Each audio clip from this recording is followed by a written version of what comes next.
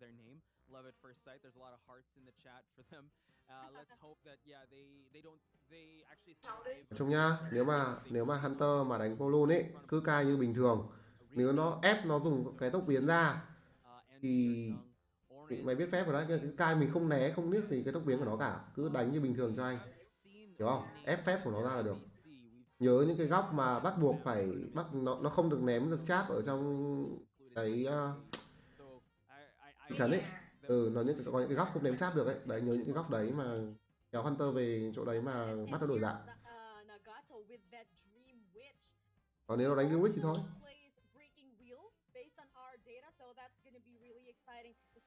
Nhanh lên còn đi. Còn lồn ban pick lâu vãi lồn.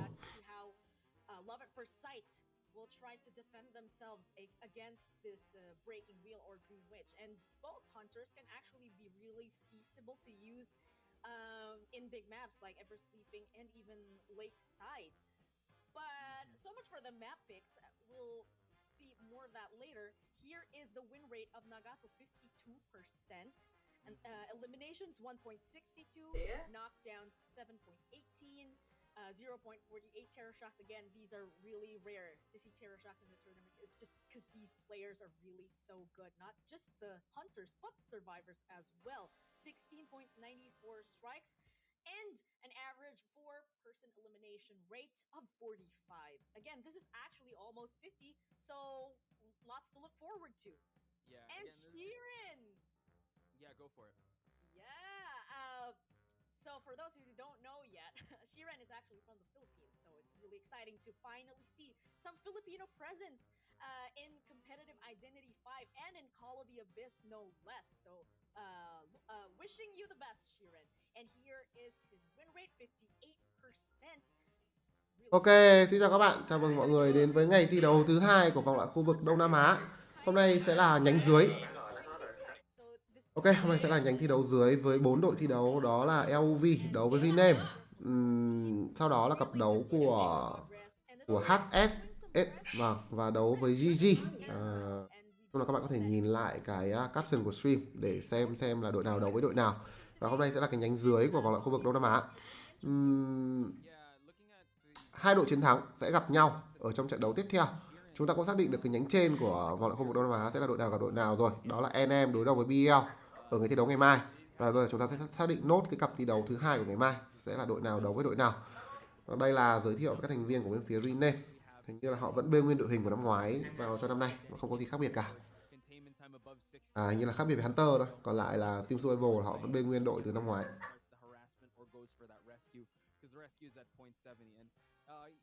You have to realize also when these teams start drafting their composition, they kind of also, aside from prioritizing let's say the other supports, usually they always lock in first round forward mercenary, forward seer. If forward is always loose, it could make or break a game. And we've seen so much matches, and also yesterday how the forward is such a big presence here. So we will wait and see how Nung will be able to utilize this forward. I'm also curious to see how they intend to deal with a forwardless lineup. More on that later. Here is Orange. Hôm nay đấu sớm hơn, đúng rồi. Hôm qua là 6 giờ chiều, hôm nay là 5 giờ chiều. Hôm nay đánh sớm hơn, hy vọng nó sẽ không kéo dài đến một trận đấu đến tận 11 giờ đêm như ngày hôm qua. Và thực sự ngày hôm qua như một cơn ác mộng vậy. Chờ đợi, thời gian đánh một trận thì vô cùng nhanh, trong đó có một cặp đấu có knockout. Nhưng mà thời gian chờ đợi thì phải nói là cứ phải nửa tiếng một game. Thực sự nó cực kỳ đáng sợ các bạn ạ.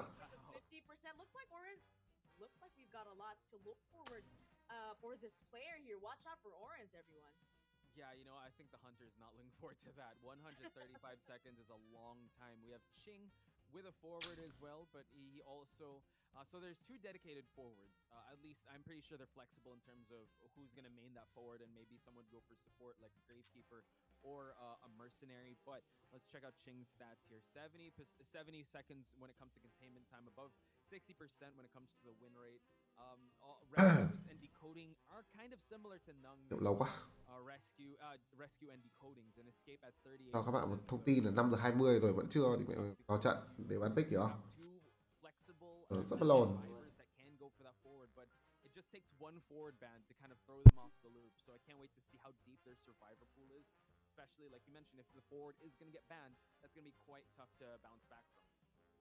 And here is I with that mechanic. It looks like this is the decoder of the team. And yes, we have mentioned this before. Mechanic is such a good character for securing those ties.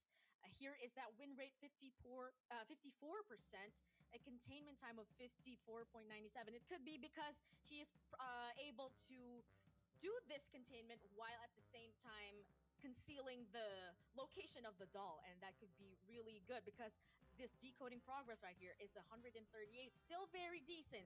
You can do that, yes, if you are seated on the rocket chair, you still can pull this off. And then it looks like she's also doing a bit of rescuing here, probably at mid game or end game, or if they're trying to pull off those clutch rescues when approaching end game. And we have here an escape rate of 44%. Looks like leaning more towards the low side. It's probably because she is the sacrificial lamb, as you said yesterday. Yeah, especially when it comes to mechanic, you want to, if the hunter allows it to come out early game, that's fine, bring it out. But if you have such dedicated or skilled or have a very talented hunter with excellent game sense that knows where the mechanic is going to be at, just taking a page out of Seichu's book, he allowed the mechanic to come in at the last game in Leo's memory and found his target. And it's you couldn't even feel the decoding progress. So it's really scary if ever you're going to bring that out, especially if the hunter is okay with that early game cypher rush Có Vũ pressure. Tinh nhá. It just takes one. Even though you're allowed to decode on the chair, we saw a lot of hunters just find the doll and just kill it right Team away. Survival của LOV sẽ đánh trước. Round 1 picks and bans at the start. It is Hunter của Rename sẽ đánh trước. Ok, map thi đấu là thị trấn say ngủ cho round đầu tiên. Ever Sleeping Town. Hell, we saw Ever Sleeping Town yesterday. Give me your thoughts on what we might actually see here since we went through the player lineups in terms of their character pools. I'm actually not surprised to see Ever Sleeping Town in round 1. We have seen this not only in the Call of the Abyss, but also in the previous tournaments, not just this year, but also last year. So this is really normal. It looks like, as you've mentioned yesterday, Southeast Asia is really sticking with the previous meta. So although there have been adjustments with the hunters, it looks like they're still trying to work with it, trying to solidify its position in the current meta. This is an ever-changing meta we have here. And although Sculptor does have that adjustment, we still have the breaking wheel. So that's something. Ok, chúng ta sẽ đến luôn với trận đấu đầu tiên, ra đấu 1A giữa LOV và Rename. Team Survival của LOV sẽ là bên đánh trước và Hunter của Rename là Nagato. Anh ta sẽ thi đấu trong round đấu 1A này. Bản đồ thi đấu đã được lựa chọn đó là thị trấn say ngủ. Nó cùng chờ ban pick của cả hai bên.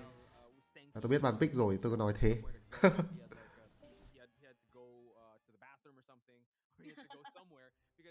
Nagato cùng chờ lượt cấm của anh ta.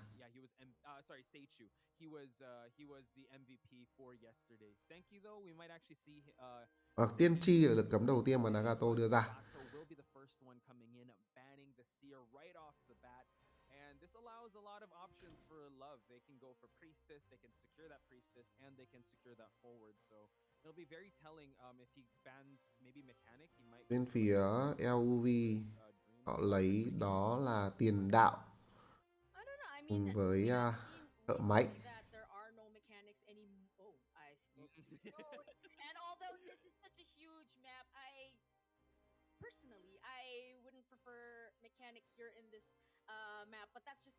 Với những gì mà bên phía LOV họ lựa chọn trong vòng chọn đầu tiên thì Nagato chỉ có thể cấm nữ chủ tế hoặc lính đánh thuê ở vòng cấm thứ hai của mình được mà thôi. Và anh ta quyết định cấm đi nữ chủ tế rồi. Hai lựa chọn tiếp theo mà LOV đưa ra nó chắc chắn là sẽ có lính đánh thuê. Và chúng ta chỉ cần xem lựa chọn cuối cùng của họ sẽ là gì mà thôi. Và lính đánh thuê cùng với đó là tù nhân, một bộ đôi Cypherus.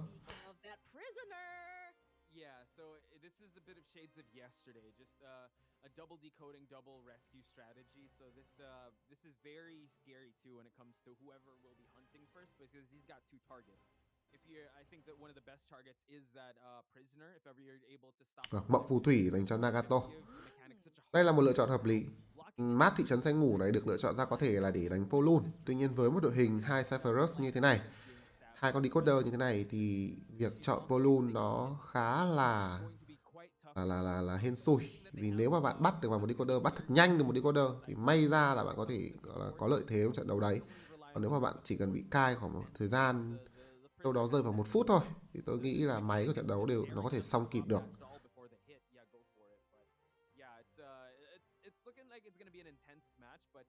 These survivors are going to have to solo kite for their life for for the Cypher Rush to get going. They also need to be very coordinated when it comes to a point where they need to regroup, de-leech, get those heals, and still try to manage these ciphers. Now the prisoner could be. Thật ra cái kèo mộng phù thủy đối đầu với cái team này cũng là một kèo xưa cũ rồi. Đây là meta của khoảng mùa hè năm 2021. Cho đến mùa thu của 2021 thì nó là một cái kèo đấu của các kiter.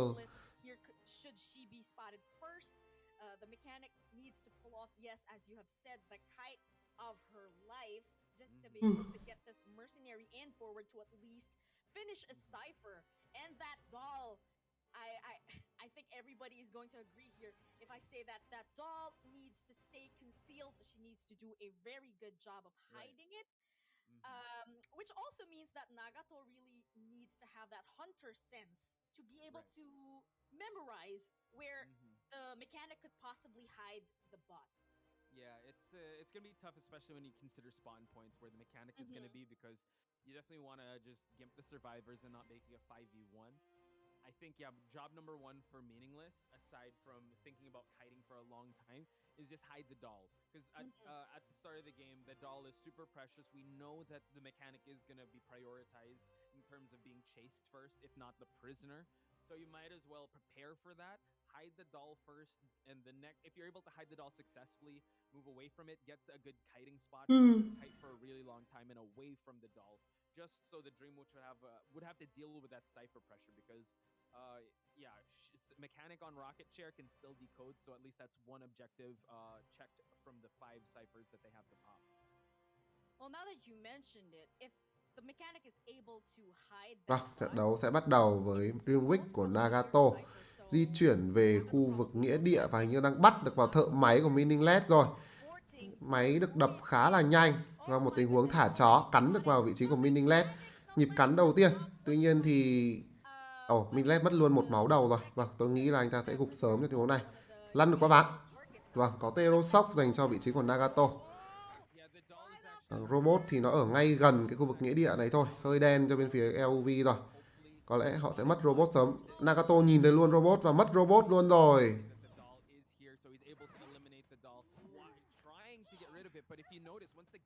Thời gian cai rất ngắn. Tuy nhiên thì máy đang được đập khá nhanh, bởi vì đây là một trận đấu có tù nhân. Tôi nghĩ là LOV nên đánh hòa luôn từ thời điểm này, bởi vì thợ máy họ đã mất robot rồi. Nếu mà bây giờ cứu quá sớm hoặc là đánh một kèo thắng thì tôi sợ là không kịp cho cái tiến độ decode của trận đấu này cho lắm. Dẫm truyền tầng 2, cái máy tầng 2 sẽ xong kịp, nhưng mà việc end máy tầng 2 sớm thế này có thể sẽ là một tình huống không thực sự là tốt. Vâng, Libiagin di chuyển sớm vào ghế, né đòn đánh. Tầm này cứu là được rồi.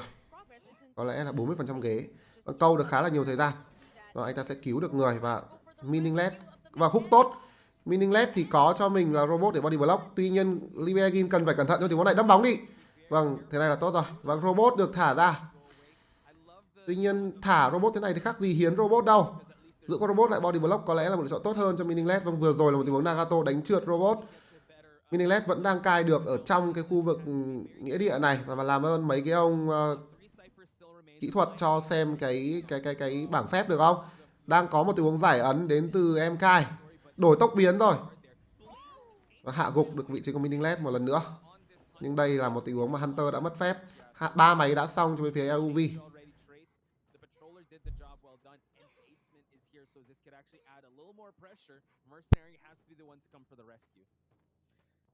I'm actually not sure if it's gonna be in their best interest to rescue at this point, but it looks like MKai is in the area. Either he's gonna be trying to trigger the earmark. Vâng, 3 máy đã được giải xong. Bây giờ thì là lần ngồi ghế thứ 2 của Meaningless. Tôi nghĩ là cần có một pha hồi máu cho vị trí của tiền đạo. Vâng, vẫn dùng tốc biến để hạ. Thôi được rồi, cái tốc biến này thì không sao. Tốc biến là tốc biến của thợ máy và nó sẽ, con đệ này nó sẽ mất sau khi thợ máy bay thôi. Thế nên là việc dùng tốc biến thì có lẽ là nó cũng không gọi là phí được trong tình huống này. Đây là một pha mà các thành viên phía LOV đang hồi máu cho nhau nhưng bị Hunter bắt vào. Nagato ký sinh lên ai đây? Ký sinh lên tù nhân nhưng đặt ấn chặn vị trí của tiền đạo.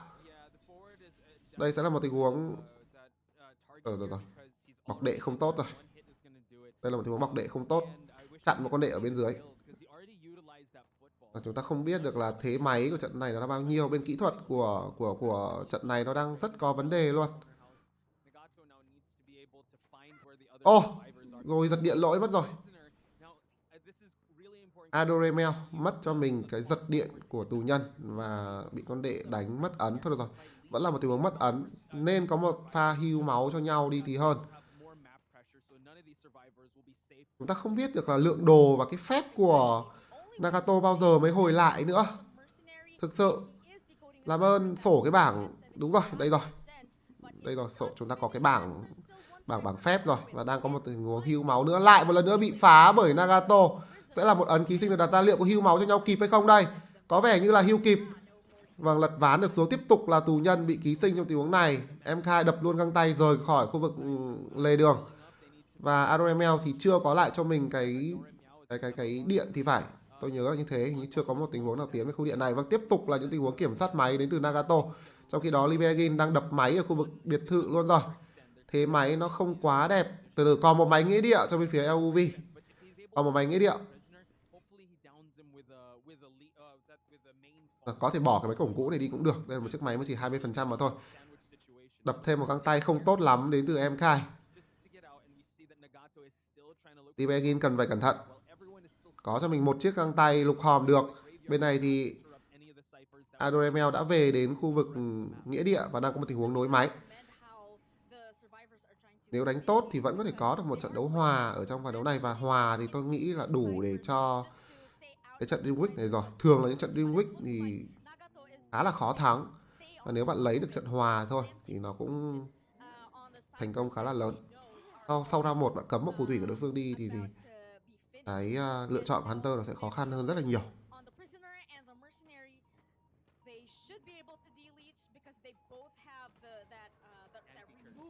Giật điện. Thật ra là nên giữ cái điện đấy lại. Đối phương đằng nào cũng có một pha đánh lấy mất ấn thôi. Pha đấy chịu một hit mất ấn luôn cũng là hợp lý. Bây giờ thì đang kiểm soát cả chiếc máy ở khu vực đó là biệt thự nữa. Nếu mà Nagato di chuyển thẳng một con đệ chính của mình về bắt một trong hai thành viên còn lại của LOV thì MKai có thể đập máy luôn. MKai đang tự giải ấn. Đang có một tình huống Nagato bắt về phía nghĩa địa. Adoremel đang nửa máu và có vẻ như là phát hiện ra rồi. Có vẻ như là biết. Không, chính xác hơn là hai thành viên của LOV đang đi hồi máu cho nhau nhưng Nagato không nhìn thấy. Anh ta bị cái tàu chắn tầm nhìn và tiến về khu vực nghĩa địa này thì không còn ai nữa rồi. Một tình huống hưu nhau giữa đường. Trời ơi, Nagato có thể đặt ấn ký sinh trong tình huống này và đây là một pha nguy hiểm dành cho LOV. Hồi được máu rồi. Ok, vậy là hồi được máu. Vẫn là một hồi máu rất nhanh và tốc biến qua, bị đánh xuyên ván đến từ Adoremel.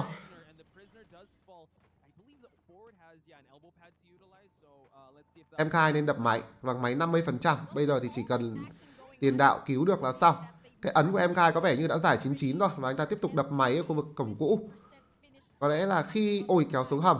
Khi mà MKai lính đánh thuê đi cứu và tiền đạo là người vòng về đập máy. Giải luôn con ấn rồi. Đây là một tình huống hơi cồng kềnh. Thực sự đây là một tình huống hơi cồng kềnh. Nagato bắt hướng vào của MKai. Pha này rất có thể cứu double down, thậm chí là quá nửa là chắc chắn rồi. Ấn ký sinh sẽ được đặt vào MKai trong tình huống này.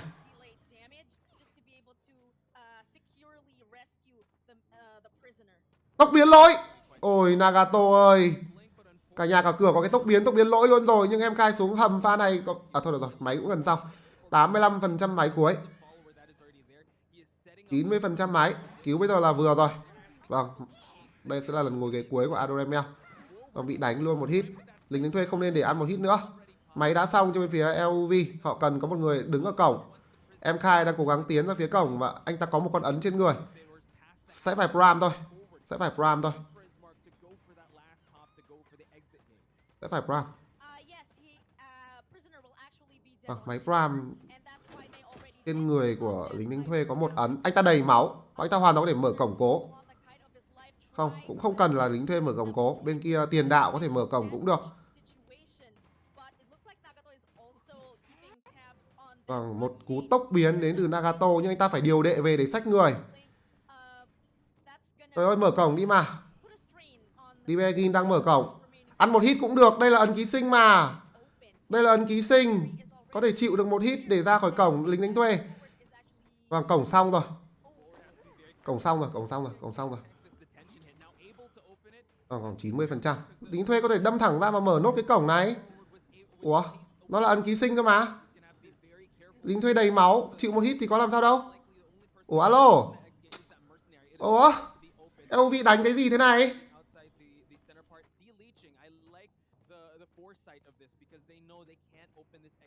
Đánh thực sự quá buồn cười.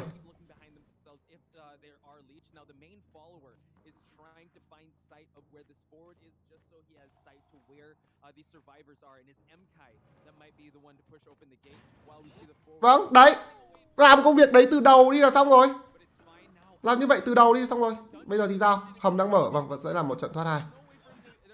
Wow. Ui, đánh kiểu đau tim ấy luôn các bạn ạ. Đéo hiểu sao luôn.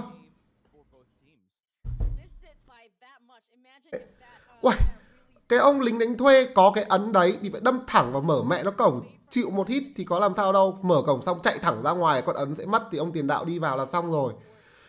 Ôi thì phải đánh. Chịu mẹ luôn. Đau đầu ấy.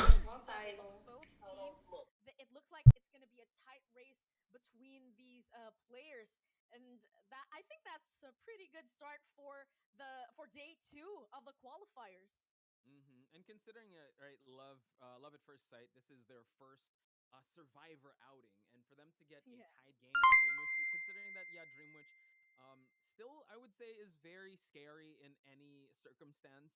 They were able to get the tie game, and if you can think about it, Nagato is known as the Dream Witch. This is technically his ace up his sleeve. This is the one character that he brings out, or I would say the winning strategy, because that's what teams do with round number 1. They want to be able to go for gold once they start, and it just shows that Love really was so good at I would say getting a tie in this match was pretty good considering how everything went.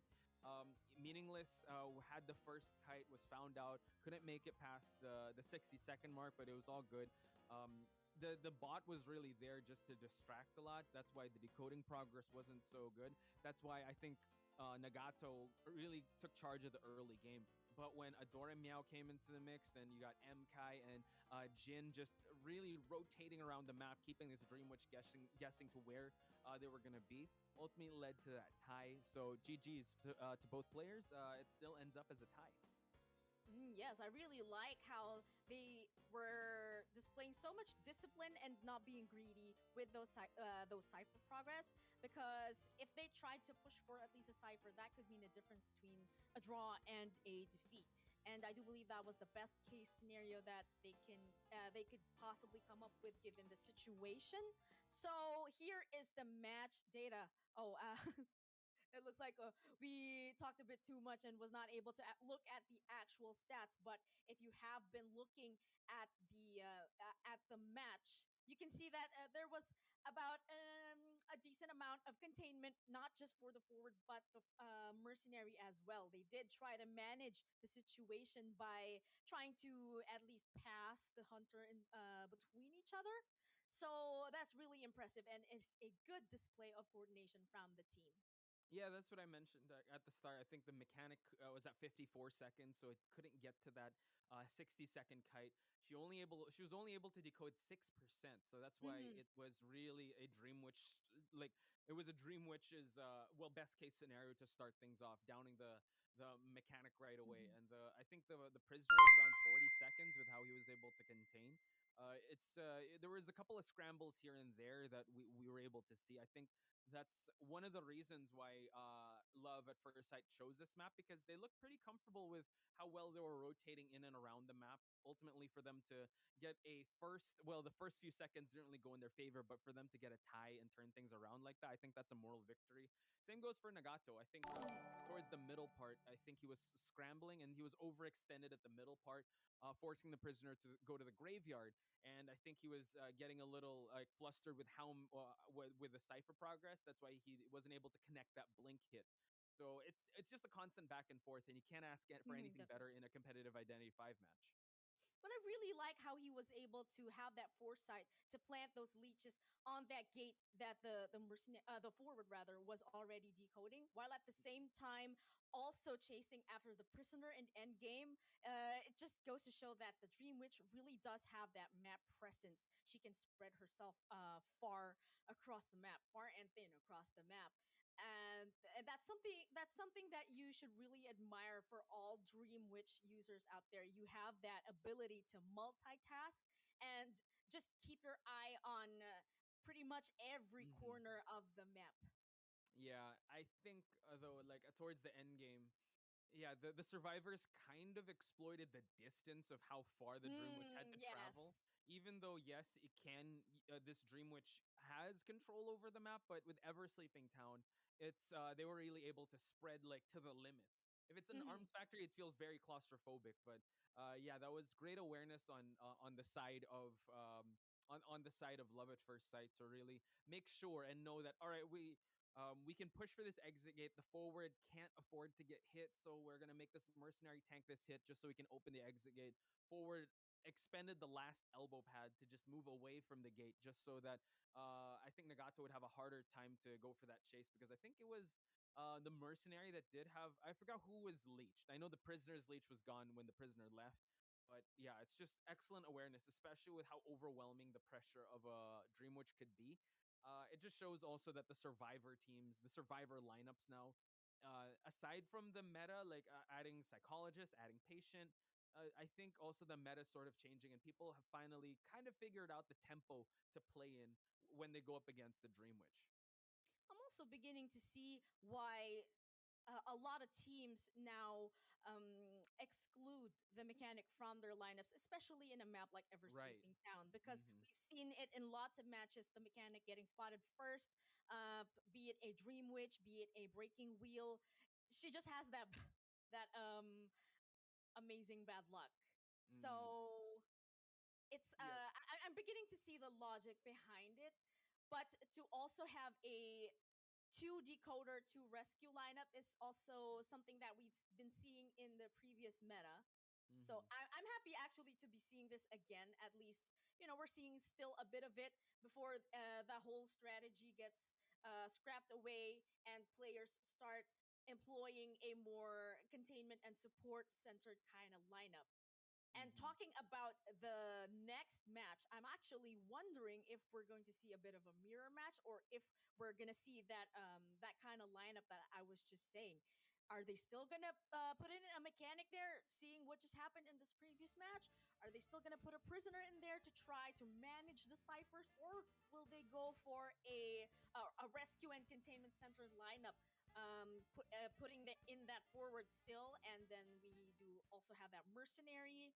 Pretty sure priestess is gonna get banned, That's except the if this is thing. a breaking wheel. Yeah, that's what I wanted to bring up. I think it depends on what the renamed survivors are more comfortable with and what they think that Senki is setting up for. Because, like we said, Dream Witch and Breaking Wheel are in his wheelhouse. So having the Seer again being banned, I can understand that. Yeah, if you will bring out that Dream Witch, you want to get rid of that Seer, just because that single hit. But let's see if they'll lock in this priestess. Because if they lock in the priestess, it'll definitely Ah. change the pace of this match. Not sure if they're gonna go for that double decoder, because having this priestess in, you can actually go for that breaking wheel, because the breaking wheel is not scared of these portals. maybe ban the mechanic just so that the breaking wheel can come online. And it seems like that's the trajectory that he might be going. Only time will tell with what Orange and Xing will be locking in as survivors. Well, looking at the data on Sneaky, she does have that tendency to go either Blood Queen or Sculptor. So, Sculptor really does struggle against Cypher Rush. So I'm beginning to see the logic behind the mechanic ban. If it was a Dream Reach or a Breaking Wheel, yes, Priestess is not a threat anymore, and neither is Mechanic. So I think my predictions are leaning more towards a Sculptor pick from the Hunter, but it looks like they're preparing for just that with this kind of lineup. Yeah, it's looking just like that.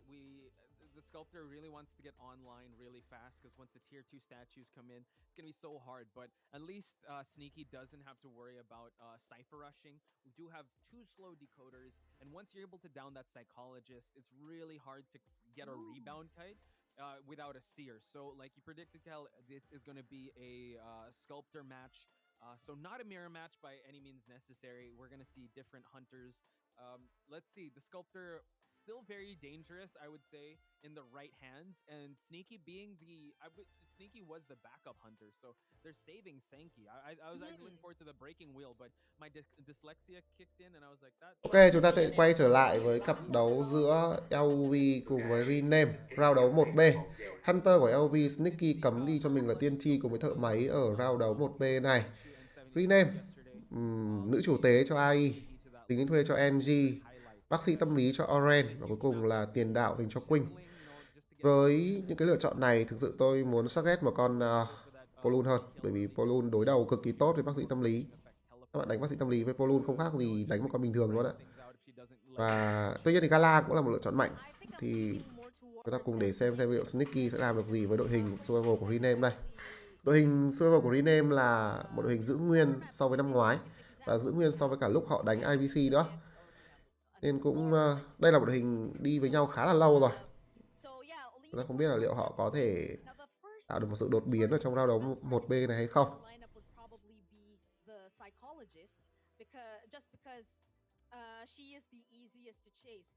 Really don't want to be dealing with this Priestess early game, especially if she's already able to successfully plant those portals on those key spots. Well, forward is out of the question, and so is Mercenary. Vicky là một hunter nữ. Đây là một thông tin cho các bạn. Vicky là một hunter nữ, người nước ngoài, tôi không biết cụ thể là nước nào, nhưng mà đây là một bạn nữ. Một bạn nữ đánh hunter đã là rất là hiếm rồi, chưa kể là còn vào giải đấu nữa. Rồi, tôi vừa được cung cấp thêm thông tin là Singapore, một bạn nữ người Singapore, còn khá là nhỏ tuổi, tôi không nhầm thì là như vậy.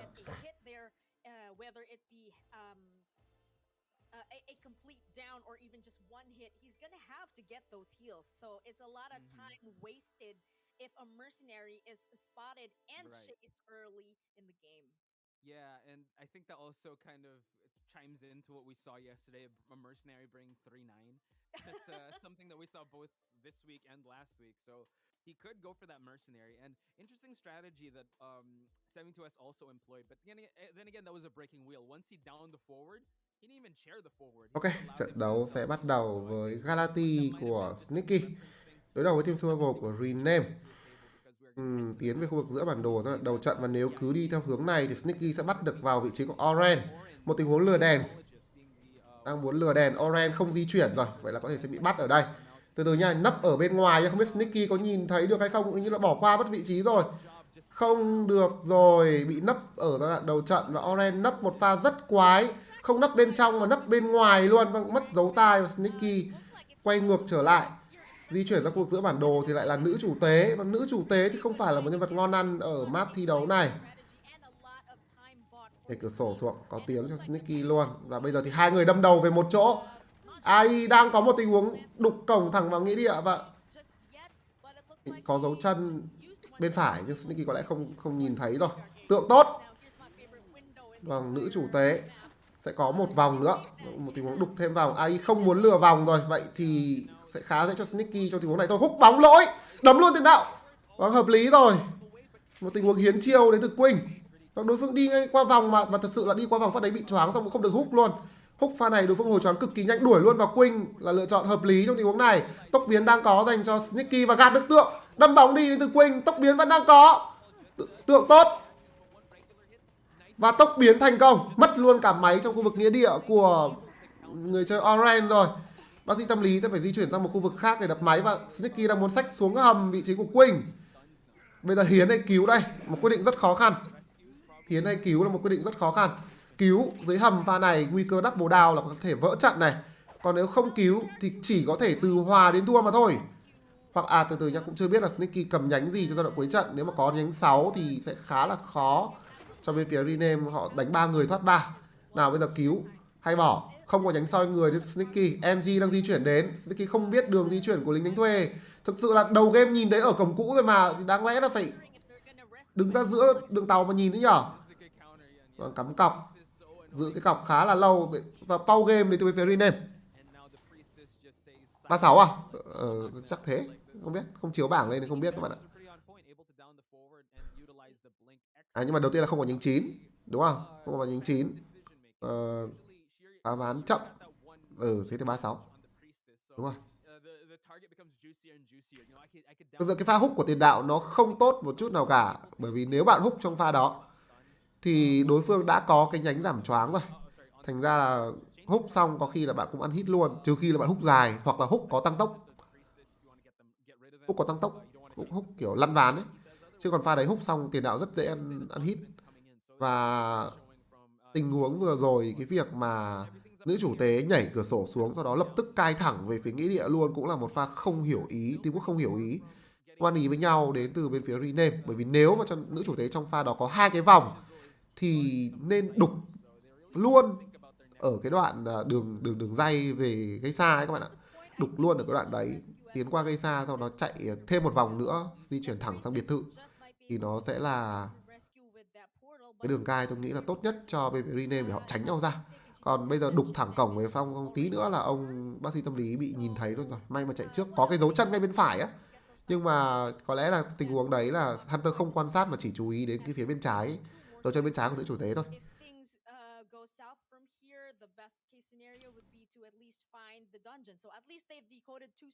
Tình huống xuống hầm này cũng rất là nguy hiểm. Bây giờ quyết định mà cứu thì nó sẽ rất là liều lĩnh luôn. Nếu anh ta xử lý được, nếu NG lính thuê xử lý được trong pha này thì nó sẽ là cơ hội dành cho Rename để họ lấy lại trận đấu. Bởi vì tiền đạo có rất nhiều banh. Nếu mà ra được khỏi ghế thì đâm hết cái lượng banh kia đi thì vẫn có thể có một cái tình huống cai được thêm thời gian. Vâng, trận đấu bắt đầu lại rồi. Sneaky vẫn chưa bắt được hướng và thậm chí chưa có tai của NG luôn. Quá nửa vị trí của Queen rồi. Bây giờ di chuyển ra thì thấy dấu tai và có lẽ là Sneaky sẽ đoán là Orange ở trên tầng 2 chăng? Chưa có một tình huống nào kiểm soát cái hướng di chuyển đến của NG cả. Nếu cứu không mất máu. NG đang nấp rồi, không xuống cứu. Hơi khó trong trận này. Đây là một pha tiến rất dứt khoát của bên phía Rename. Họ không cứu gì cả. Và Sneaky cũng rất khó để có thể có đầy đủ những điểm hiện diện sớm. 3 máy còn lại đều là những máy dở. Lính thuê sẽ bốc luôn chiếc máy ở khu vực nghĩa địa. Sneaky di chuyển ra khu vực lề đường. Và ở đây là Orange. Orange tại sao lại di chuyển thế này nhỉ? Vâng, di chuyển này một pha tự chọn địa hình yếu rồi. Tự chọn địa hình yếu rồi. Tượng tốt. Tăng tốc làm cho cái tượng kia nó không chính xác. Vâng, 2 tượng chính xác của Sneaky. 3 tượng rồi. Phá vòng xa đã. Không phá vòng xa luôn. Vâng, ép góc. Orange không cho đối phương di chuyển gần vào vòng xa. Liên tục có những pha lách né đến từ Orange. Và đang có một tình huống đục cổng support đến từ nữ chủ tế thì phải. Vâng, AI có cổng support. Orange có lẽ sẽ dùng cổng trong tình huống này. Vâng, đi cổng luôn rồi. Sneaky không hề biết. Vâng, tiếp tục có thêm một cổng nữa. Rất khó chịu. Và bây giờ nếu Orange đi cổng xa thì sao đây? Cổng xa nó ở một khu vực máy đã xong rồi. Nhưng thực sự nó cũng khá là gần. Thôi được rồi. Lên tàu chứ. Lên tàu. Vâng, trích gạt tàu. Trích gạt tượng xuống tàu. Trích gạt tượng. Ok. Lỗi rồi. Vâng, trích gạt tượng lỗi rồi. Cái này cần phải về để luyện tập thêm các bạn ạ. Đặt gạt tượng thế này là chết rồi. Vâng, tượng tiếp tục là trượt vào vị trí của Orange. Bị lật ván. Là một tình huống ván tốt đến từ người chơi bác sĩ tâm lý. Và bây giờ Sneaky bị cái tàu chắn. Oren có một tình huống lật ván. Tượng không chính xác. Đi di chuyển lỗi luôn rồi. Tốc biến đang còn nhưng không sử dụng được. Vẫn phải phá vòng xa đã. Bắt vào máy của bên phía Rename. Họ đang đập 2 máy luôn trong tình huống này. Và 2 máy đều gần xong rồi. Nữ chủ thế đã xong máy. NG cũng đã xong máy. Và Pram máy Pram cho bên phía Rename. Đuổi vào AI. AI còn cho mình một vòng. Trước đó anh ta đã support. Anh ta support vòng cho người đồng đội của mình khá là nhiều rồi. Đó là 2 chiếc vòng. Và nhìn được đối phương có nhánh soi người 5 giây sau khi máy Pram. Và AI ăn luôn tượng. Không còn một tượng nào nữa đến từ vị trí của Sneaky. Bắt buộc phải đi đâm qua vòng trong tình huống này. Không thể nào gạt tượng để ngắt vòng của đối phương được. Còn một cặp tượng. Và đấm được với vào AI rồi. Bên kia cổng mở thế nào? Bên kia cổng xong. Và đây sẽ là một trận đấu hòa. 4 đều cho hai đội ở round đấu đầu tiên.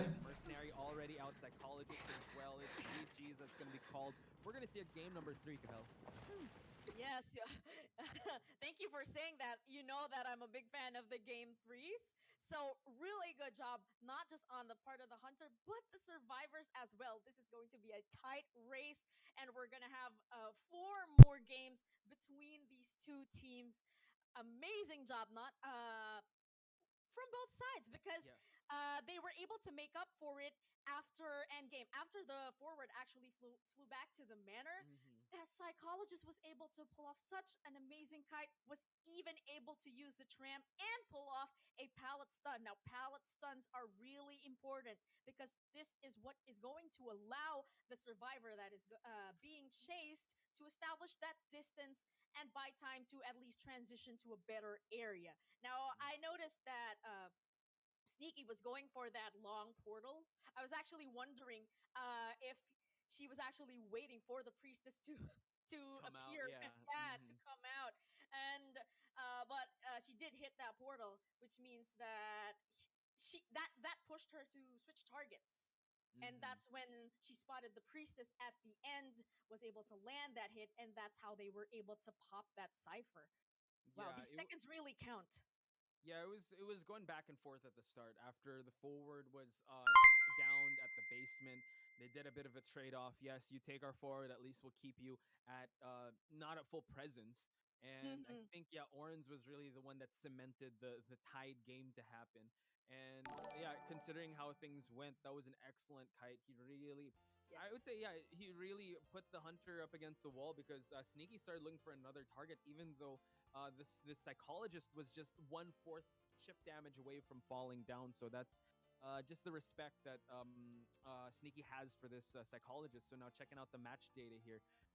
Nung didn't even see the hunter. We didn't even see the decoder known as mercenary, pushing at 164% decoding. We have the priestess pushing 200 and also buying some time, almost hitting the 60-second mark. But for me, Orange was really the game changer in this in this match with 71 seconds when it comes to containing the hunter. What about the sculptor, Kahel? We have here 1 pallet destroyed, 5 hits on the survivors, no terror shocks, but 3 knockdowns. Still really good numbers for Sneaky here, being able to secure that draw and downing that forward so early in the game, thus forcing the survivors to actually not rescue him at all. But yes, let's definitely not take away from the survivors here. Orange, we did say that he's the survivor to look out for, because from what I recall, he did have that average containment of 135. Now, we're seeing it here, guys. We're seeing the skill on Orange with that amazing 71-second kite. These seconds are actually count so much when it's at mid-game, because this is what was able to help our Merc Coder prime that last cipher there. Cái tăng cai của các thành viên bên phía Rename thực sự là nó không hề nhiều. Tuy nhiên thì trận này Sneaky, cái việc bị hòa là do bị hiến một cái pha khá là chí mạng đến từ bên phía Rename. Cái pha di chuyển của NG thực sự là nó rất là khéo léo, đi những cái đường khuất góc. Thực sự là vị trí của lính thuê đã được Hunter nắm được từ đầu trận rồi, nhưng tôi không hiểu vì sao Sneaky lại không kiểm soát, nghĩa là không thử cắm cọc về phía đó hoặc là không nhìn về phía đó nhiều. Tôi thấy cái góc cam của Hunter nó chĩa khá là nhiều về khu vực giữa bản đồ, cụ thể hơn là cái máy tầng 2. Chắc là thấy máy rung cho nên bị thu hết sự chú ý nhá. I'm pretty sure that they really have to take note of this survivor, and once they see Orange, yeah, okay, let me just not. I'm not even gonna waste my time. Let's not do this game, Orange. Yes. Looking forward, I think the hunter really should consider the survivor pool that Orange has. I'm not sure what should be prioritized in terms of bans. Hôm nay sẽ là một ngày thi đấu dài các bạn ạ. Trận 1 đã hòa rồi thì đây sẽ là một ngày thi đấu dài. Thì chắc chắn nó sẽ có 3 round. Mà cái khu vực Đông Nam Á của chúng ta thì cứ phải nửa tiếng một game. Nên là các bạn cứ sẵn sàng tinh thần là về một cặp đấu 3 tiếng đi. Anh chảy. Ngồi đến trĩ luôn. Rồi anh ăn rồi. Đó, vậy quay. But I have a feeling if Orange gets found early game and you don't give a zero presence hunter, anyone's gonna have a hard time with how he's kiting. So all eyes are definitely on him. Even though it was a tie, we were able to find some players to look out for, especially. Mấy ngày mới phải một lần. So I would say we also have to look forward to Nagato's sculptor when it comes to rename. Although, you know what, with Meaningless as well, MKyun, I'm excited to see what they have to bring to the table. And just like true Southeast Asia fashion, once we're done with Ever Sleeping Town, we go to the Các rename lựa chọn Survival đánh trước, và bên phía AOV lựa chọn xưởng vũ khí cho round đấu thứ 2. Xưởng vũ khí là một map khá là mạnh cho Madame Mộng Phù Thủy. Yes. Bloody Queen, that Sneaky is really capable of using. Pretty sure, well, based on what just happened, the survivors from Rename are probably going to be confident against the sculptor of Sneaky, especially because, as Eli said, shoutouts to you, my guy. He's probably asleep at the moment, but he did say that sculptor does struggle in Arms Factory because of those really high walls and good transition areas, especially in the shack and in the factory. So I'm actually expecting the team to try to force out that sculptor just so that they will be able to land in those points before the hunters of both teams will try to go for those 4-man kills. So, given that, do you think that they're gonna allow Sneaky Sculptor to come through? Because I'm always under the assumption that you don't want to play a hunter twice on a hunter that they bring out in round number 1, even though you did get a tie. I know the map doesn't favor the hunter, but we've been seeing a lot of hunters that don't care. They're just so good at. Yes. They're just loyal to the hunters, and Sneaky did say. Ok, Sneaky Hunter ra trận ở round 2 cho phía LOV, cấm tiên tri và tiền đạo đến từ Sneaky, và có lẽ là Mộng Phù Thủy của Sneaky cũng sẽ bị cấm đi thôi. Nếu mà bên phía NG họ về phía Rename họ lựa chọn cấm đi Mộng Phù Thủy thì có lẽ là khá ít những lựa chọn. Cấm Galati à? Ôi bắt 2 cấm tiếp con bác sĩ tâm lý đi này. Là ngon, là ping này. Blood Queen is super strong in this match. She is the tie queen, we know this, but if placed in the hands of a very skilled hunter, máy và lính thuê trong bên phía của Rename. Nicky, hãy cấm đi bác sĩ tâm lý. Nó đánh Mộng Phù Thủy cao này là đẹp rồi.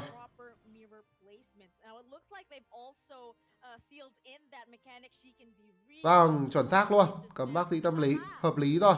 Mộng Phù Thủy, here we go. Oh shit, tại sao lại không cấm Mộng Phù Thủy?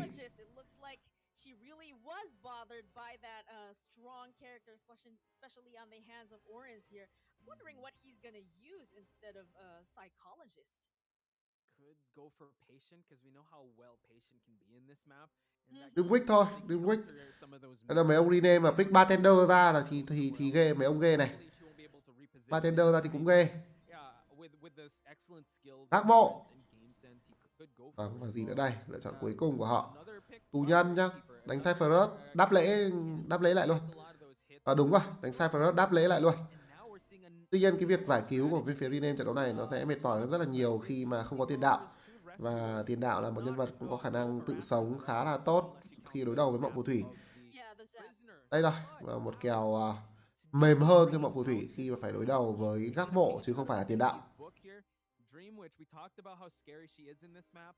Let's hope that this team will be ready for it because it seems like they're going for that same strategy. So they might have thought about this as well because this was the same composition that tied the match with Nagato's Dreamwitch.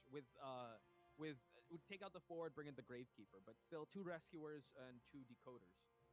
One thing to heavily consider about this situation is that this is Arms Factory. This is such a tight map. It's not going to take much for this Dreamwitch to circle the map to look for these decoders that we have right here. So they need to be really careful with their transitions and where they actually decide to start decoding. And Nell said, shout out to you, my guy, part of the meta on the side of the survivors is to actually do your rotation, to at least try to manage the situation when it comes to the hunting route of the hunter.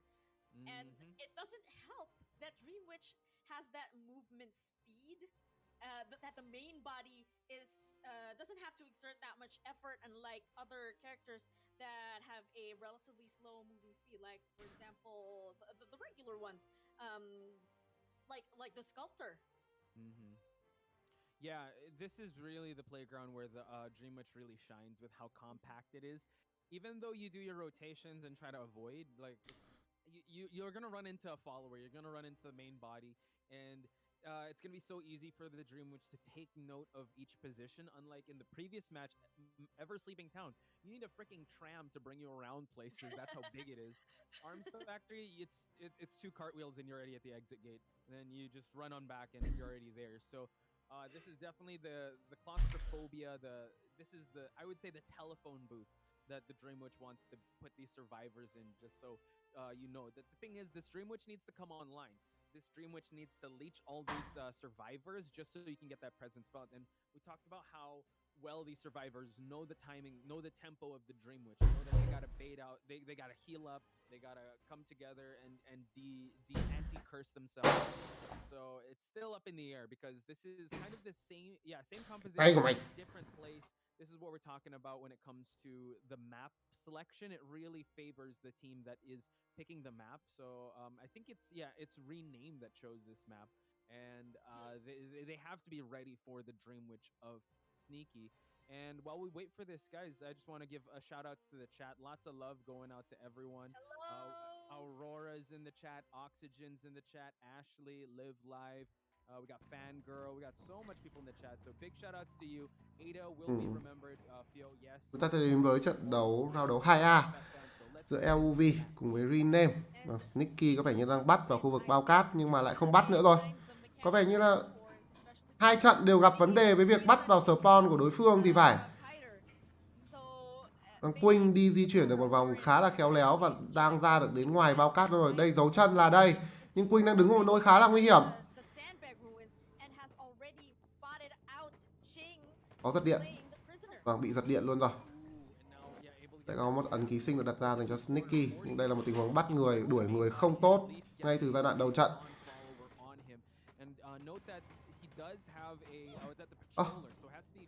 Liên tục là những tình huống lỗi.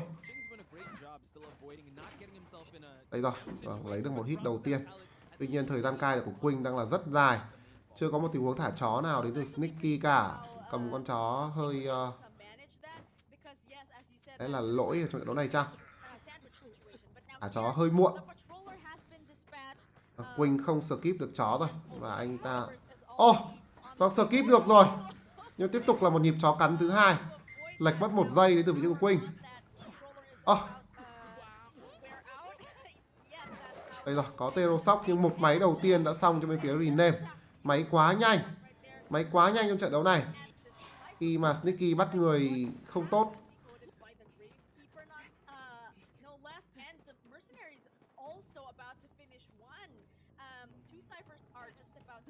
Lên ghế ngoài bao cát.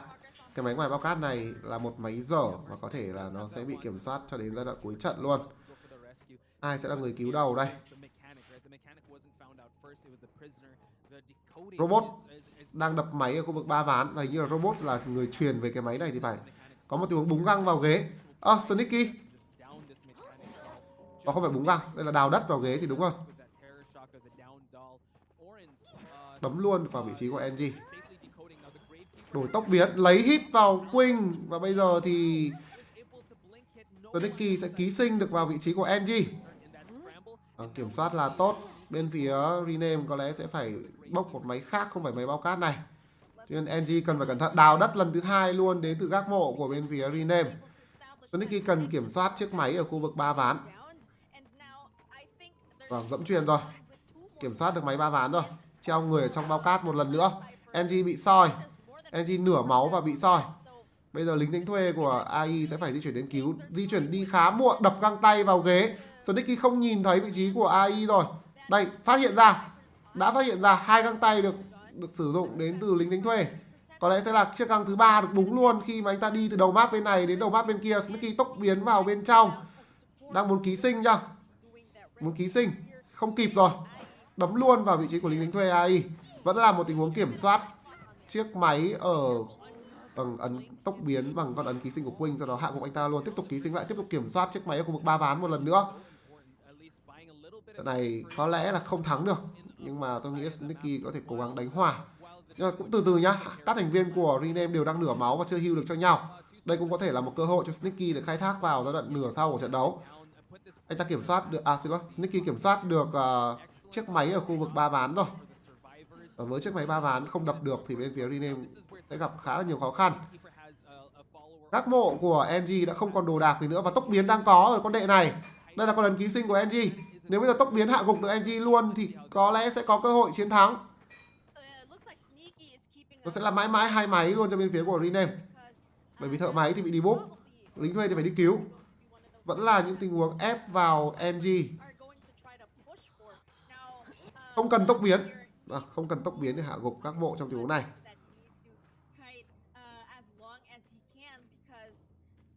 Là một tình huống ký sinh tiếp vào NG và xách anh ta lên.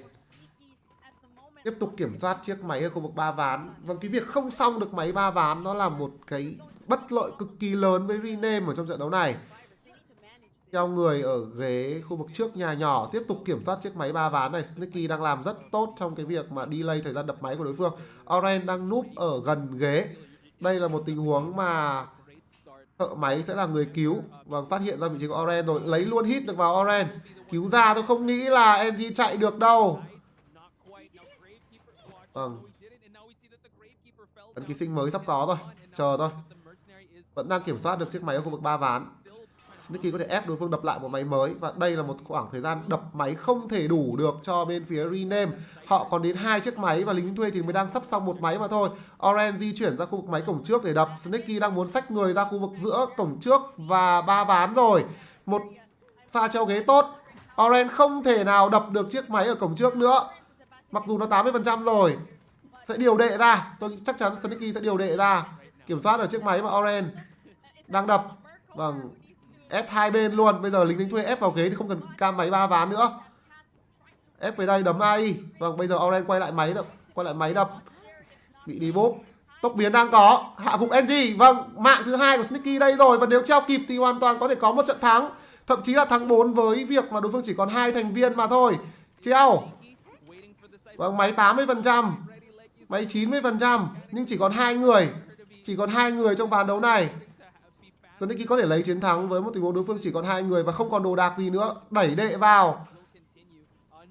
Oren không dám đập nữa. Bây giờ mới dám đập.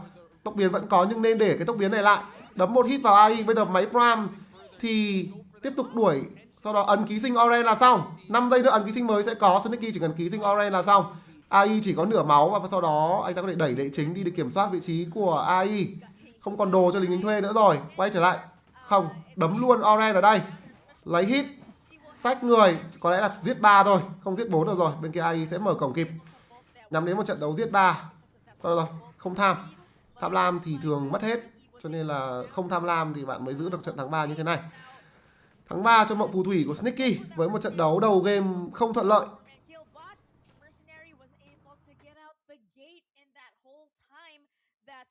was going for the mechanic.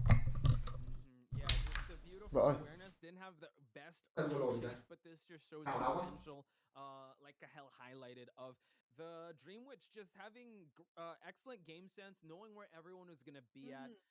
3 for 3 blink hits. Girl boss Yes. Sneaky just showing everyone you cannot allow her to use this Dream Witch on this map.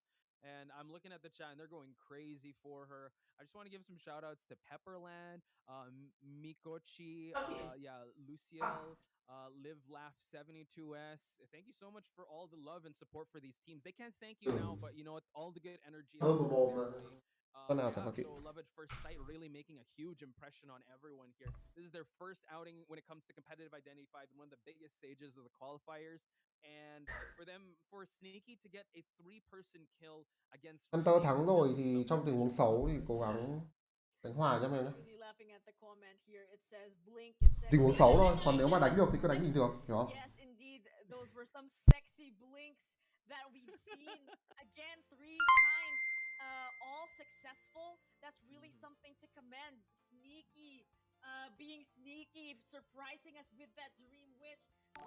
We were told that she uses Blood Queen and Sculptor, but I think Nell did mention this before. Sneaky is really good with Dream Witch, and we saw just that. She was so good with it. Uh, yeah, mad props to Sneaky here, but the effort of the survivors from Rename, let's definitely not forget. These are some decent containment times here, considering that it's actually a Dream Witch. Now, Orin's, I guess it just goes to show that there really is such a debuff on the kiting potential of a mechanic. But yeah. I think it's not just that. I think Sneaky realizes the potential of Orange. Didn't Yes. want him to go online, especially at the start, because they want to play that game. So decided to expel everyone first before trying to focus his attention. And again, also, I think when it comes to the spawn points, I think having Ching at the start is good. Allowing the mechanic is very risky, but like you said, also towards the end game, yeah, her decoding, she gets so nervous. I don't know, she gets a little carpal tunnel when she's trying to decode those ciphers. She can't, I don't know, she's getting too stressed out. You can't stress out the mechanic, and especially at the end game. So I would say the pace was well controlled by Sneaky, even though early chase, it was really hard to down that prisoner, but her camping and her blinks are so on point. So that's Yes. they definitely have to take note of that. And let's not forget about that leech that she's decided to plant at Triple Pallets. That was such an Yes. important leech and such an important cipher at the same time. So Rename needs to answer back from this. They really do need to at least secure also a 3-man kill, just to At be able least, to yeah. at least just to be able to push for well, we are having that round 3, so they at least need to either do that 4-man kill or that 3-man kill to at least keep up with the points. Yeah, so pressure now, it seems to be on Rename's side again, since the round 1 was so evenly matched. Round number 3, they have to play this like round number this round as the first round. So it's an excellent it's still excellent footing on Love's side. Their survivors can be a little more relaxed. They can aim for that tie, just to still have that point differential. So yeah, it's definitely something to look forward to. And Nagato as well. You know, Nagato bring out the Dream Witch. Like you said, you want to be able to ban this Dream Witch. They faced it already. I don't think they want to do that again, especially in a close quarters map like Arms Factory. So it might actually make Nagato bring out other hunters. Actually, I'm really excited as to who Nagato is going to bring out for this specific map, because he can use Dream Witch indeed, but it says here in our data that he can also use Breaking Wheel. Now, this is definitely not the best hunter that you can take out for this specific map, because it's tight. There are a lot of windows. There are a lot of looping areas that the survivors can exploit just to be able to buy time. Yeah, I don't know if he'll bring out the breaking wheel. He could prove us wrong, right? He could just show us that he can't get a 4K with his breaking wheel. But we talked about how factory is just so hard. Mhm. Shaq is so hard as well, especially with that window forcing him to go back and forth and chase you on foot. And there's pallets ready for you for the breaking wheel to have such a hard time to chase on foot. I If ever Nagato is gonna go with like the meta, you know, if he has a bloody queen, he could bring it out here. Sculptor as well, you Mhm. could bring it out because compared to having a breaking wheel on this map, I mean, 72S also kind of went for more for the sculptor in this map than the breaking wheel. And you know, on the right hands, we've also seen some amazing sculptor plays in an disadvantageous map. Like I think we might be just there are certain maps where she doesn't shine, but sculptor is still sculptor. And if you look at the roster of hunters, she's still up there in terms of the best to use in competitive play. I'm looking in terms of the hunter picks that could possibly happen. I'm actually looking at the chat here, and people are saying use Joseph. Right. Right. We have to use Joseph. I mean, Cảm ơn Mai Kha nha. Joseph was teased yesterday with Cảm ơn Bảo Phương nha. which match was that? I think at the start with with Adam. So yeah, I don't know if they have Joseph, but now is the time if they want to be able to please the chat. Yeah, you can definitely not play hide and seek in such a compact map. Joseph will find you. Actually, Joseph is one of those hunters that you really want to ban in high tier when playing in rank because these Joseph players are just so good. They've got all these hiding spots figured out. They know where to find you. They've memorized and put themselves in the mind of the survivor. So if ever, if there are some Joseph mains in the hunter pool we have here in Call of the Abyss, I'm pretty sure they're gonna get respected, especially for a map like Arms Factory. But sadly, we don't have a A Joseph dedicated, main. yeah. Yeah, we don't have a Joseph main right now, at least not for this matchup. But if he does come out, you can be sure we're just gonna be as excited as you are. Now, some of the Mm-hmm. other hunters actually that they also want to see is Axe Boy. Axeboy in this map could work. We Mm-hmm. talked about how, I mean, we saw some excellent Axeboy play last week in Red Church. You can't get rid of those peaceful pines and restful roads in a small map, and it just seems Cảm ơn really Nhân hard, nha. especially if Nagato can use that. One of the hunter, you really have to look over your shoulder, especially if he's going to use that flame snipe. So yeah, Robbie is very viable. I think it really just comes down to Nagato and what he can bring to the table. It's nice to speculate, but I think if we're gonna go realistically, though, it's only the second round. So the Mm-hmm. hunter, like, we still have a lot of metas to go through. Like, we still have Bloody Queen, we still have Sculptor, we still have well, if they don't ban the Dream Witch, which is very unlikely, I think they should respect ban that Dream Witch. Yes, Uh, definitely. if they don't, sure, then you're gonna allow Nagato to use that Dream Witch. You could use Disciple here too. I think Disciple is a solid pick Mm. all throughout. We delved into it a little bit yesterday, but having a solid Disciple, and I think yeah, it was last year where Disciple kind of contested Blood Queen to be the tie queen. Now it seems like Bloody Queen is getting, you know, it's back. It's uh it's like the Empire Strikes Back. The reign is back. You know, Bloody Queens have been so stable now, and yeah, I think it's just the hunters trying to push the limits of what they're capable of, and they've been. I don't know, like whenever you queue up in rank, it's just Bloody Queens just know where to put those aqua mirrors now. Actually, Bloody Queen is also one of those hunters that I prefer banning, especially in a tight map like this, Arms Factory, and in Hospital as well, just because she can ignore those walls and place those mirrors and just have that map presence and go from point A to point B. Mm-hmm. Especially Blink Bloody Queens, they are so hard to deal with, Mm-hmm. and we're just seeing the potential of Blink in the Mm-hmm. previous match with those three blinks landed. Mm-hmm. It's really something to commend and be afraid of. Yes, and since we're talking about rank, I just want to give a shout out again and people in chat.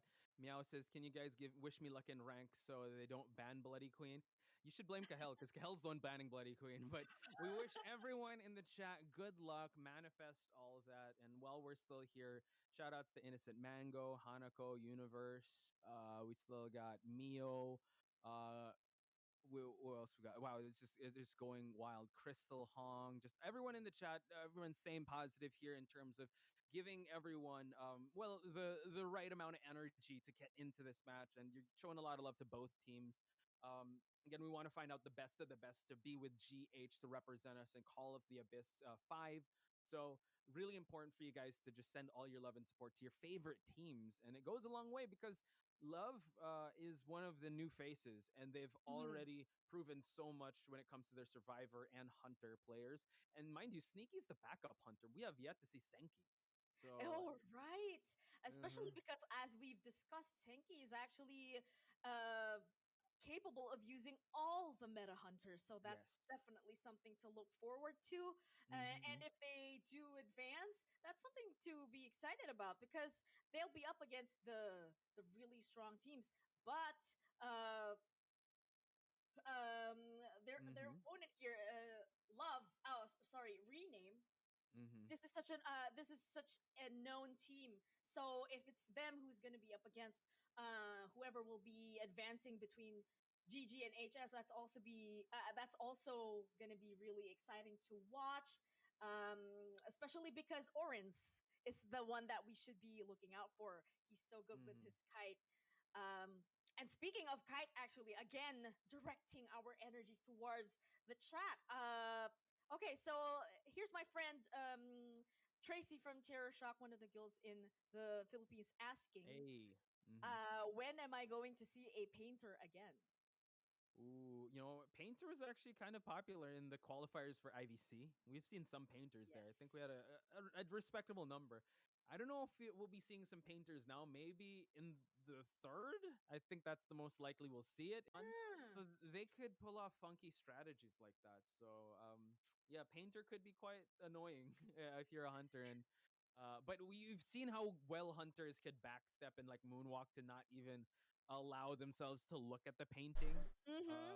We've seen a lot of highlights in Hôm IVL nay đánh where đến 5 giờ mà, hunter cho nên walk là throughs. bây giờ tính ra là đánh 1 tiếng rưỡi They giải rồi các literally bạn. just ignore it. They're able to hit without even needing the camera to Mm-hmm. to even just even take a glance at the painting. So yeah, I would have to say I really want to see Edgar come out, but I think hunters have him figured out. Like I don't even know if he merits a ban. So who knows? Who knows? On the bright side, however, it's having a painter in your lineup that might actually push a hunter to use excitement, which is Oh, if something it's all we stunned, yeah, haven't. for the Yeah, we forward. actually haven't seen that. We haven't seen any of the hunters bring excitement just yet.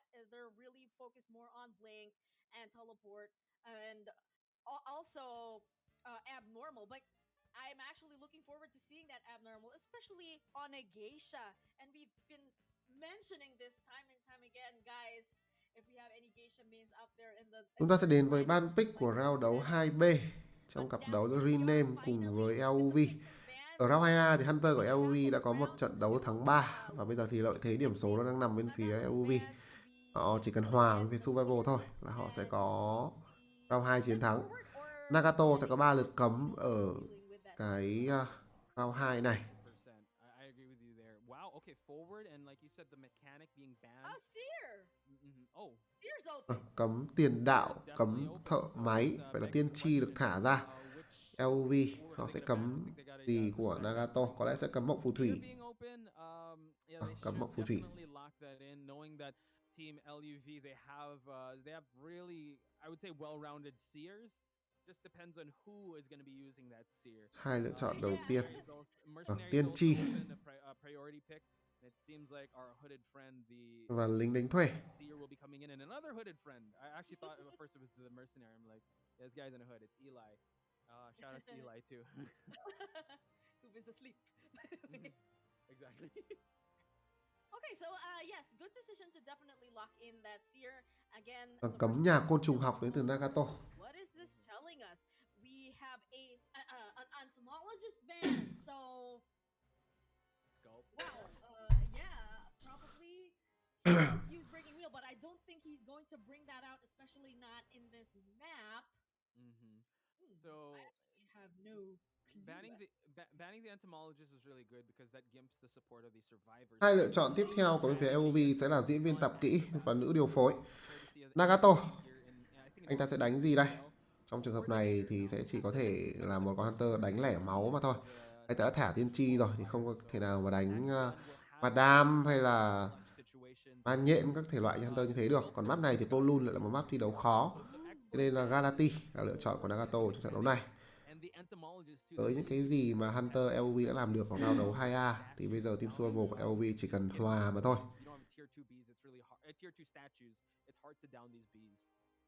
Definitely. Now, looking at this current lineup here, we do have the coordinator with that flare gun needs to be very careful while aiming because the statues could actually counter that and get in the way of Đúng, that flare gun. Gala đâu có sợ ong đâu. Chả hiểu sao lại chọn Gala á. Nếu mà thật ra kiểu cũng chả cần ban ong ở kèo này luôn. Kèo này thực sự nó cũng không cần ban ong luôn. Tính đánh Gala Bonbon không cần.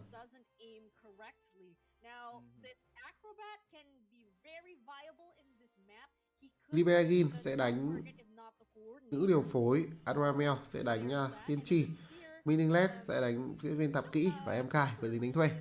Đối đầu với Galati của Nagato. Yeah, it just seems like Nagato is kind of used to having the seer come in. This makes me, well, it actually shows the confidence that Nagato has with maybe his no present statues. So he's gonna have to get those on point. Gala sợ ong là sợ con ong đẩy đến support thôi. Còn nếu mà con Gala nó đuổi con ong ấy, nó đuổi con ong ấy thì con ong rất là lỗ, bởi vì nó bị gạt ra khỏi cái con ong rất dễ. Đấy.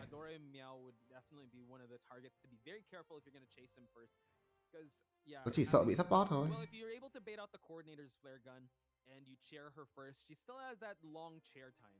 So not sure if he wants to go after the coordinator first, but leaving her out, you always have to worry about that flare gun. Now let's head into the match to find out. Trận đấu bắt đầu và ngay từ đầu trận thì lính đánh thuê đã có team luôn rồi, đập thẳng một găng tay về phía bao cát, bỏ Hunter di chuyển ra khu vực nhà nhỏ và ở đây là vị trí của tiên tri. Một tình huống chặn đầu và Adoremel đâm mặt vào Hunter rồi.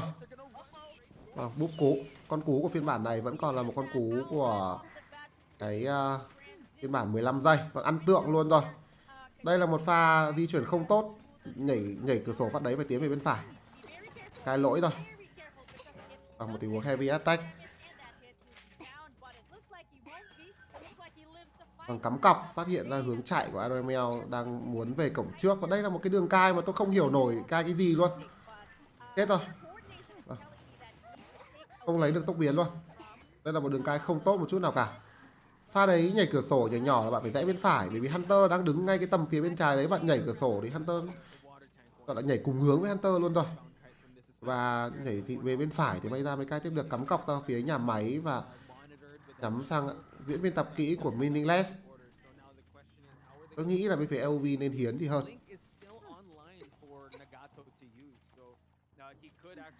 Đường cai quá tệ. Hôm nay có thể nói là như vậy. Và tiếp tục là một tình huống nữa, muốn quấy rối máy của Meaningless.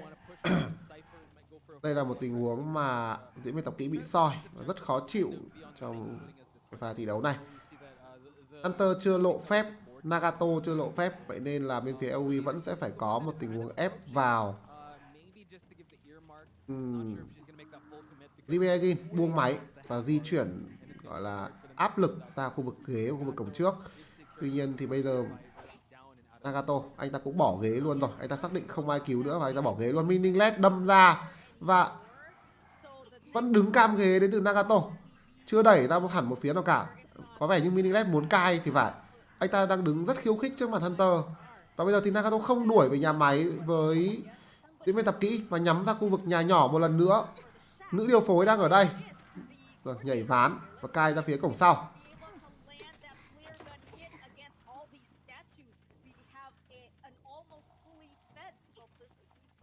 Tình huống nhảy rón rén, tuy nhiên tôi không đánh giá cao tình huống này cho lắm. Nagato có một phương hướng muốn tốc biến. Không tốc biến trong tình huống này. Một tình huống dùng tượng chắn súng không tốt của Nagato. Anh ta vẫn ăn súng. Máy của bên phía LOV đang được đập. Họ còn thiếu chiếc máy ở 3 ván nữa. Cái máy 3 ván đã đập được khá nhiều rồi. Tuy nhiên thì bây giờ chưa bù được. Meaningless đang bù máy ở khu vực cổng trước. Nagato bỏ người. Anh ta đang di chuyển vô định ở khu vực giữa map. Và bây giờ một lần nữa có lẽ sẽ nhắm về nhà nhỏ chăng? Không, đi ra cổng trước rồi. Meaningless sẽ là người bị truy đuổi. Lính đánh thuê vẫn đang đập máy ở khu vực bao cát. Và bây giờ anh ta xong máy thì sẽ phải di chuyển về đập máy 3 ván. Máy của bên phía LOV nó sẽ bị dồn. Máy sẽ bị dồn. Có lẽ vậy. Minilet đang cố gắng giải máy ở khu vực cổng trước. Anh ta ăn một tượng luôn rồi. Tốc biến vẫn đang còn cho Nagato.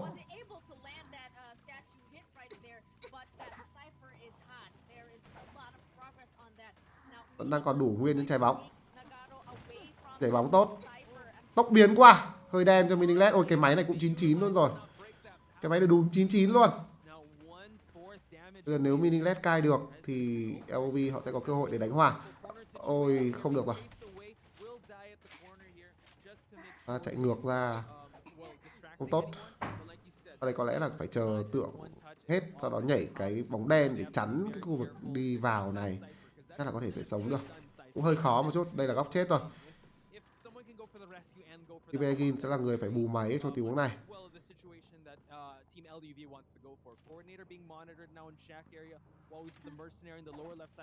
Độc găng vào cứu. Cứu không mất máu. Vâng, đây là một tình huống cứu không mất máu. Minilet có thể sẽ được cai thêm. Nhảy bóng tốt. Nhưng đây là một trái bóng đen.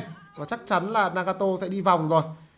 Mkai sẽ phải cố gắng bù chiếc máy 99. Anh ta phải chạm máy xong. Anh ta phải chạm cho xong máy đã. Minilet không né được tượng rồi. Tiếp tục là một tình huống tượng nữa. Gồng bóng. Đây là bóng trắng. Nhảy một quả bóng trắng. Nagato ăn thẳng bóng trắng luôn.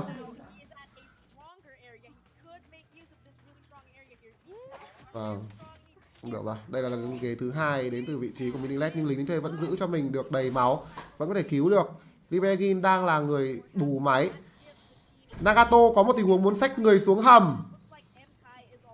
Hơi tham lam nha. Dẫy được là hơi bị khổ này. Ôi không được rồi. Rất đen. Máy xong rồi. Đập ngang xuống cứu. Và cứu tốt. Nhưng Minilet ăn tượng. Đang có một tình huống body block. Tôi nghĩ Nagato sẽ chờ tượng.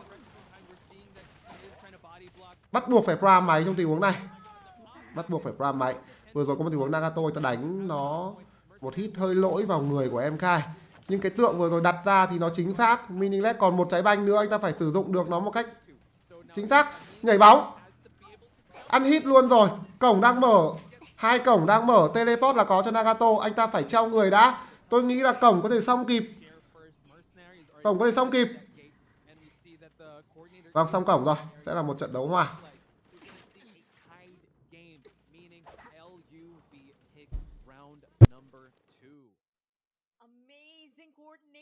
From the survivors there being able to do that last minute rescue at the basement.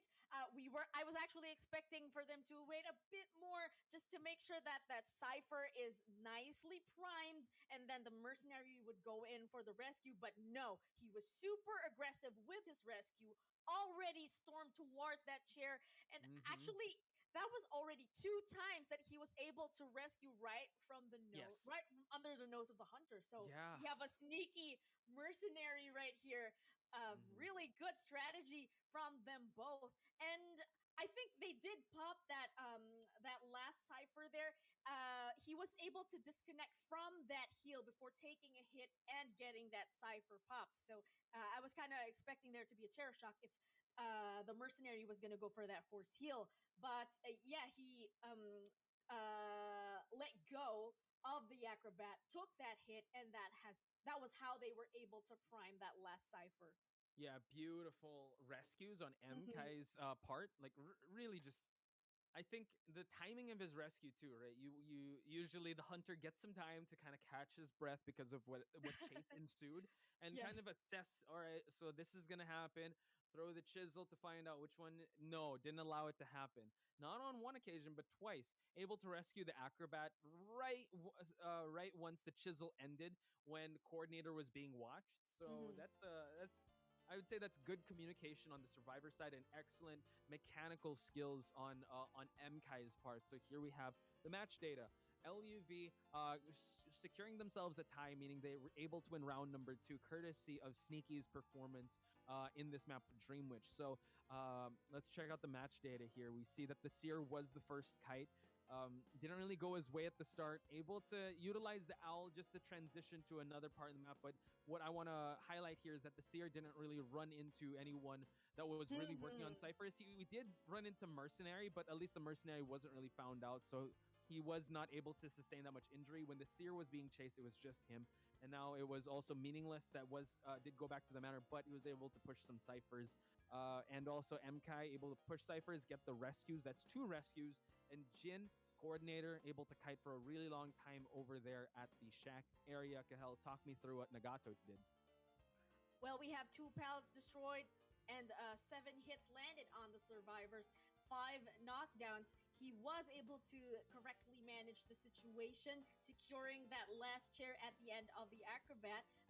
He did have such a strong start there, being able to down the mercenary so early in the game. But as soon as he flew back to the manor, he was having a bit of a moment there where he was trying to pick targets right after absorbing that flare gun hit. Now, that flare gun hit was on point. It was right right in her face. That was a holdup. Like, yeah, give me your lunch money. Definitely.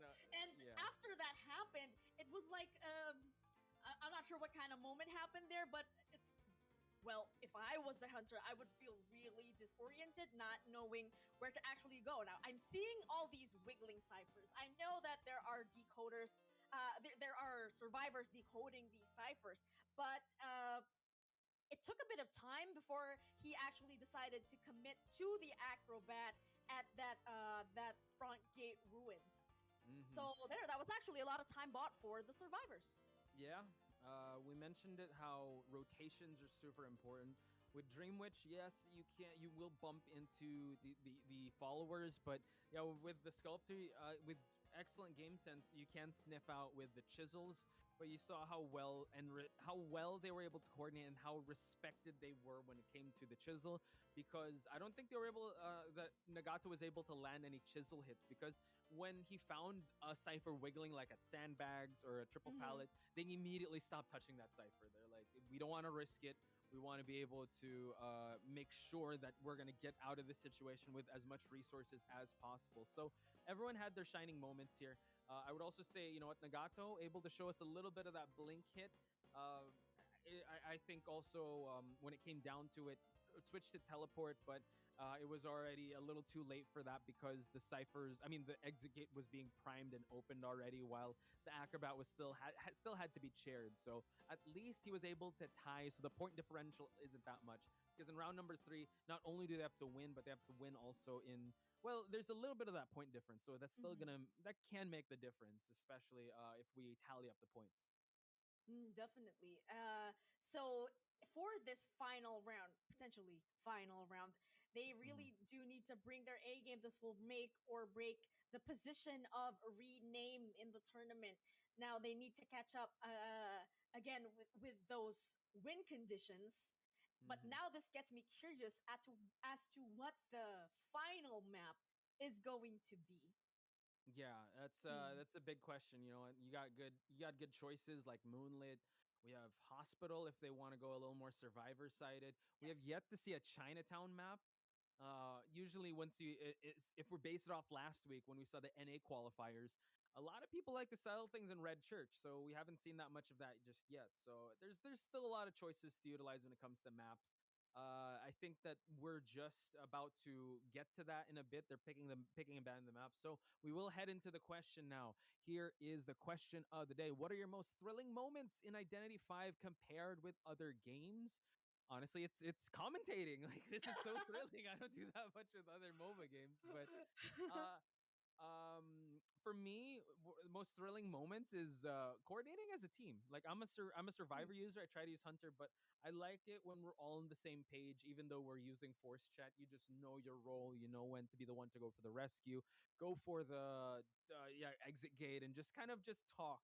I think it's Identity 5 is its own language now, and we're able to be able to communicate to each other. What are your thrilling moments, Kahel? Well, for me, it's those moments where you have unintentional mistakes that actually turn out good. Oh, So yeah. there was this All part of the plan. All part of the yes, plan. definitely all part of the plan. I love those moments. I live for those moments. Mhm. especially because I'm one of those players that actually, makes a lot of mistakes, but Mhm. somehow, because of coordination, we are still able to turn things around. Now, I will never forget this one time we were going up against a very skilled Hell Ember, and I was playing as Mercenary. Mhm. So I was supposed to be dead on chair. Already one had flown back to the manor. Mhm. So I took a hit, and that was my final hit. I was just waiting out delayed damage before getting picked up, Cảm ơn Nan Nan cheered, nha. and eliminated. Mhm. But I went to the shack area in Arms Factory, and what should I find but a catapult from Ah, there the we go. toy merchant? It was there, Oh. so I was like, you know what? I'm gonna go ahead and use this catapult Trong to giải khó travel thấy thua through 4 lắm à? the Uầy, giant world. thế thì bạn phải xem lại hôm Very qua. scary. So yeah, Hôm qua thì nó lại một đống trận thua 4 luôn. yeah. But what happened was I took the thing, and I was flying. But as soon Xem as lại hôm my qua. delayed damage expired, my Iron World Xem của Đông Nam Á cũng expired, được, I mà sang fell xem on the NAEU cũng được luôn. catapult area, and Ah. the hunter lost sight of me.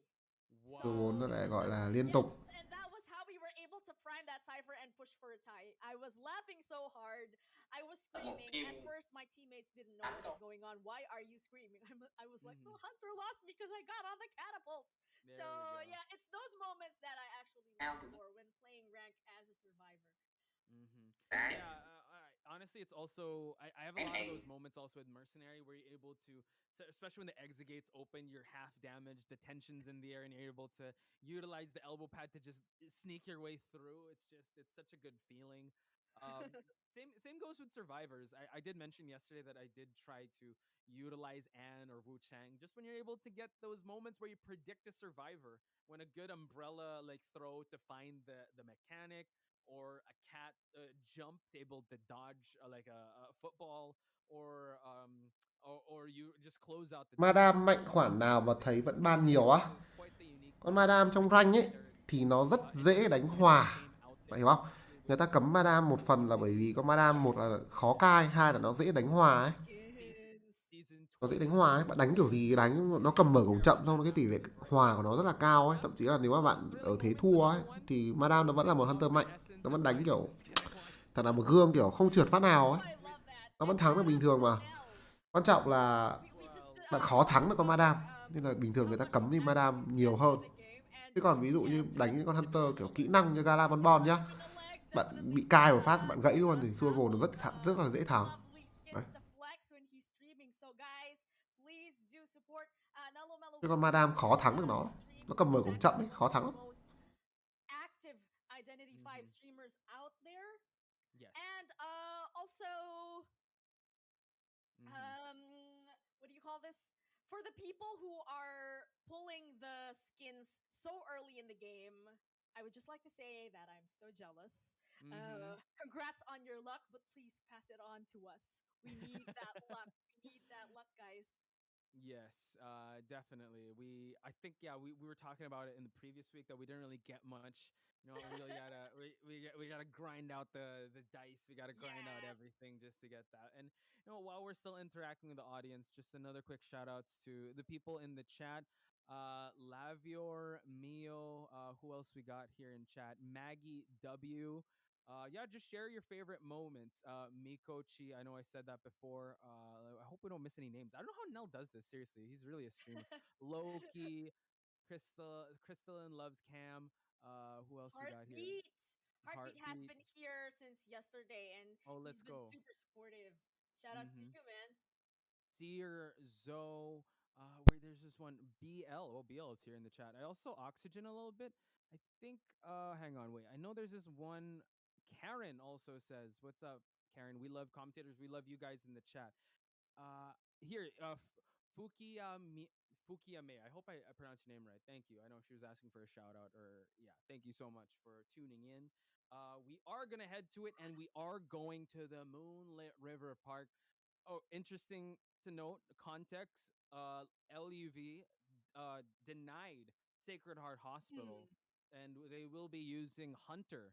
So I think, yeah, the survivors are very much comfortable going to Moonlit River Park, and we have yet to see if we're gonna see if Senki is coming out. Now I'm wondering why they banned Hospital instead of Moonlit, because we do know that Nagato packs a punch with that breaking wheel. So Cấm bệnh viện Thánh that could Tâm be something và that we chọn can công viên see Ánh Trăng. in the later Bên cấm in this là next bên cấm round, map and là it's bên really LUV và really bên hard chọn to map là Rename. get Rename chọn công viên Ánh Trăng around cho a round đấu thứ breaking 3. wheel. It was hard Yes. with a sculptor. It's gonna be twice the difficulty Yeah. with a breaking wheel, especially on Nagato. So So here's the thing, what's right? going on here? I think they're gonna rely on the bans. They're not going to allow that breaking wheel to come through. They're gonna Hmm. ban the breaking wheel, probably ban the sculptor too, because Mhm. Dream Witch, yes, you can. Like I know Eli broke it down that Dream Witch can pressure one part of that map, but I still respect the chisel of the sculptor. And Đây rồi, you fan saw the pick của Nagito round đấu 3A. so Cặp đấu giữa they LUV wanna roll the và dice Rename. with it, so we'll just have to see.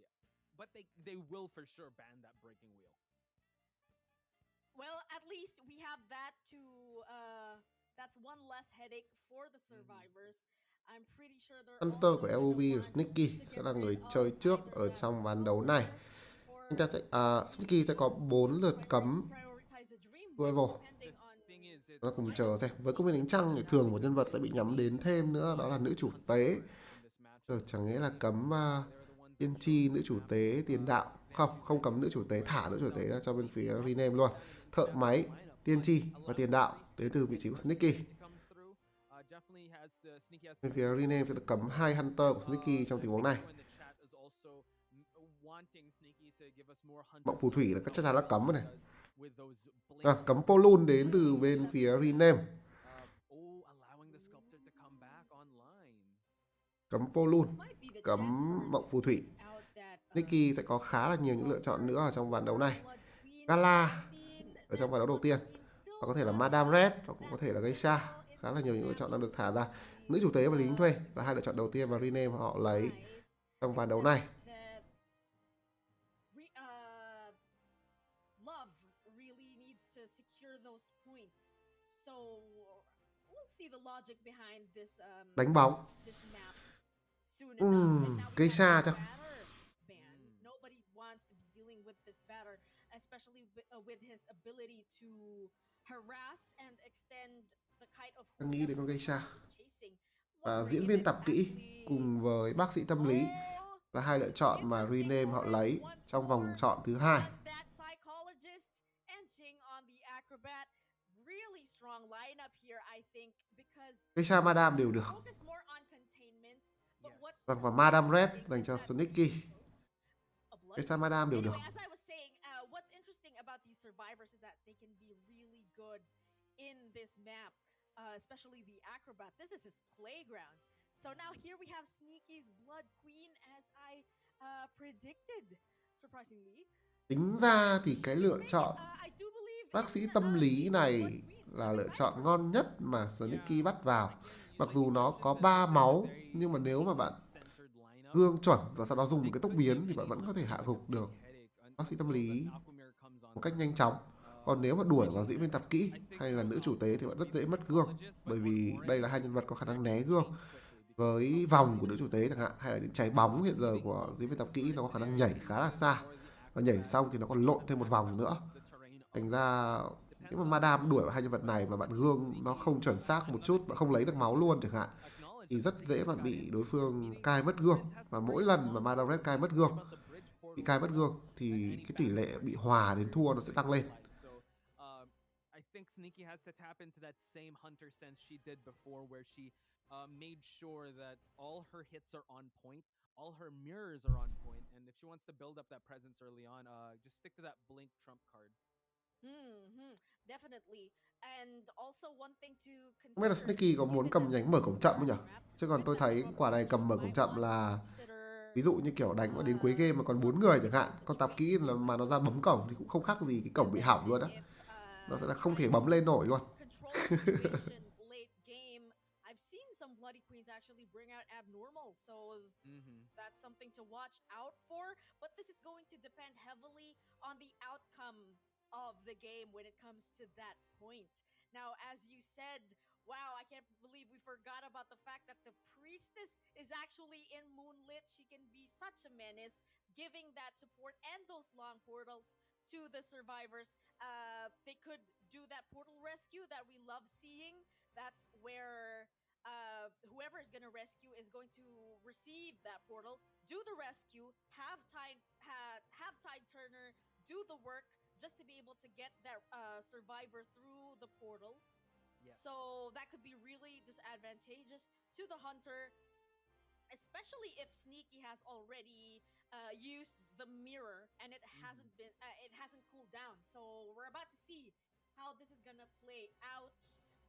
Also excited for this acrobat. Will he try to go for that God Kite area outside? Chính ra hôm nay nhanh hơn rồi các bạn ơi. Is his play Hôm qua mới gọi là lâu.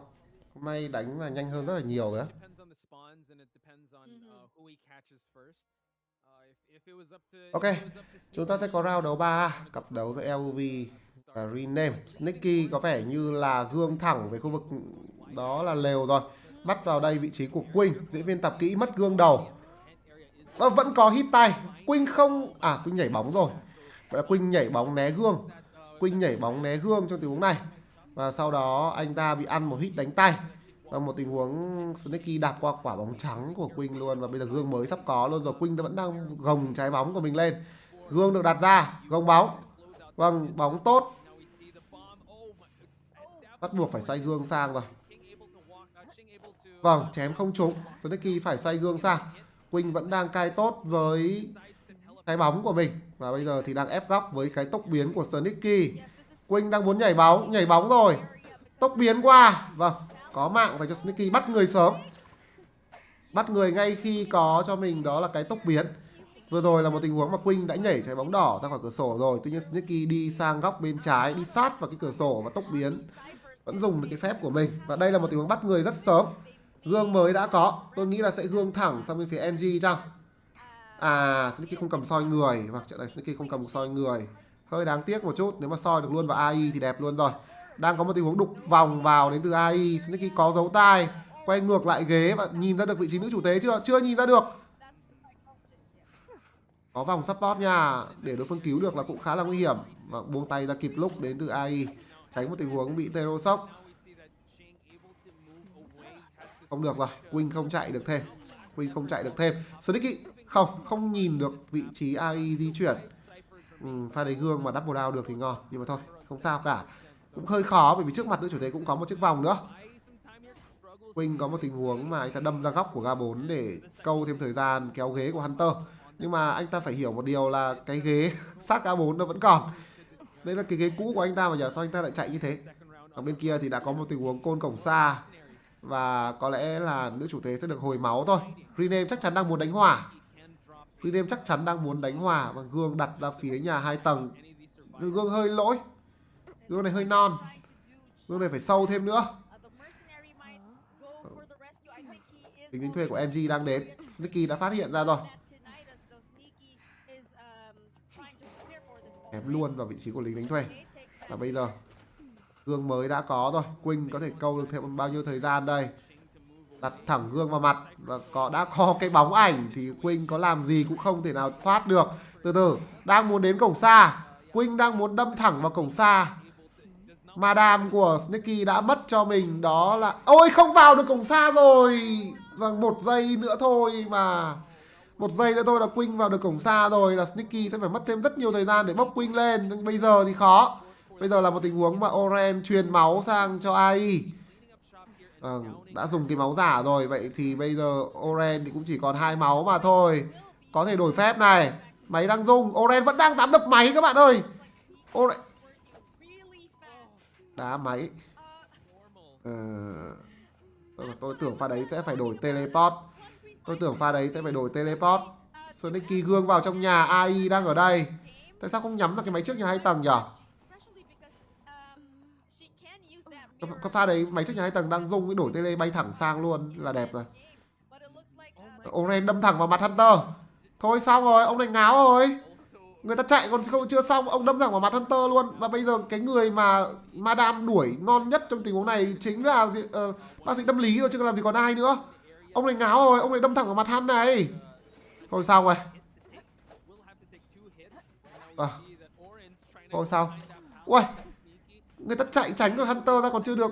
Ông này cai chay xong rồi 2 máu xong đâm thẳng vào mặt Hunter như đúng rồi. Lên làm sao được tàu? Cho ông 2 cái chân nữa không lên được tàu. Oren đang muốn lên tàu. Tôi bảo mà 2 cái chân nữa trong tình huống này mới lên được tàu. Gục luôn rồi, thậm chí còn không cần gương đến từ vị trí của Sneaky.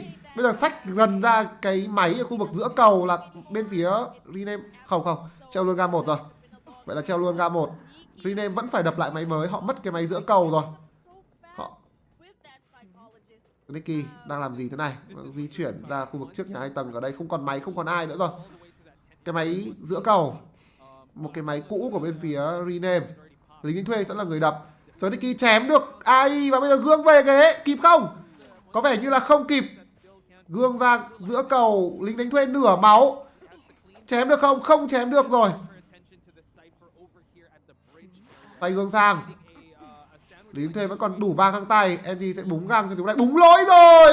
Thôi đi luôn. Găng giờ đến từ NG và còn mất thêm cả một găng nữa. Mất 2 cái găng không để làm gì cả. Và Sneaky sẽ đá cái máy này một lần thứ hai. 2 thành viên của Rename đang hồi máu cho nhau ở khu vực ga 1. Và giờ Sneaky quay ra sách NG luôn rồi. Trời ơi. Đâm thẳng vào mặt Hunter đến từ Oren. Và bây giờ thì NG đập 2 cái găng lỗi luôn rồi.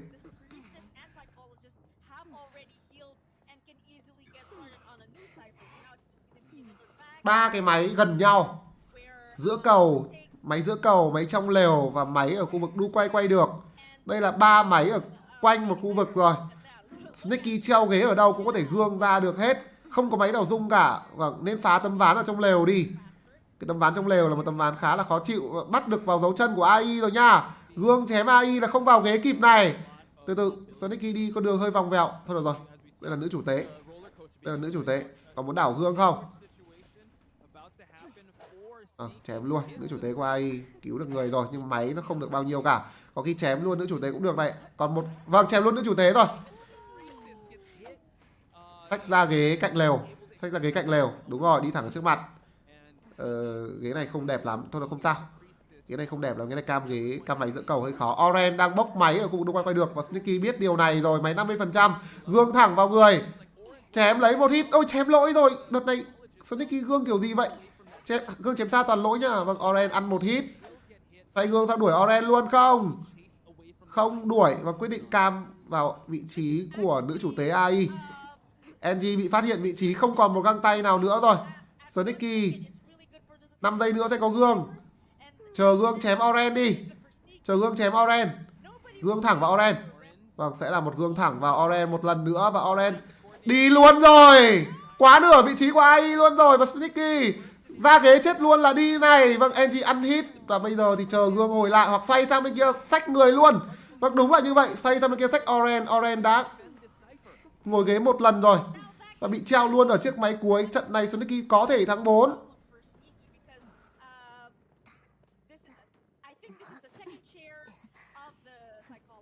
Có thể thắng 4. Máy không đập kịp nữa rồi. Trong khi đó thì NG đã gục. Và Sneaky gương ra. Check gương thấy AI này. Thôi xong đi rồi. Xoay sang. Không xoay. Vẫn chưa xoay. Xoay sang. Vâng, thấy luôn lính đánh thuê. Thấy luôn lính đánh thuê rồi. Nữ chủ tế giấu chân một đống luôn. Thắng 4 rồi. Không chém xuyên qua được. Tất nhiên là 93% tự dậy đến từ NG.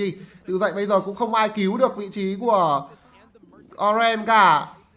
AI bị chém hít tay luôn này. Heavy attack là chém hít tay luôn này. Không cần đến heavy. Sneaky đấm gục luôn vị trí của nữ chủ tế rồi. Và bây giờ gương thì sao? Hình như nhìn thấy lính đánh thuê rồi thì phải. Gương vào lính đánh thuê. NG đã mất tự dậy. Đi luôn và thôi rồi, xong rồi. Đi 4 rồi. Đi 4 rồi. Đi 4 cho bên phía Rename. Bây giờ thì team survival của LOV có thua 4 thì họ cũng thắng rồi.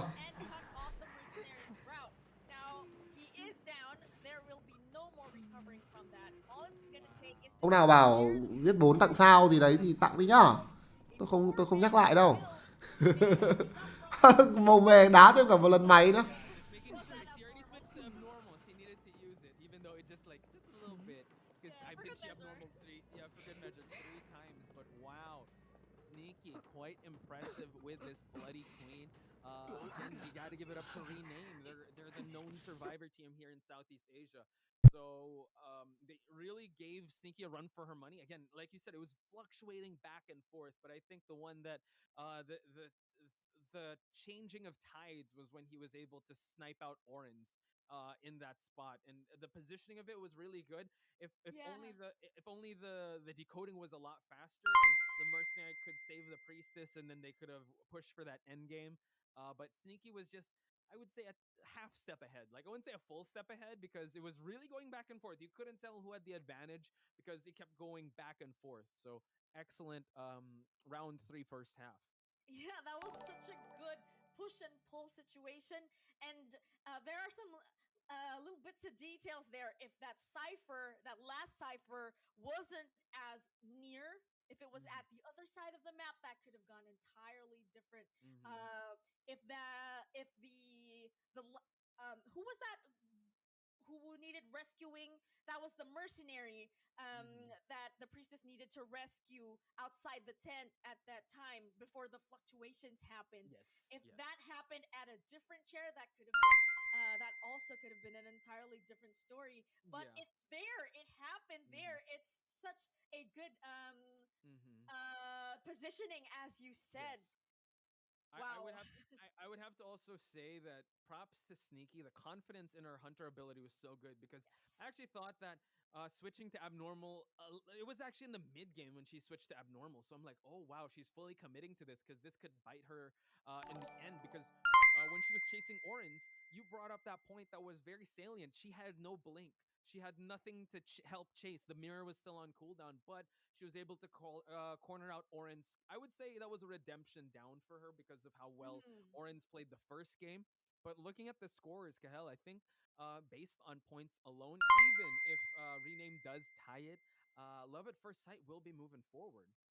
Congratulations to Love at First Sight. This is their first professional appearance after all. They've given us Mm-hmm. such an amazing gameplay going up against Rename, who is actually one of the known teams. So that just garners them a lot of fans, and I'm Mm-hmm. sure that a lot of people are supporting um, Mm-hmm. Love in their quest to advance to the next Yes. round. Yes, but we will be still playing another game just to showcase the skills of Rename. You got to give it up to Rename survivors. They fought till the very end. The kite Mm-hmm. on Ching was pretty good, almost at 60 seconds. He did not touch a cipher at all. We saw the well coordinated team with Priestess going for the rescue at first, and then the mercenary right at the clutch. And you saw how many times they were rescuing. So a lot of these survivors saw their rounds on the rocket chair, ultimate leading to that 4K. With ciphers remaining one for the hunter. Palace destroyed 17 hits. This is a Bloody Queen. She does have a long not really wind up time, but animation time once she gets the hit. So Sneaky was, Yes. I mean, 17 still. That's a lot of hits that she was going for. Let alone, yeah, because there's mercenary and psychologist and 10 knockdowns. But talk me through the survivors here, Kahel. What were the highlights for Rename in your opinion in this match? So it looks like Orange here was a bit on the support side with Right. 276% cipher progress. So he did pull off that Wi-Fi healing towards the middle, and we have Ching here doing a bit of containment as well, 55 seconds and 78 on the priestess here. They did do a bit of kiting as well, not just at the first part of the game, but also all throughout in mid game and in end game.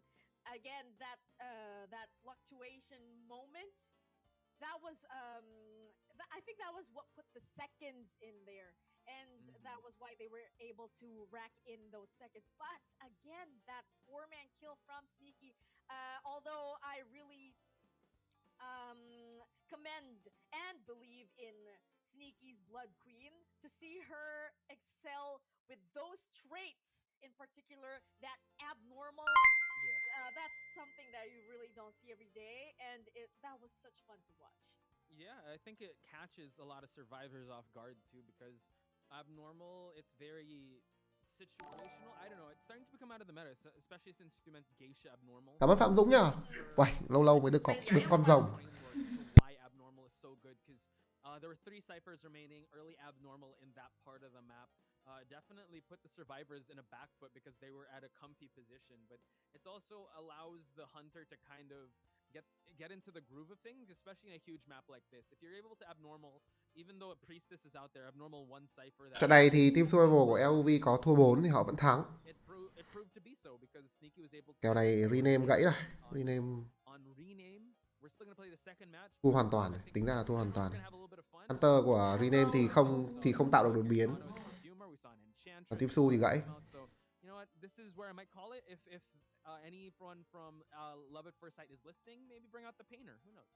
Yeah, that painter that the chat was also asking for. And speaking of the chat, oh wow, they are just going wild here, showing that love for Sneaky because she did so well. They all weren't expecting a 4-man kill. Tính ra cái nhánh của LOV thì nó dễ hơn cái nhánh ở bên trên của Sugar. Sugar thì có 2 đội mạnh là BL với cả NM. Còn bên nhánh dưới này thì đỡ hơn. Ôi, Phạm Dũng đánh Lu à? Cảm ơn anh Lu nhá.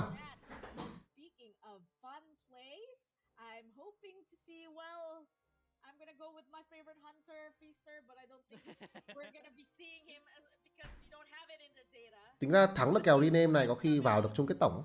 Đó là cái trận cuối. Tại vì cái nếu mà chúng ta xem cái nhánh tiếp theo chúng ta biết được là thực lực của họ có mạnh hơn hay không mà. Tính ra rename là một đội tính ra là lâu đời rồi đấy. Họ đánh 2 vòng loại khu vực, 2 cái IVC luôn rồi. Thì họ là một team khá là lâu đời, cũng gọi là mạnh hơn 2 cái team bên dưới.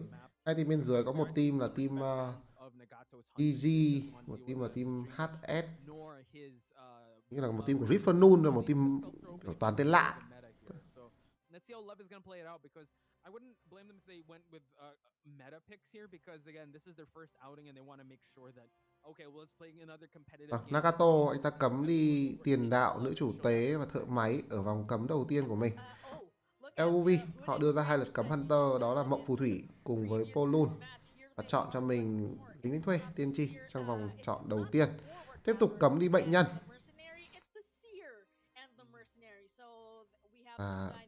Đánh bóng cùng với tầm liệm các bạn ạ. Đây là 2 lựa chọn mà bên phía LOV đưa ra trong cái ván đấu cuối cùng này.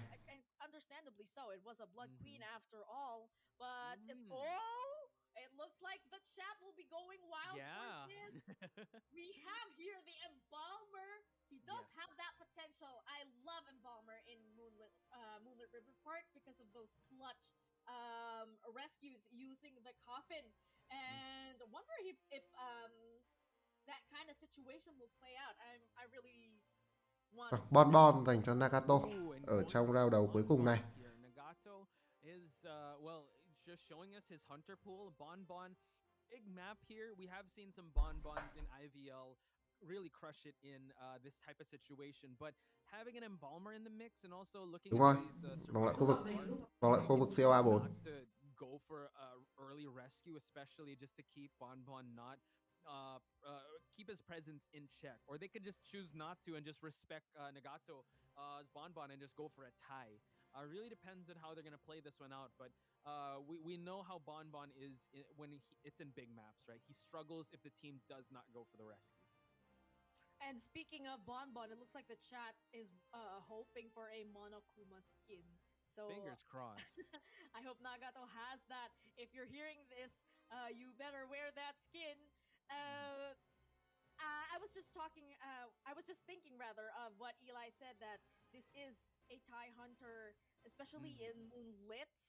Yeah. But we'll see how this plays out, especially with a batter in the mix. And let's not forget that Embalmer that everybody's been looking forward to seeing. Trời ơi, pick cái con Embalmer thôi mà, kiểu con tầm liệm thôi mà, kiểu làm gì mà cần phấn khích như vậy. Con này đánh chiến thuật mà. Con này Gala Bonbon các thứ là bị ép phải cầm tele xong rồi chiến thuật các thứ mà.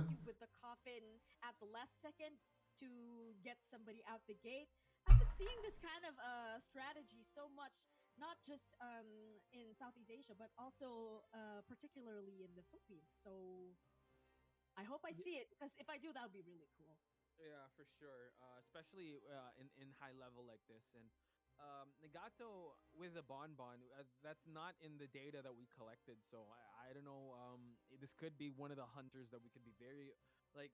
This is also information for future tournaments if they're gonna face Nagato, especially in this type of map. So I'm sure a lot of the players here will take note of this, since you know what I'm sure this isn't the last we'll see of Rename. We've saw them in countless tournaments. They've given us so much special moments with the likes of IVS, with the likes of Noir, with the likes of so much teams out there.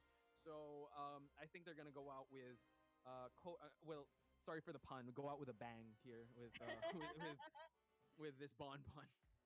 Vâng, trận đấu bắt đầu với việc mà Nagato tiến luôn về khu vực lều hơi đen cho Adoremel rồi, mà không còn con cú nữa thì làm sao mà núp được đây. Nagato tìm thấy mất rồi. Nên có một tình huống Adoremel rời xa khỏi chiếc hòm của mình đi thì hơn. Và một đòn đánh thừa, cú đã về nhưng mà không có một pha côn cú nào cả, nên rời xa khỏi chiếc hòm của mình. Pha này cho cú xong rồi tàu về ga 2 là mắc ping này. Không biết là có setup được như vậy hay không thôi. Pha này côn cú rồi tàu về ga 2. Vâng, soi cú. Soi cú. Pha này phải soi. Đúng rồi, pha này phải soi. Né bom. Không được rồi. Vâng, một tình huống cho cú nhưng mà đó là cái cháy bom của Nagato. Máy gần xong luôn rồi. Vâng, đập máy khá là nhanh đến từ vị trí của Tiên Tri trong trận đấu này. Có lẽ là vừa ra phát bốc máy luôn. Em Khai sẽ bị ảnh hưởng máy. Anh ta nên di chuyển đi thôi. Spawn chết. Đây là spawn chết cho em Hammer. Có dùng hòm không? Vâng, vẫn dùng hòm. Rồi. Dùng hòm luôn để đỡ mất máy của lính thuê cũng là một điều hợp lý. Trận đấu này thì Nagato cầm cho mình đó là cái teleport. Đúng không? Không nối kịp rồi.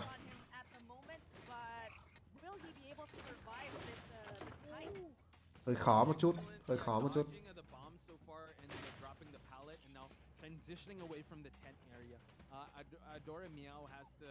Cái này vẫn còn một tầm vạn. Không được rồi. Bom hẹn giờ đến từ Nagato. Và đây sẽ là lần ngồi ghế thứ 2 của Adoremel.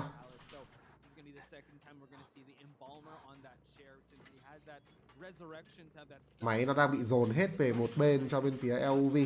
Họ nên để lại ít nhất là một máy ở trong trận đấu này ở khu vực ga 1, ga 2 để có thể tránh việc Nagato kiểm soát tất cả những máy ở giai đoạn cuối trận.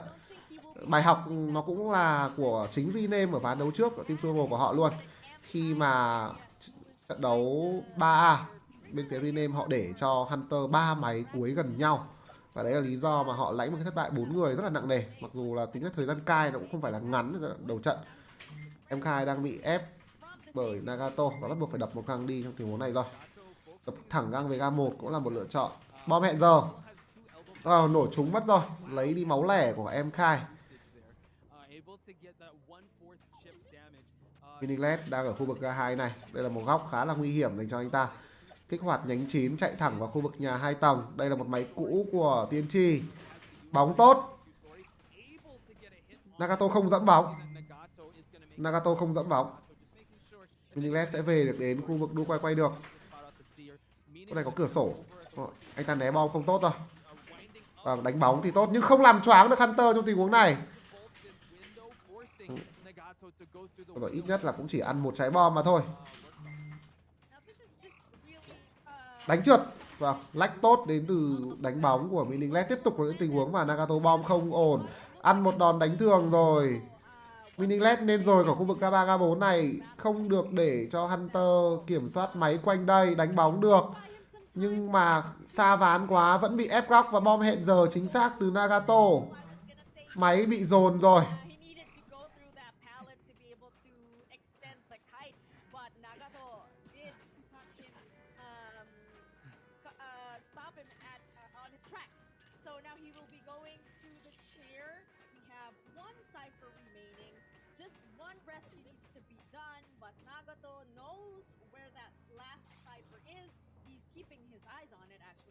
While is this a mercenary or This is the mercenary is Vâng, dí thẳng vào vị trí của Libeagin luôn.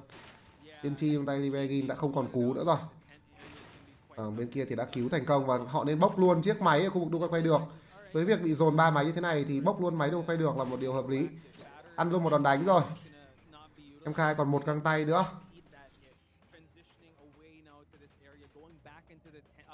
Tôi nghĩ là khoảng thời gian cai được của Tiên tri nó sẽ không còn nhiều nữa.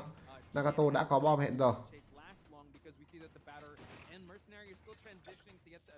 Né bom. Vừa rồi có lẽ là tính đối phương sẽ đặt bom hẹn giờ cho nên là lách người ra né một chút. Nhưng Nagato không làm như vậy, anh ta đặt bom thường. Và máy của bên phía LOV đã được khoảng 40% rồi. Teleport đang có, liệu Nagato có muốn bay thẳng sang hay không? Teleport đã có rồi. Out game đến từ Meaningless.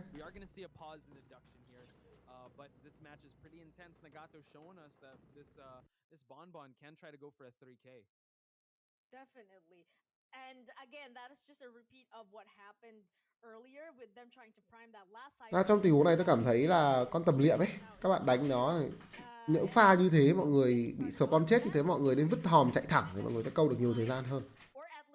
Pha vừa rồi bị free, tự nhiên bị free một hit, cái là nấp ấy, xong không nấp được, nó bị free một hit thành ra là sau đó cai nó khó hơn rất là nhiều.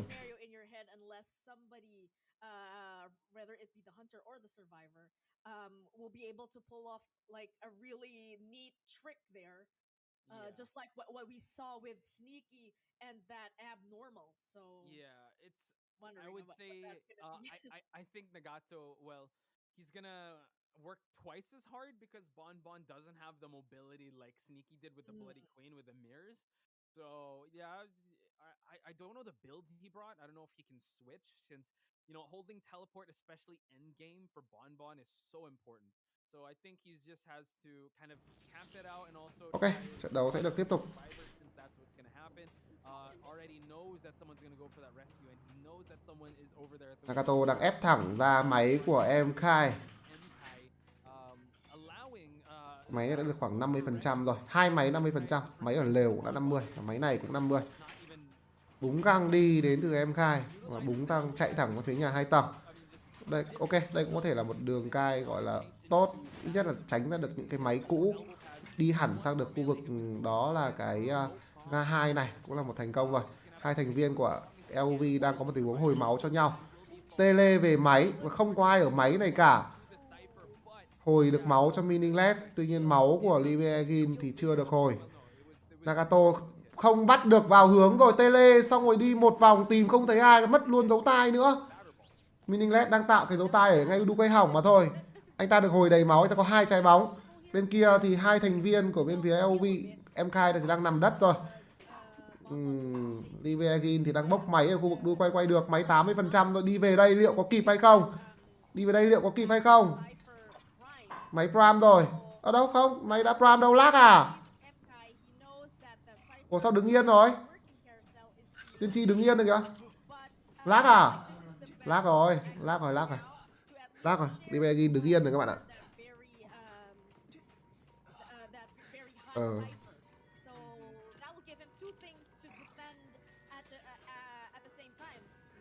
Ủa, Nagato.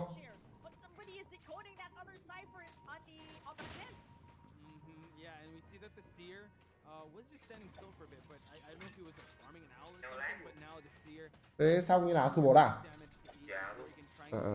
Nói.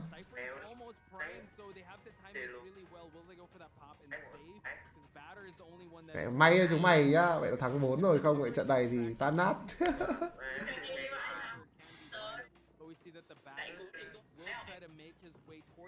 Máy 70 80 rồi thì đen nữa rồi.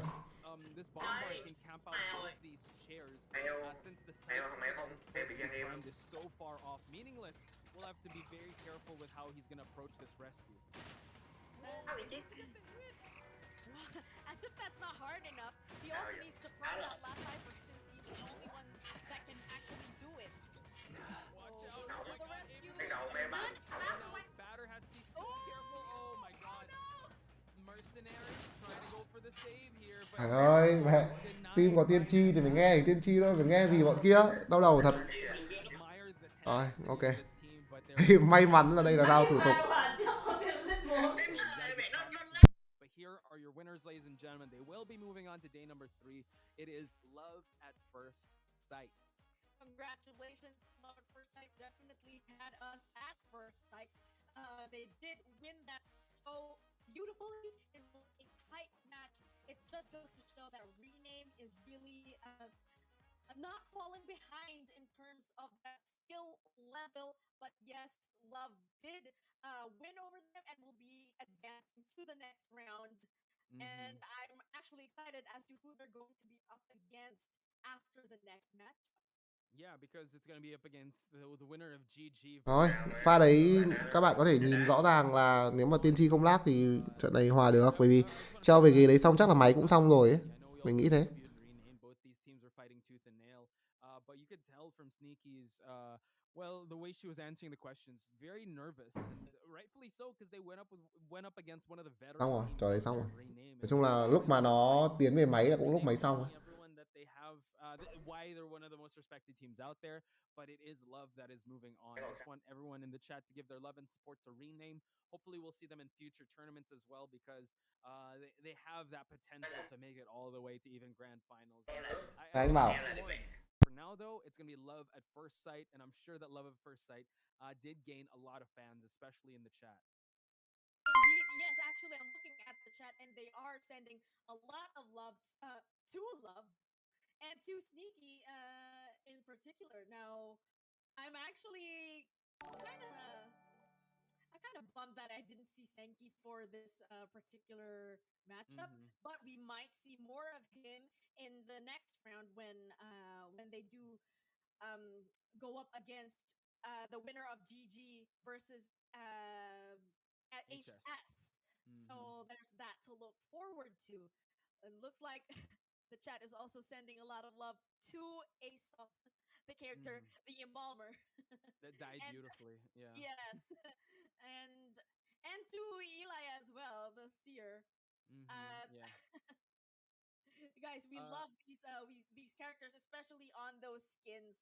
But let's really appreciate the effort of the survivors here. They did, although it was a 4-man kill, it was a lot of work. They gave Nagato a lot of work.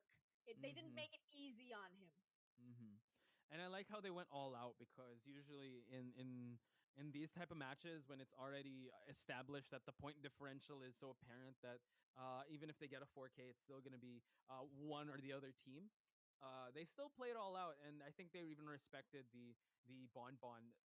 You saw that the batter really had to go for the win at the end, because that's how much resources they had left. And I'm looking at the replay on YouTube also with how Meaningless was so good with those batter hits. But you got to give it up to Nagato with how well he placed these bombs. The remote bombs really did a lot of work, and he was able to stuff the rescue. You saw that they didn't really want to try and go for the rescue at first against the Embalmer.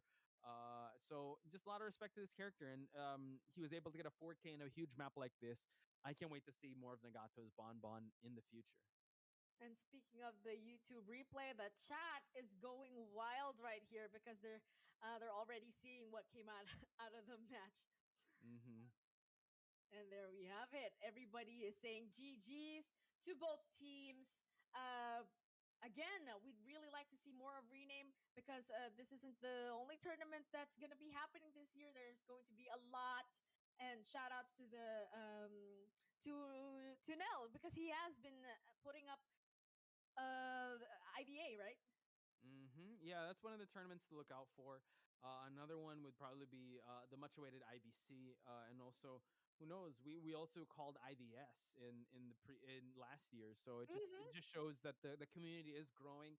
There is a growing fan base towards this game, so and it just shows in the chat too, with how everyone is so supporting of all the pro players out there and their favorite teams. And yeah, it's I really want to be able to see how Rename will bounce back from this, because they have been one of the teams that that people have been eyeing to make it really far, and one of the household names. So big shout outs to Rename. I'm sure that they'll come back. Ok, vậy là cặp trận đầu tiên. Cảm ơn Vũ Tinh em ơi. Cảm ơn các bạn đã tặng sao nhá. Cặp trận đầu tiên của ngày thi đấu hôm nay đã kết thúc rồi, và bên thắng là LUV. Chúng ta sẽ còn một cặp đấu nữa, đó là Hokkaido Stream và Good Gaming, Good Game đấy. Nói chung là họ đặt tên hơi đau đầu một tí. Tên đội thứ hai thì có vẻ khá là dễ thương. Nhưng quả Good ờ, GG mới là team được đôn lên như nào ấy. Đấy, chúng ta còn một cặp đấu ngày hôm nay nữa. Chúng ta sẽ tìm ra được là đội tiếp theo tiến vào vòng 4 đội của Golden Rabbit 5 hoặc là khu vực Đông Nam Á sẽ là đội nào. Đây sẽ là đội cuối cùng tiến vào vòng 4 đội này. Đã có BL, NM và LUV rồi. Yeah, I'm just getting word to like we are going to crown the MVP. So if you guys have any indication who the MVP is, just let us know in the chat. Kahel, do you have any thoughts on who you think the MVP is going to be? Well, we've seen a lot of outstanding gameplays, but one of the hunter gameplays that have really stuck. Mai đánh 3 trận em ạ. Mai đánh 3 trận, đánh 2 trận top 4 xong đánh một trận chung kết luôn. Đánh 2 trận bán kết xong chứ, đánh một trận chung kết luôn. Tìm ra đội nào đi COA luôn. Let's not forget MKai. He had such a good rescue in one of the previous matches. Definitely supporting him as well. But more on that, here is the match data. Ladies and gentlemen, 94 seconds on Meaningless up against a Bonbon is very impressive. And these numbers actually are kind of close to each other, so it looks like they've held their own when not being Right. when not receiving support from the batter. There's 55 on the Embalmer. There's 67 on the Seer, 69 on the Mercenary. Nice. This is some good containment that they've been doing, because this is how they made it hard for Nagato to. Khu vực C có 2 slot bạn nhé. Một slot từ vòng loại khu vực và một slot từ IVC.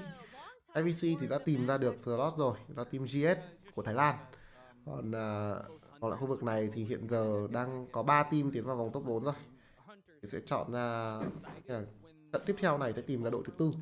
Thì trong 4 đội này sẽ có một đội lấy slot từ vòng loại khu vực và tổng cộng chúng ta sẽ có 2 slot của Đông Nam Á. I would say chair placements and also cipher awareness. He was really good also, and if you consider that he was holding on to his teleport, he only used it once just to cut off someone just touching the cipher. And if you think about it, they were actually healing up.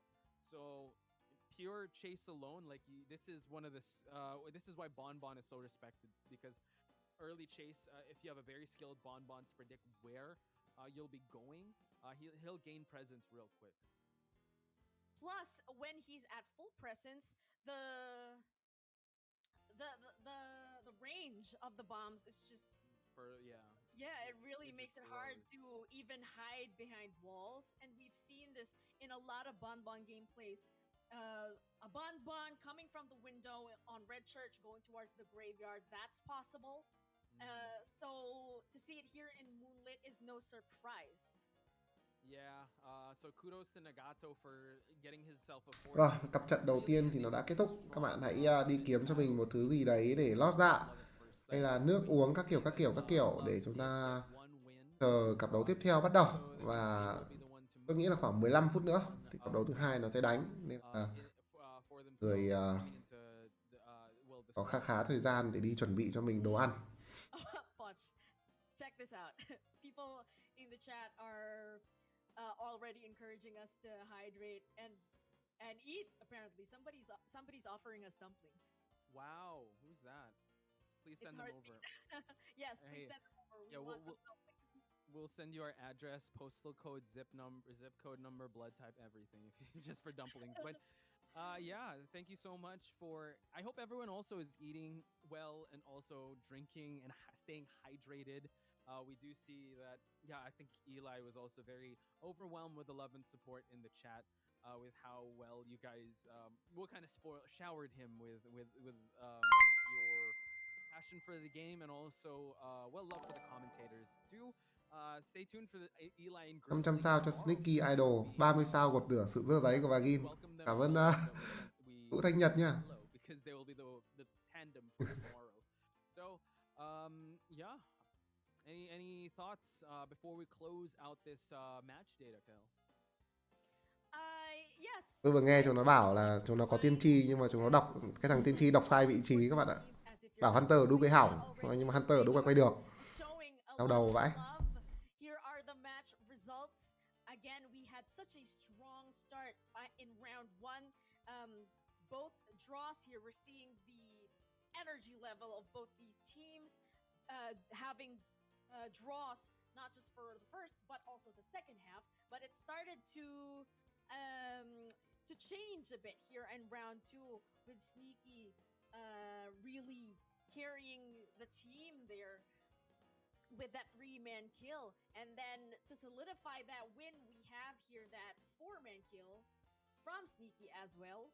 And although the last match was, for sportsmanship, I think these teams have that same amount of skill level. So let's definitely commend both teams. Yeah, the showing love to both teams, both LUV and Rename, but the Knight does go to Rename with that clutch round number 2. Round number 3, I think, yeah, Sneaky just wanted to solidify their survivors and give them like a round that they don't have that much pressure, since she was able to play her Bloody Queen pretty well. And I agree with you in terms of the MVP. I think Sneaky is a good candidate for that, even though we had some really good survivors. I think chat also would agree that Sneaky with her Bloody Queen, with her Sculpture, with any of the with the Dream Witch too. Yeah. So there we have it, the Sneaky with the Bloody Queen. Sneaky là MVP của cặp đấu này với trận đấu giết 4 Madame Red. Ngoài ra thì Sneaky cũng có một trận đấu thắng 3 với con bài Mộng Phù Thủy. 0.67 tear shocks, 6.1 knockdowns, and 3.66 average eliminations. Good job to you, Sneaky. Everybody show your love and support for this girl boss that they've been calling in the chat. She was seriously girl bossing this the entire game. And that's what I love about Identity 5, right? It's really good. I mean, you get a good representation of the community as well. Very welcoming, whatever orientation you are, whatever. Girl, boy, you're all bosses here in this game. So Sneaky being the girl boss of this game, yeah, show your love and support to her, because just one hunter to really look out for. I wish they also had a stat with her blink hits and how well she was able to utilize that. And this was just her Bloody Queen. We still have to note that her Dream Witch really did a lot of those blink hits. Bloody Queen was really able to do a lot of map pressure, and also have that, I would say, unorthodox with the các bạn có thể nhìn cái bracket thi đấu của khu vực Đông Nam Á. BL và NM sẽ gặp nhau cho trận đấu đầu tiên ngày mai. Và bây giờ LUV họ sẽ ngồi chờ xem đối thủ của họ sẽ là ai. GG đấu với SS. We definitely have that to look forward to, so do stay tuned. After I think we will be having a short break, but before that, yes, I would like to remind you, like and share the stream, especially because although this is the last matchup for the eliminations, let's stay excited for GG and HS, especially because we don't know what they're gonna take out. Is it meta? Is it not meta? We're all gonna find out, and I'm really excited to witness it with you guys. Yeah. So, guys, like Hel said, we will be taking a short break, but before that, again, just gonna give a quick shout out to everyone in chat. I'm gonna try to name as much names as possible. Rusel, Girl Mom TV. You got Vea, Mia, Melly. Hey, Melly's here. Okay. Heartbeat Productions, Cuppy Noodles, Nya, What to Watch, Tomochi, 123, 18 centimeters, Fukakia May. I hope I pronounced that right. Michiko, Pepperland, everyone in the chat. Big shout outs to everyone telling us to hydrate and, extending love and support to the players. That's it for me for tonight. We will be welcoming the Gaming Grizzly. Kahel, anything else you want to say before we cut to a break? Yes, just stay tuned. And as Nell always says, get your snacks and get your drinks. Stay hydrated and fully fed, just like our hunters. And yeah, we will be seeing you later after the break. All right, see you guys soon.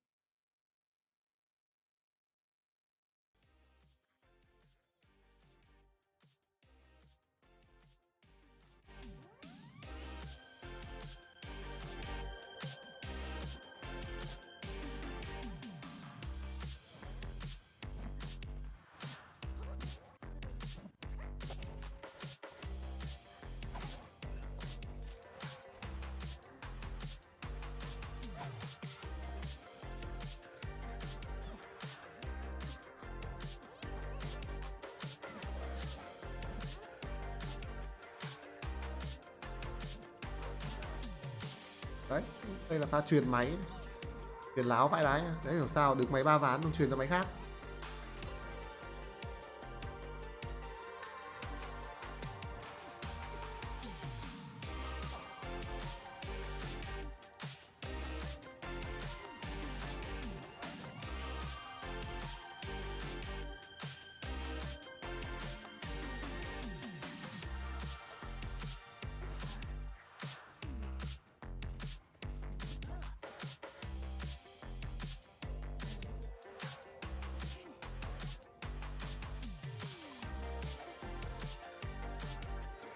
Này, lỗi của trận này của bên Rename, trận này đánh ra hòa được cơ. Lỗi trận này của Rename là để cái ông Oren này ông ấy đâm con mẹ vào mặt Hunter luôn. Còn không là chưa chắc là đã thắng 4 ở đâu nhá. Chỉ hòa được thôi. Hey bears, I am the Gaming Grizzly and I am more than excited for the Call of the Abyss 5 Southeast Asia qualifiers this weekend. Make sure to join the live stream and cheer for your favorite teams. Hey everyone, this is Kahel and the idea. It will be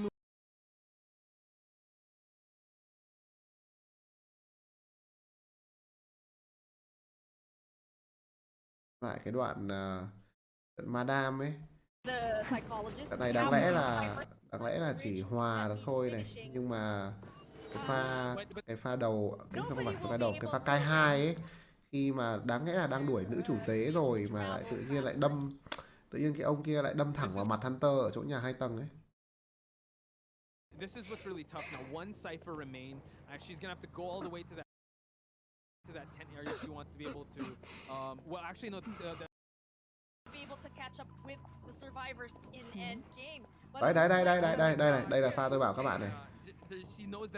Đấy, đâm thẳng vào mặt Hunter luôn. Đáng lẽ để nữ chủ tế cai là ngon rồi, nữ chủ tế đang cai được một gương rồi nhá.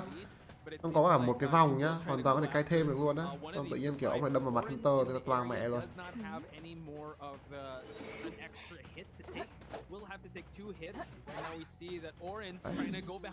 Wow. Just staying away from that area. Now it seems to focus his attention on Orange while the mercenary is the one decoding. Priestess is not in line of sight, so probably just going to another area while she waits for Holy Peace. Lúc là phán đoán sai thì phải chịu thôi. Phán đoán sai, pha này Orange phán đoán sai thì lãnh trách nhiệm thôi. Bị một gương chém, sau đó bị ăn một đòn đánh thường các bạn ạ. Sonic không mất gương pha này cơ. Sonic không mất gương pha này cơ mà.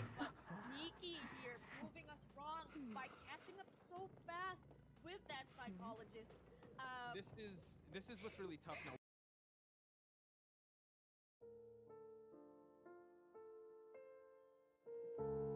Rồi, các bạn hãy đi kiếm đồ ăn đi thôi. 8 phút nữa chúng ta sẽ đến với cặp đấu tiếp theo. Vẫn phải tranh thủ tí đó các bạn ạ.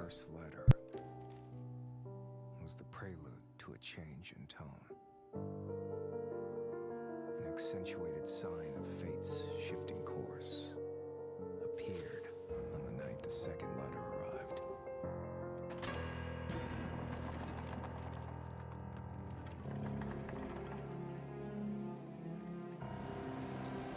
Those fragile wings flew in with the dying light, who forgot one simple truth. The purer the light, the deeper its shadow.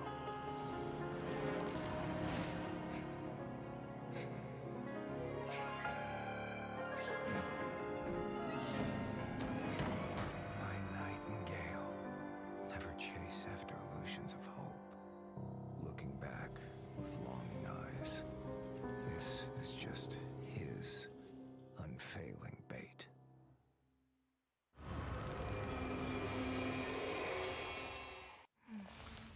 Anna, night, girls' school. To discover the truth about what happened to Anna, I disguised myself as a maid at the school. After the incident, someone was still the center of attention. Someone was still beloved. Someone seemed to be hiding something.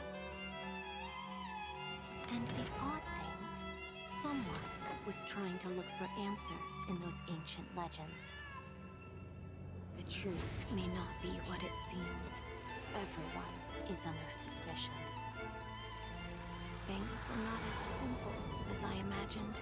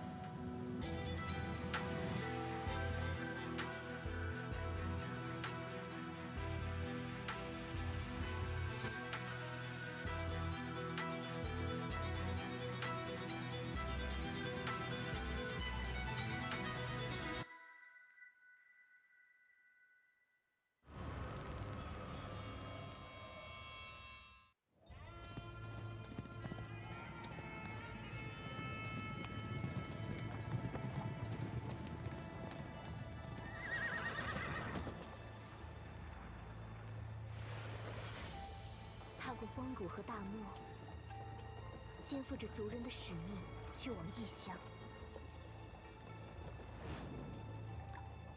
阴谋与命运交织着。当星辰落下之时，毒蛇露出了尖牙。忠诚与背叛的戏码拉开序幕。火光将反叛的计划化为乌有，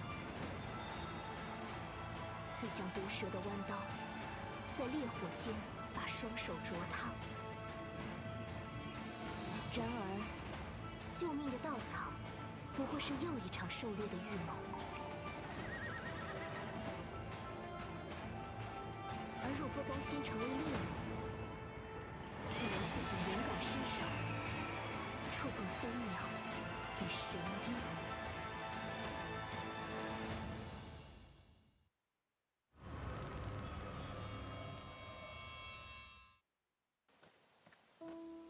Last night, I dreamt of returning to that place once again, trapped in a trance, the scent of the soil leaves, and the chimes of midnight were beckoning me. No matter how many times you found salvation within your own creation, you could not escape the nightmares of your memories.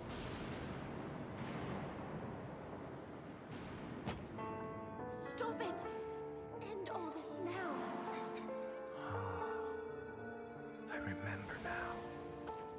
It's all coming back to me. When the nightingale sings, the mansion gates will open for me under the starry sky. Tonight, the truth will be revealed.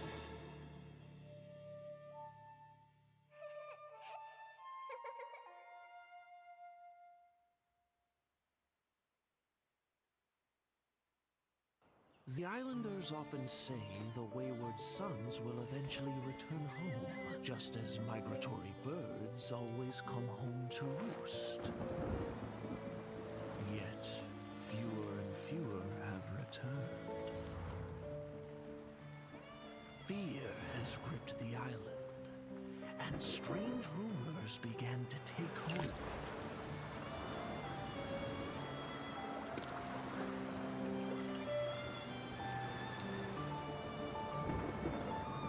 Rumor has it, a vast silhouette overshadows the shore.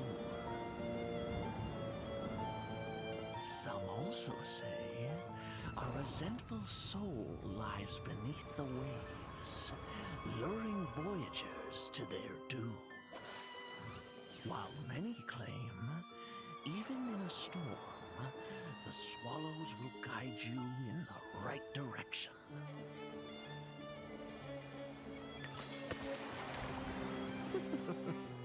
However,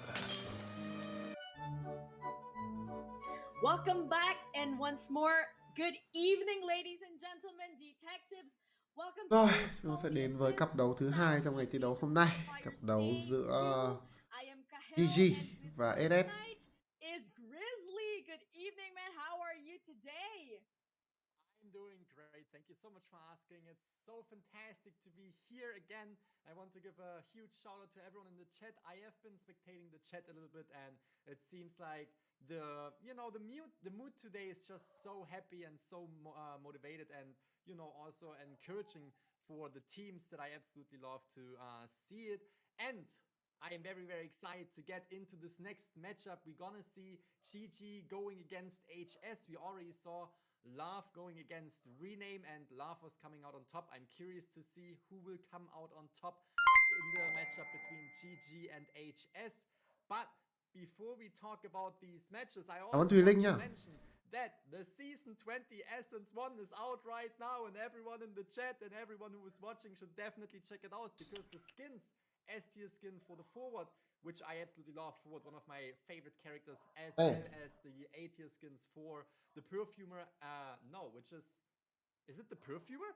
Yeah, it is the Perfumer. Yes. Yes, and I was a little bit confused because it could be the Dancer too, right? Because it would make sense, at least the skin theme, which is the figurine skater. But yeah, Perfumer and the Breaking Wheel is also getting A-tier skins. So yeah, what are your opinions on these skins? I was actually really excited for these skins, especially because it's a winter theme, and there is no winter where where I live. So that's that's a bit of a slice of the cake. So we will be having a short video on these essences. So please enjoy the video. Hôm nay là không có tình trạng rồi.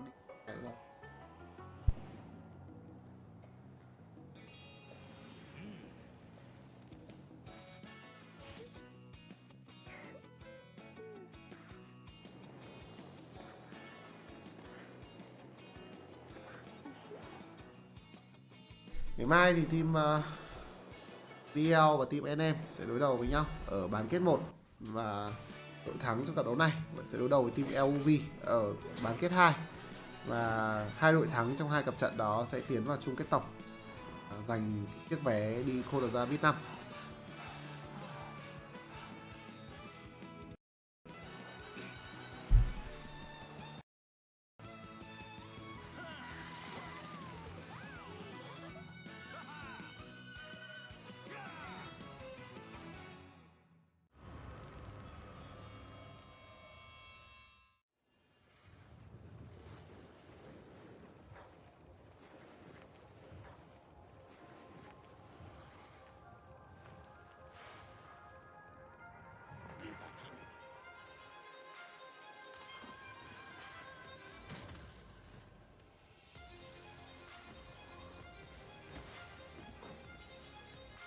Mùi quá. Đi đúng không?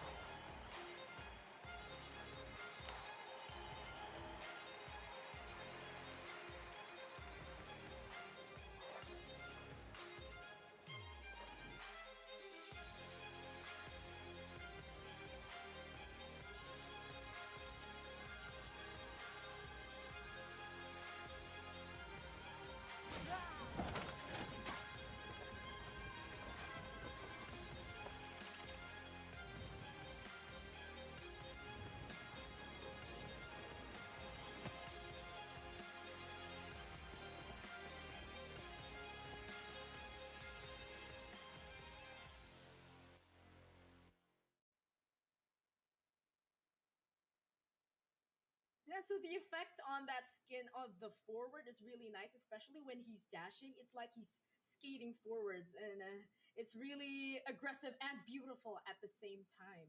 You said that this is your favorite character. Can we expect you to sport the skin with your forward real soon? Ooh, I wish. The thing is, these essences, you need a lot of luck, or you just have to play the game all the time, and you're gonna get a lot of essences from the logic path. But in general, my luck is just speaking against the odds that I will perform as speed skating on the forward. But what I also want to mention, besides forward being a character that I just enjoy playing, he is not necessarily my main character that I play, but it's definitely a character I always like to play as. There is no time when someone would ask me, hey, could you go in as forward? And I would say no. But in my opinion, breaking wheel skin, absolutely hilarious, absolutely love it. But let's get into the team composition right here. We're gonna start with GG, and what I love to see... Ok, chúng ta sẽ đến với cặp đấu giữa GG và SS. Team GG tôi chỉ biết đúng một người đây, đó là Minato. Ông Minato này hồi xưa là main Jack, chơi trên mobile. Nhưng mà ông ta lại đánh survival. As we both know, we are both Feaster fans, so to see Iwane actually bring him out would bring a smile to our faces. Now, Minato here. Tôi chỉ biết đúng một người trong team GG này thôi, đó là chính là Minato. And we don't have much data on these teams yet, but seeing that they are able to use the characters listed here will give us a bit of an idea on the players that they Iwane là Hunter của GG. Thần chủ là nhân vật đại diện của anh ta. On Iwane, our Feaster guy, really hope to see him soon. He does have a win rate of 66% after all, an average elimination of 1.98, so you can almost be sure that he will be able to pull off those draws, and knockdowns of 7.05, terror shocks at 0.40, strikes at 12.34, and an average 4-person elimination rate of 54. Now this is really impressive. Any number near 50 is impressive in itself. It just means that he's able to do some carrying for his team. 0.4 terror shocks. That just shows that not everyone is really expecting the hit range to be that long and is taking the terror shocks. But let's look at Minato. You already mentioned Minato as patient main right here. We have a win rate of 46 as well as an escape rate of 28, which could indicate that Minato will be a survivor that is kiting the hunter late game, giving the rest of the team enough time to escape through the gate while containing the hunter. And in general, decoding progress 128 and the containment time at 60. Everything that is at 60 or above 60 when it comes to containment time in these competitive gameplays is extremely good. We also have, as you can see right here, 773 Little Girl player main, which is not a character that is available in this tournament. So I'm very, very curious to see what 773 will opt out to play as. And we can see the win rate. Giả sử GGC vô được COA thì lúc gặp GG Trung Quốc sẽ cắt như thế nào á? Thì bây giờ tôi sẽ đặt một team về team GG, tôi đọc một team về team GG, được chưa? Đơn giản mà, ôi giời ơi, thiếu gì cách đâu. Cái việc mà tên viết tắt nó bị trùng là cái chuyện mà nói chung là cũng không tránh được. Bạn hiểu không? Đúng rồi, cái tên đâu có đăng ký bản quyền đâu. Tôi sẽ đọc một team về team GG, một team về team GG. And speaking of providing support from a distance, here is Saku.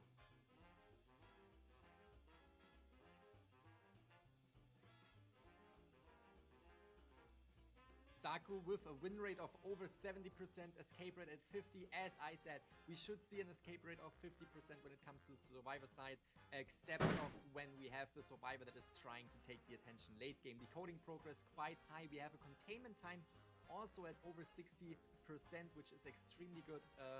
Rescue at 0.4 and pellet strikes at 0.16. Usually we don't see that many pellet strikes happening.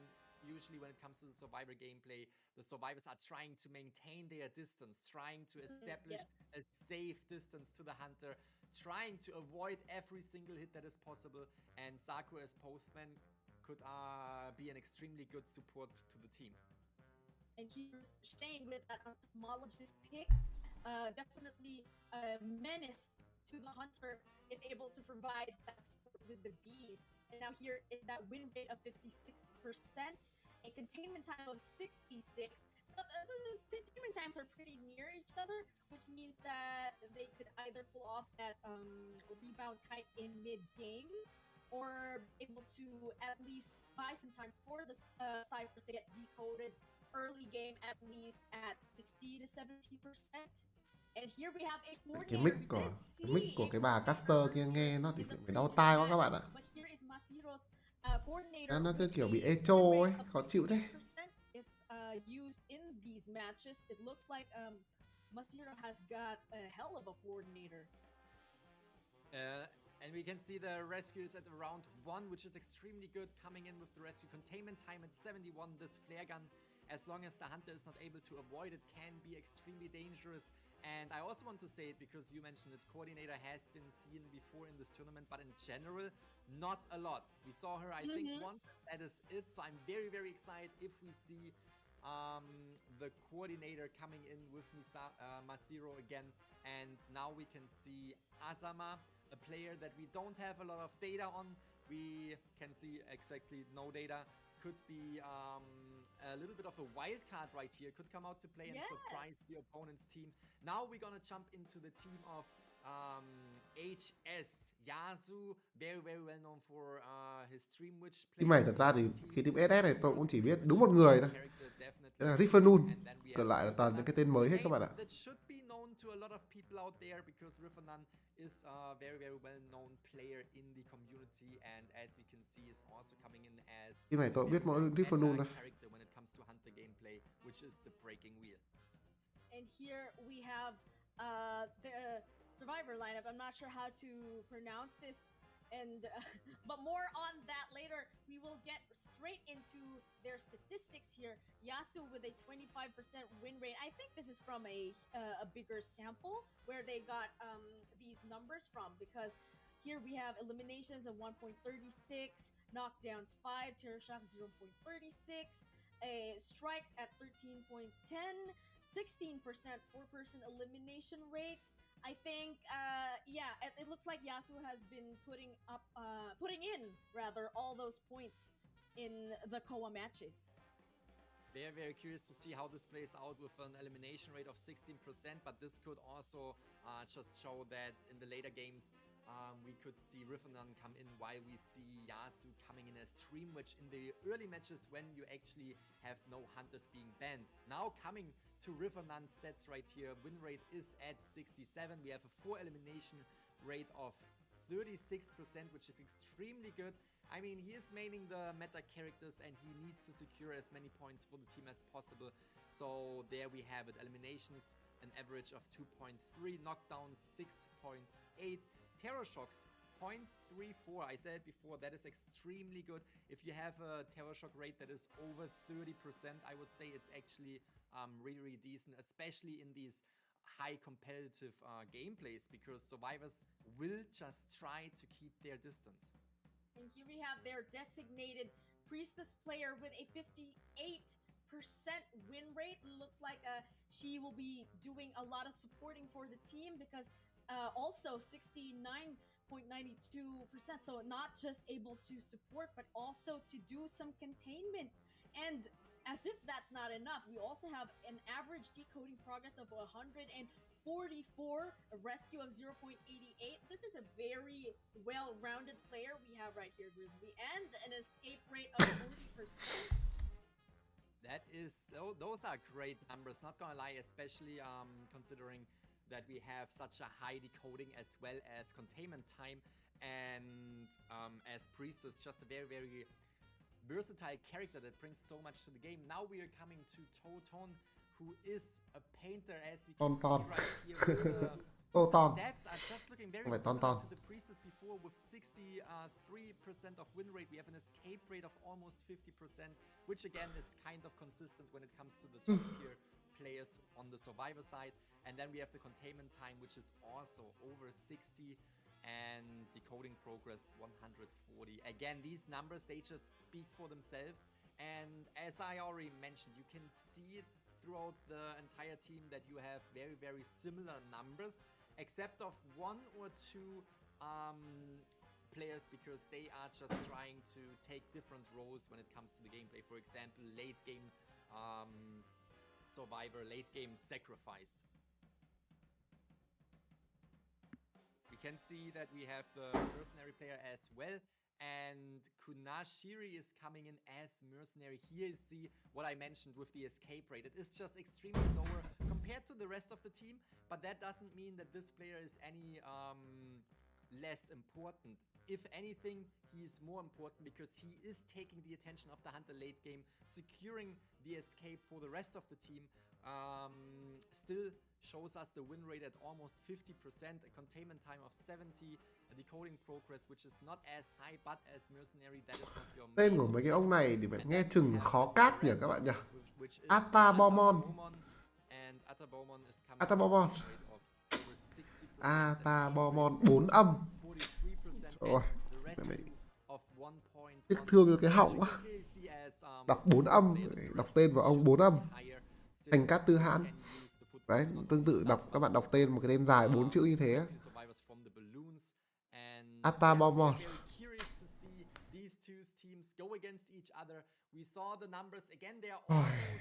In all the teams very very similar, so we are going almost all the time over the same numbers. It's just bên phía GG cấm đi không, họ chọn Hunter đánh trước, và bên phía SS họ chọn Ever Sleeping Town, đó là thị trấn say ngủ trong round đấu đầu tiên. That is just trying to buy as much time as possible, but jumping into this match we can see that the Ever Sleeping Town is selected. What can we expect from that? Now HS was the team that picked this map right here, which means that GG's Hunter will be going first.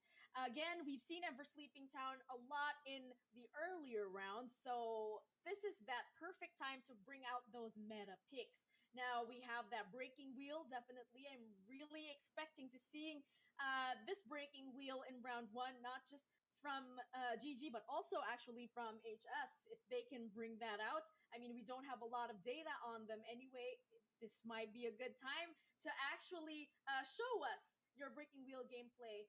Now, other options, as we've seen in the previous matches, could be Dream Witch or Sculptor. They have been adjusted. Sculptor has been adjusted, but we've seen in the previous matches that she is still a very dangerous hunter. That is for sure. That is for sure. And as you already mentioned, we might see the breaking wheel right here. I am very, very excited, to be honest, to see the breaking wheel. I feel like in this tournament, breaking wheel was not... Đây rồi, ban pick của round đấu đầu tiên trong cặp đấu giữa GG cùng với SS. Iwane sẽ là Hunter ra trận với phía GG. Anh ta sẽ có một lượt cấm. Và Tiên Tri lựa chọn mà Iwane cấm đi của bên phía SS. Với cái map như là thị trấn say ngủ, tiền đạo, lính đánh thuê, nữ chủ tế và thợ máy, 4 nhân vật này có thể được lựa chọn trước đến từ bên phía SS. Họ quyết định chọn cho mình cặp đôi giải cứu rất mạnh, đó là lính đánh thuê và tiền đạo. Vậy thì bây giờ Iwane có thể cấm tiếp đi nữ chủ tế hoặc là thợ máy của bên phía đối phương.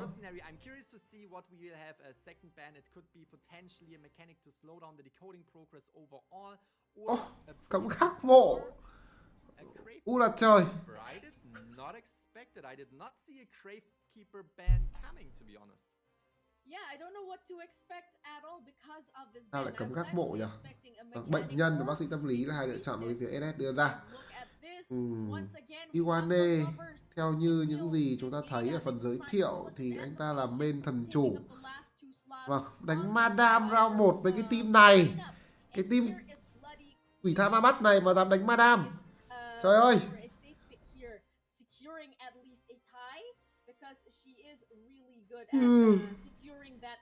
Đau đầu tôi quá. Now there is no decoder presence in this lineup. They're going to be focused more on support and containment, as well as rescue.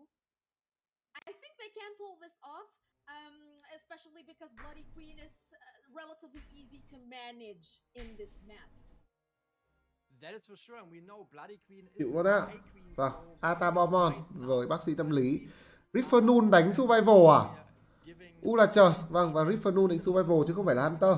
Riffernoon sẽ chơi bệnh nhân. Kuropon với tiền đạo và cuối cùng là Kunashiri với lính đánh thuê.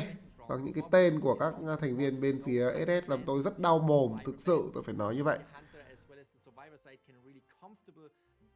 can really be comfortable and go into the match with most likely their favorite characters. So again, seeing the Bloody Queen instead of, you know, the Dream Witch or the Breaking Wheel or even the Sculptor. Nhìn cái team này tôi thật là nhìn là Madame nó gãy cả lưng rồi đấy. Chịu. What I also want to mention is that we have seen this over and over before. Như vậy cầm Gala thì ngon. Gala Polun cũng được. Polun phấn khích cũng được. Thật ra thì cũng hơi khó. Polun phấn khích nghe chừng thì cũng hơi khó. Trận này đánh những con Hunter lẻ máu ngon hơn. By now having to go against Bloody Queens, I'm very curious to see how this play out, if this will end up being a match that will be in favor of GG, or if HS is taking their opportunity and pushing for that tie, or maybe even more survivors through the gate. I think they can potentially pull this off, especially because, like we keep on saying, there are some better picks here in terms of the Hunters. They could have gone Breaking Wheel for round 1. But instead we're seeing a Blood Queen, so they could be able to effectively manage this with the use of rotation and on-point coordination. Cấm một gác mộ nghe là thấy căng này. Không hiểu sao luôn. Cấm gác mộ bây giờ còn có bệnh nhân đấy. Tính ra cấm bệnh nhân và cấm bác sĩ tâm lý nó còn ok hơn đấy. Nếu mà muốn đánh con Madame này cấm con bác sĩ tâm lý đi còn hơn đấy. Bên kia nó không thèm đánh nữ chủ tế các bạn ạ. Không thèm đánh nữ chủ tế. Vâng, đầu game đã bắt được vào vị trí của Atabamo, ăn luôn một chém rồi. Quá nhanh quá nguy hiểm đến từ vị trí của Iwane. Vâng, bạn đánh một lựa chọn bất ngờ thì cũng không sao cả, miễn là bạn thắng thì bạn làm gì cũng đúng thôi. Chỉ cần bạn thắng, bạn đánh con gì cũng đúng. Chờ gương rồi. Iwane đang chờ gương. Anh ta sẽ chờ cái gương để sau đó tiếp tục ép góc vị trí của Atabamo. Là thì đây cũng là một góc khó. Iwane, một gương tiếp theo đã có rồi. Đây là một góc chết từ cho Atabamo. Anh ta bắt buộc phải ăn một hit nữa. 10 giây nữa thì Iwane sẽ có phép, mà tôi nghĩ là Atabamo không cai được thêm bao nhiêu thời gian đâu. Tốc biến sắp có luôn rồi. Chạy ngang qua máy của Kuna Siri. Tốc biến đã có. Xong. Ây, ui ôi. Sau đấy tốc biến là ngon rồi. Không hiểu sao. Và bây giờ Iwane sẽ phải mất thêm một gương cho cái tình huống này. Có Tero Shock dành cho anh ta luôn. Vậy là chỉ thiếu một điểm hiện diện nữa thôi thì Iwane sẽ có cho mình đó là đầy đủ những cái điểm hiện diện. Mặc dù Madame không phải là một mẫu Hunter mạnh khi mà mắc điểm hiện diện, nhưng mà dù sao thì nó vẫn là một cái lợi thế và gương nó sẽ đỡ trượt hơn. Rất là khó để trượt trong những cái tình huống đặt gương gần. Và bây giờ thì Kuna Siri bị soi. Iwane anh ta biết đối phương ở đâu và có lẽ là muốn đặt gương về phía tiền đạo chăng? Kuropon.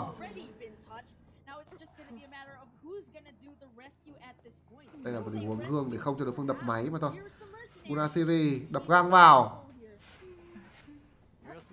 Lên chém luôn, đi cứu để đối phương cứu không mất máu kìa. Iwane để đối phương cứu không mất máu, bây giờ anh ta bắt buộc phải gương theo vị trí của Atabamon. Với một tình huống chạy về giữa map chết thế này thì máy của ông lính đánh thuê coi như là mất rồi. Đây là một pha tham cai đến từ Atabamon. Kuropon đến. Hunter vẫn còn phép.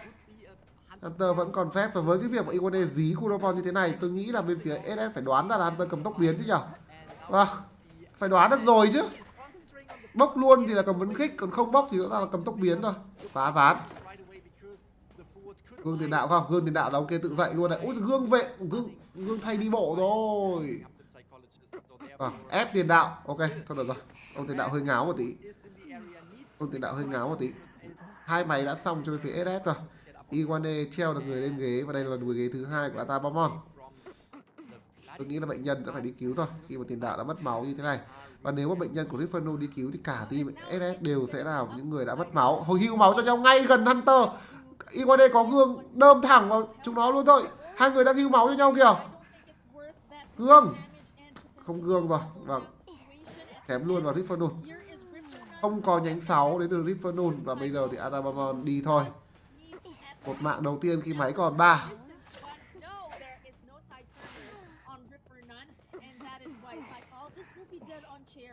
So the rest of the survivors need to make up, especially Kuropon được hồi máu và đang tiến hành đập máy ở khu vực Geisha. Iwane vừa rồi đã soi được vị trí của Rifanun thì phải. Trong những cái giây cuối cùng, khi ta đang treo người lên thì ta soi được vào vị trí của Rifanun. Hai thành viên của SS lên tầng 2 khu vực biệt thự để hồi máu cho nhau. Iwane gương sang Kuropon. Ui dồi ôi, vâng, đâm bóng đi. Iwane có muốn lên tầng 2 check thử hay không? Lên tầng 2 check thử là công an đến này, công an đến buông nhau ra. Ui, Iwane không phát hiện ra rồi. Ui, tưởng như công an đến nhưng công an lại không nhìn thấy thế này. Rifanun chưa được hồi máu xong, anh ta còn 3 chiếc móc. Tiền đạo đập máy, lính thuê chạy với máy tiền đạo bằng lùa như lùa vịt luôn. Công an đến giải tán. Găng tay đang có. Búng được găng rồi. Thêm một găng nữa. Không là sẽ ăn hit này. Vâng. Tình huống Iwane vẫn lấy được máu của lính đánh thuê. Và bây giờ Rifanun đang bị ép góc. Rifanun 3 cái móc này, 3 cái móc mà chết là thôi luôn này.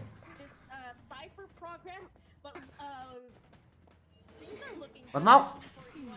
Vâng. Tay gương sang, tốc biến đang có cho Iwane. Anh ta sẽ hạ gục được Rifanun ở đây. Nhưng mà đây rồi.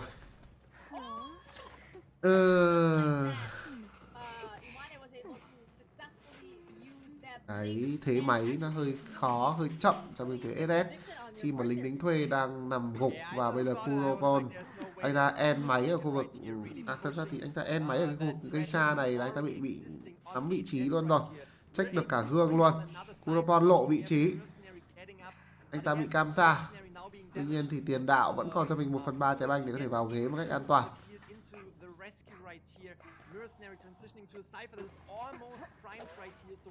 Rifanun thật ra vẫn còn 2 móc nha. Ra ghế pha này mà cai được thì vẫn ngon, là vẫn ping này. Hơi khó cho Iwane để làm gì thêm. Ôi, chém xuyên ván kìa. Rồi rồi, gương theo Rifanun. Có một cái tàu và xoay gương sang từ Iwane. Anh ta nhìn thấy tàu di chuyển đến và không dám đứng lại, cho nên là phải xoay gương sang luôn. Rifanun dùng cho mình thêm được một chiếc móc. Cai về khu vực lề đường. Ở đây thì vẫn còn địa hình cho Rifanun. Ván vẫn còn. Để được cửa sổ luôn rồi. Cái gương tiếp theo khá là lâu nữa thì Iwane mới có. Và dùng gương thì đối phương bắn móc đi mà thôi. Máy gần xong cho bên phía của SS rồi. Chính ra là máy đã xong rồi, không cần phải bắn cái móc này. Ép đối phương đặt gương ra là đẹp. Vâng, ép đối phương đặt gương ra là đẹp cho bên phía SS. Máy Pram. Quá nhiều đồ đạc. Đánh con Madame và cái team này khác gì ẹ ra máu không? Một cái găng và một cái gương. Khoảng 1/3 trái bóng là một cái gương. Và sau đó là một cái móc cũng là một cái gương luôn. Đấy, bắt được người đầu nhanh lắm, xong rồi đuổi 3 người sau ói hẻ. Rifanun bắn móc đi thôi, tiếc móc kia. Cuối cùng thì cũng bắn rồi và đu được vào trong một khu vực nghĩa địa. Gương mới sẽ có cho Iwane, đặt gương hơi thôi rồi, gương này tốt, xin lỗi Iwane. Gương này tốt. Đây sẽ là một trận đấu hòa. Cổng đã xong luôn rồi. Các bạn thấy không? Bắt được xong người đầu tiên là có bác sĩ tâm lý, cái người yếu nhất của cái team này xong ấy. 3 người còn lại, một quả bóng, 3 cái găng, 3 cái móc. Ui dồi ôi, đuổi người.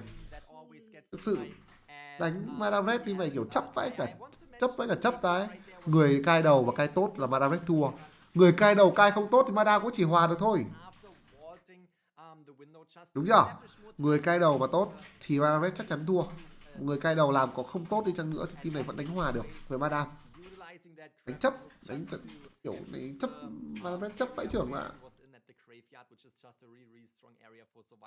Was buying the rest of the team enough time to get out with a tie, and as we already mentioned, a tie might be extremely good for HS because now on the ever sleeping town, if HS is coming out with a breaking wheel, which we have seen so many times getting a 5-point game, a 4 survival elimination, or could also be a Dream Witch or a Sculptor, which we have seen the same outcome with.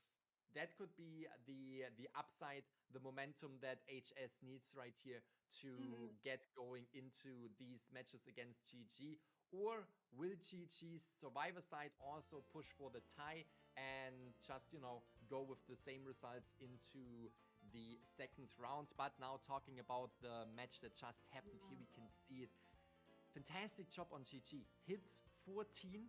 We have Terror Shocks 1 was coming in. The knockdowns 8. Really, really good job putting pressure on the survivors, concentrating on that psychologist that wasn't able to strike down a pallet, rescue, or heal, or even touch a Cypher machine for 1 second. Yes. So that was extremely good early game. But then we can see the rest of the team was doing a little bit more when it comes to decoding the Cypher machines, as well as when it comes to the containment time and really buying enough time to bring down these Cypher machines and to get out with 2 survivors. I think the highlight really here is Riffernun's containment, because this is 3 digits we see right here. Really long time, a lot of time bought for the mercenary and the forward to finish those ciphers. And mind you, these are just about the slowest decoders in the whole game, which means that Riffernun was just able to really contain that long. Now we're starting to admire the patient and psychologist team up here because of their kiting potential. They can really make it to the meta, and I'm really happy with how these 2 survivors have actually worked their way towards the meta. More players are using them, not just in rank, but also in competitive Identity 5. So I'm really happy with how this team up is rising through the ranks. I'm actually also wondering if it's going to be the same for Này mua Little đắt mà vợ. Girl, if Này mua the đắt game không? comes to a point where she is Nè. already ready for competition. And now here we have a tie for the first half of round 1. Really looking forward to the second half of this round. Yes, absolutely. Absolutely. As you already mentioned, patience as well as psychologists really, really coming into that game extremely strong and being characters that we have seen over and over again already, and which we will most likely see more of in the future. And asking the question if Little Girl will be a strong survivor as well that comes to the tournament and competitive scene. I highly think that we will see her, just because she is an extremely good support character which can provide a lot of different abilities to the team. Mình vẫn ngửi được mùi, mình vẫn an toàn. Obviously, we will see the ever-changing game that is Identity 5. We will see nerfs, we will see buffs of other characters. We might see, you know, characters that we haven't even seen for the entirety of the tournament section since Core 1, for example, you know, the Gardener or the Lucky Guy could potentially get a buff that will push them through the entire ranks to the meta, and we might see them in the future. So there's everything on the table for everyone, for every single character. I'm very, very excited what the future of Identity 5 holds for us, especially when it comes to Little Girl, just because she is one of the newer characters. And yeah, I'm curious to see how the next round goes as well, because as we already mentioned, I just want to highlight this, we have a tie situation right here Là trời. for GG and HS. HS is now on the hunting side, which might give them the opportunity to take home some more points to decide that number 1 round for themselves. Or we might see GG on the survivor side that is really, really taking survivors through the gate, escaping from the hunter and taking points for them, or at least tying that round as well, so they can get a tie and they can go with good motivation into the next round. Ra tính ra nếu mà team của Riffernun chắc là team Thái Lan đấy. Again, I would just Nhìn like đặt to tên toàn tên Nhật reiterate thế that thôi, if nhưng it mà was the Hunter, I really chắc là cả team của would team need Thái to á. bring out that breaking wheel. This is his strongest map after all. He can really shine with the use of that mobility, and generally just the toolkit of the breaking wheel. We have that snap, we have those traps. There is a lot of situations where a breaking wheel could really seal in those first survivors down in early game. And then as if that's not enough, it's actually easy in the current meta for a breaking wheel to get rid of a mechanic and not be afraid of a priestess. So this is why I really think that the breaking wheel is still potentially, arguably, the strongest hunter in the game. Well, especially in big maps. So since this is a big map, guys, if you're listening in on us and you want to secure those points, this is the time. to bring out that breaking wheel.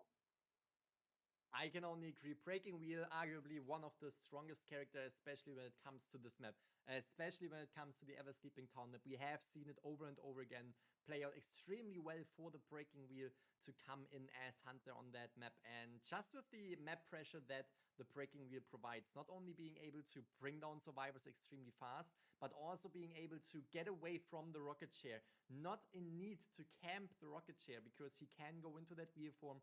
He can go to other Cypher machines, put pressure on the rest of the Cyphers, and easily come back to the rocket chair to guard the survivor that is most likely going to be rescued by another rescuer, which just pushes survivors not only off the rocket chair, but just makes it extremely difficult to go against the Breaking Wheel, not only from the very beginning, but also mid and late game. So there's always pressure on the survivor side. But I also want to mention that we have seen survivor teams really outplaying, outsmarting the Breaking Wheel before with outstanding strategy and outstanding techniques. So I'm curious to see either way, if it's going to be a Breaking Wheel, I'm curious to see the Breaking Wheel gameplay, and I'm also curious to see how the survivors are going to deal with that Breaking Wheel.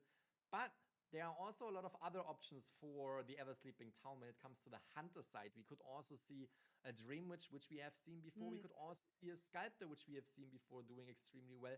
At the end of the day, what HS is going for, it is more points than a tie, more survivors eliminated than 2, because that would put them into a really good position going into round number 2. And I think with the hunting side of HS, we might see one of the 3 meta characters, which is Breaking Wheel, Sculptor, or Dream Witch. Yeah. Well, I think still out of all these 3 hunters, because the Breaking Wheel hasn't been adjusted, still looking forward to that. But as you said, to push for the later rounds, I think a tie would be really good, because that is what is going to give us our round 3. And like I keep on saying, Grizzly, I am such a round 3 fan. So I hope. Đây rồi, ban pick của round đấu 1B, Yasuo. Anh ta thiếu một chữ O nữa. Ok, Yasuo sẽ là Hunter ra trận cho phía SS khi mà Riffanoon đã đánh Survival rồi. Cấm tiên tri đến từ Yasuo. Bên phía GG, Minato, Masiro, Nayeon và Sen. Lính đánh thuê và nữ chủ tế. And there she is, and I believe this is a mercenary, if he is indeed going to be locked in. Yes, that is for sure definitely a good pick right here. Seer is banned, as we have seen so many times before, because he can just prolong a kite of a teammate for so long. Cấm tiếp đi tiền đạo với phía GG. Giờ tôi mới để ý là họ không lựa chọn tiền đạo sớm và để cho Yasuo cấm đi nhân vật này. Vậy thì thợ máy đang còn. Không biết là bên phía GG có muốn đánh thợ máy hay không đây. Bác sĩ tâm lý và thợ máy. Không phải thợ máy. Ê, không phải thợ máy, không phải thợ máy, không phải thợ máy. Ma thuật sư kìa, ma thuật sư, alo.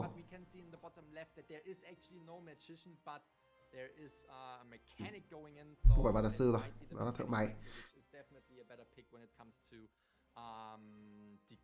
Yasuo sẽ đánh gì đây? Asagi, chém gió. Quẩy rách thôi. Cũng là Madame Red. Ôi, ngủ một giấc một tí dậy cáp tiếp được không? Trời ơi. Cứ đánh Madame ra 1 tí nhỏ. Đau đầu nhở? Cứ Madame ra 1 hoài. It's almost a mirror match actually, but instead they have switched out the patient for this mechanic, because they do want to secure that Cypher rush. This could work. They could make this work. Again, Priestess, not the easiest target to chase. Mercenary out of the question. There really is no sense chasing a mercenary early in the game, or even any part of the game at all, especially except when he's like the last of the targets left. And then we have a psychologist here. If she's able to transition correctly, she can buy all those seconds for the ciphers to get decoded. Now it's really crucial. Tôi cứ tưởng tên là Yasuo là phải kiểu về Hasagi các thứ, nhưng mà Đây lại ông này thiếu chữ O thật. Yasuo. Ông này thiếu chữ O trong tên rồi. Thế nên là mới đánh lựa chọn an toàn như là Mada. Thường là mấy cái đứa tên kiểu Yasuo các thứ là phải đánh máu chiến lắm. That is for sure very, very curious to see how that mechanic will be utilized. We already mentioned it. GG needs to get at least a tie, and with this team composition, I'm very, very positive that it is possible to go against Yasuo right here with Bloody Queen and perform the tie. And I almost believe that with the mechanic, they have good chances to perform extremely well. We have the mechanic, we have the priestess, just such strong characters, and we might see a very, very fast decoding progress. We might see a really, really strong Cypher rush when it comes to GG's side, and this could change. Ok, trận đấu bắt đầu với Madame Red di chuyển về khu vực giữa bản đồ, đi dưới nhà 2 tầng và có vẻ như là sẽ đuổi nữ chủ tế chăng? Khi mà nữ chủ tế đập máy ở ngay tầng 2 thôi. Minato sẽ là người bị đuổi đầu. Minato cầm cho mình là nữ chủ tế, và nếu mà Yasuo gương, đục gương luôn rồi. À xin lỗi, đục cổng luôn rồi. Yasuo không hề có ý định đuổi Minato. Tức là anh ta chỉ ép đối phương rời khỏi cái máy mà thôi. Gương về khu vực lề đường. Ở đây là Mashiro, bác sĩ tâm lý, đập máy hơi khó thì phải. Bác sĩ tâm lý đập máy hơi khó. Anh ta liệu có vào kịp ván hay không đây? Tôi nghĩ là sẽ vào kịp thôi. Mashiro vào kịp ván. Tốc biến đang có, và tốc biến trượt luôn rồi, còn cái nịt. Hôm nay còn cái nịt. Mashiro lên tàu luôn rồi. Hôm nay còn cái nịt. Ôi dồi ôi, gương gì vậy trời. Ôi dồi ôi, muốn chém luôn trên đầu cơ mà. Mất gương thứ 2 rồi. Mất luôn cái gương rồi. Còn cái nịt. Mất gương rồi. Xong. Thả gương thẳng sang bên này. Lấy luôn một hit lúc mà nó rơi từ trên, nó xuống từ tàu đi cho nó nhanh. Không, tôi là phải chơi kiểu top hiểu không? Tôi là phải play top. Tôi phải chờ đó, tôi đánh nó ở trên tàu luôn cơ.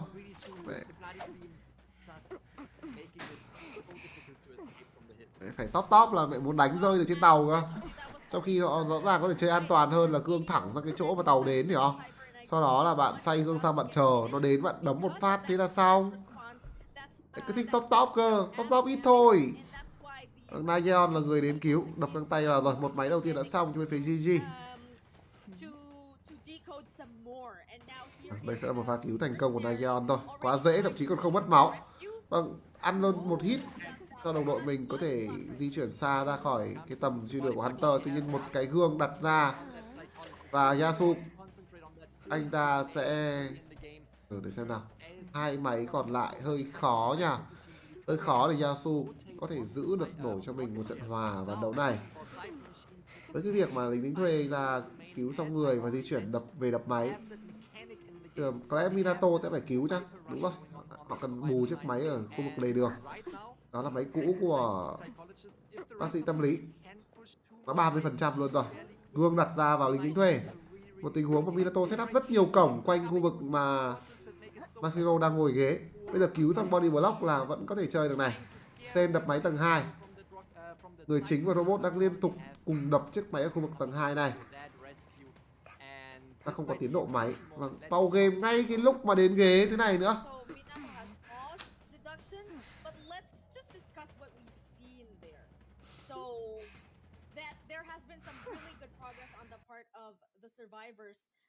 Because of that really long kite early in the game, and then we also have that timely rescue from the mercenary, and Tide Turner having its contribution in extending that time. Now that bot, it's so safe. It has never been spotted. It did achieve at least 1 cipher and was actually already decoding that 4th and 5th cipher. I saw the mechanic on the last and the bot at that middle cipher. The pressure is on the Blood Queen right now, because if the mercenary and the priestess are able to provide support to do some body blocks here and there, they could actually get that cipher done. That is for sure. That is for sure. And the thing is, if you look at this team composition and you look at the situation that the Bloody Queen is in, you go in and the first survivor that you find is the Priestess. Are you going for the Priestess? Absolutely not. That would be definitely a mistake because that would take so long to actually catch up. Okay, next target that you see, Psychologist. Are you going for the Psychologist? Yes, it's not the worst option because she can take that another like this additional hit, but as soon as she took that additional hit, she has no other way of prolonging the kite. There is no owl that could come in, there is no portal, there is no Ok, trận đấu sẽ được tiếp tục jumping into that game. và cứu ra thành công rồi. Rất nhiều những cái vòng trước mặt Mashiro, nhưng anh ta có vẻ như không chạy được vào vòng rồi. Minato cần phải có một pha đỡ lưng. Chém trúng vào Minato luôn rồi. Và body block thành công. Tuy nhiên Hunter đã có tốc biến trở lại. Liệu máy có kịp cho bên phía của GG hay không? Đây, một tình huống đục vòng. Tiếp tục là một vòng nữa nhưng mà Mashiro không đi vòng. Trời ơi, lăn qua ván, tăng tốc nhánh 9. Tốc biến là có và Mashiro đi luôn rồi. Máy không kịp cho bên phía GG. Không hiểu ý rồi. Đây là một pha không ăn ý. Yasu sẽ treo chết được vị trí của Mashiro, sau đó quay trở lại khu vực Minato đang nằm và treo anh ta lên thôi. Không, bỏ qua luôn Minato. Và có vẻ như là Yasu muốn cam vào máy rồi. Shen đang bốc thêm một chiếc máy ở khu vực giữa map. Nayeon thì buông máy chạy đi đâu? Nó chạy về cổng nghĩa địa. Đập căng tay đi Nayeon luôn rồi. Cái máy trên tầng 2 tôi nghĩ nó đã xong kịp rồi. Đây là một máy mới. Tự là đập cái máy giữa map này không có nhiều tác dụng nữa. Minato đã tự dậy. Minato đang bốc máy. Anh ta không còn một chiếc vòng nào cả. Bây giờ Nayeon quay trở lại chiếc máy ở khu vực lề đường và Hunter và Yasu đang nhắm thẳng về đây. Nayeon đã hết đồ rồi. Xít đã có một pha xuyên ván. Một cái gương đặt ra và Nayeon chắc chắn là sẽ ăn hit trong tình huống này. Hai thành viên của GG đang đến heal cho nhau.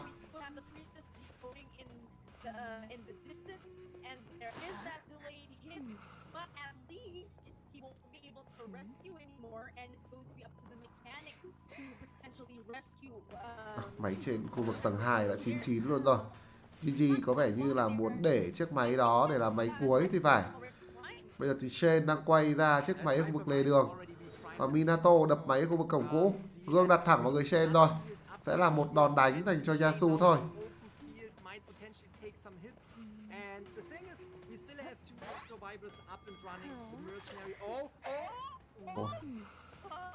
Minato cần phải cẩn thận. Anh ta đã mất tự dậy trong tình huống này. Nayeon cũng đã dùng tự dậy. Minato đục một chiếc vòng cai về khu vực lề đường. Hai người đang cai đập mặt vào nhau. Vẫn đang là một tình huống Yasu kiểm soát được chiếc máy ở khu vực lề đường này. Cái góc cai của những thành viên bên phía GG nó liên tục về cái máy cũ của họ. Gương được đặt ra. Minato ăn một hit rồi. Chắc chắn nó sẽ ăn một hit. 3 người nửa máu. Yasu có thế thắng cho ván đấu này khi ta đã lấy được 2 cái tự dậy. Cùng với đó là 3 thành viên của GG đều đang nửa máu. Thợ máy hoàn thành luôn chiếc máy ở khu vực tầng 2. Không. Bây giờ thì Pram cái máy tầng 2 luôn chứ còn đợi cái chờ cái gì nữa. Yasu vẫn đang có gương, vẫn đang có tele, rất khó chịu. Anh ta đang kiểm soát máy và đây là cơ hội cho SS vươn lên trong round đấu đầu tiên. Nếu Yasu hạ gục được một thành viên nào đó. Và bây giờ thì máy bên phía GG chưa xong kịp. Họ cần phải hồi máu cho nhau. GG họ vào đây rồi.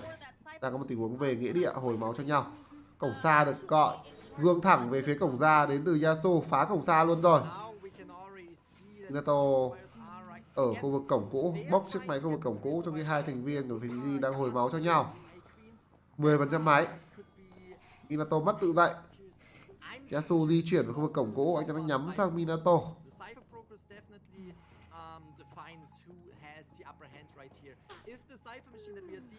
Rồi, thế này là hồi được máu rồi. Yasu không bắt thẳng được vào vị trí của Minato là đối phương sẽ hồi được máu. Một tình huống gương. Vâng, chém chính xác rồi. Minato đã mất tự dậy nhưng bây giờ bắt buộc Yasu phải treo. Ô, anh ta không treo luôn kìa. Anh ta không treo luôn. Anh ta di chuyển ra tiếp tục kiểm soát máy và có dấu tay ở khu vực giữa bản đồ này. Nó là ở khu vực cổng nghĩa địa. Yasu nhắm ra máy ở khu vực lề đường không. Bên kia thì thợ máy tự trích xong máu của mình rồi. Lính thuê sẽ đập máy. Minato tự heal 90%. Nayeon Anh ta chưa đập máy, anh ta vẫn đang di chuyển ở quanh khu vực lề đường này để gây áp lực chăng? Không còn máy nào để cho bên phía GG họ đang không đập được máy nào cả. Nên bây giờ Nayeon có áp lực vào đây thì nó cũng vậy thôi. Áp lực xong bạn còn phải... Ôi dồi ôi, chém trượt hết cả cái gương rồi. Và cuối cùng hit cuối thì Yasuo cũng đã chém trúng được vào vị trí của Nayeon.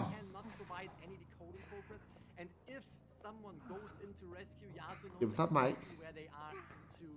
Minato đã mất tự dậy, anh ta đang chờ đồng đội đến. Trong lúc này thì Minato nên bò đến gần đồng đội thì nó sẽ tốt hơn. Đằng nào cũng là một công, anh ta không làm gì được thêm cả. Yasuo có thế thắng, anh ta có thể có cái thế để chiến thắng trong trận đấu này. Shen có một tình huống dựng Minato dậy. Yasuo gương thẳng vào vị trí của Shen luôn. Liên tục đến tình huống gương và chém trượt đến từ Yasuo. Madame mà cứ gương trượt một lần như thế này là đối phương đập một đống máy cho bạn xem này. Minato đục vòng, bắt buộc phải phá vòng đi rồi. Nayeon đang có tình huống áp lực về máy ở khu vực lề đường. 3 máy quá gần nhau, đập máy không được đến từ các thành viên bên phía GG.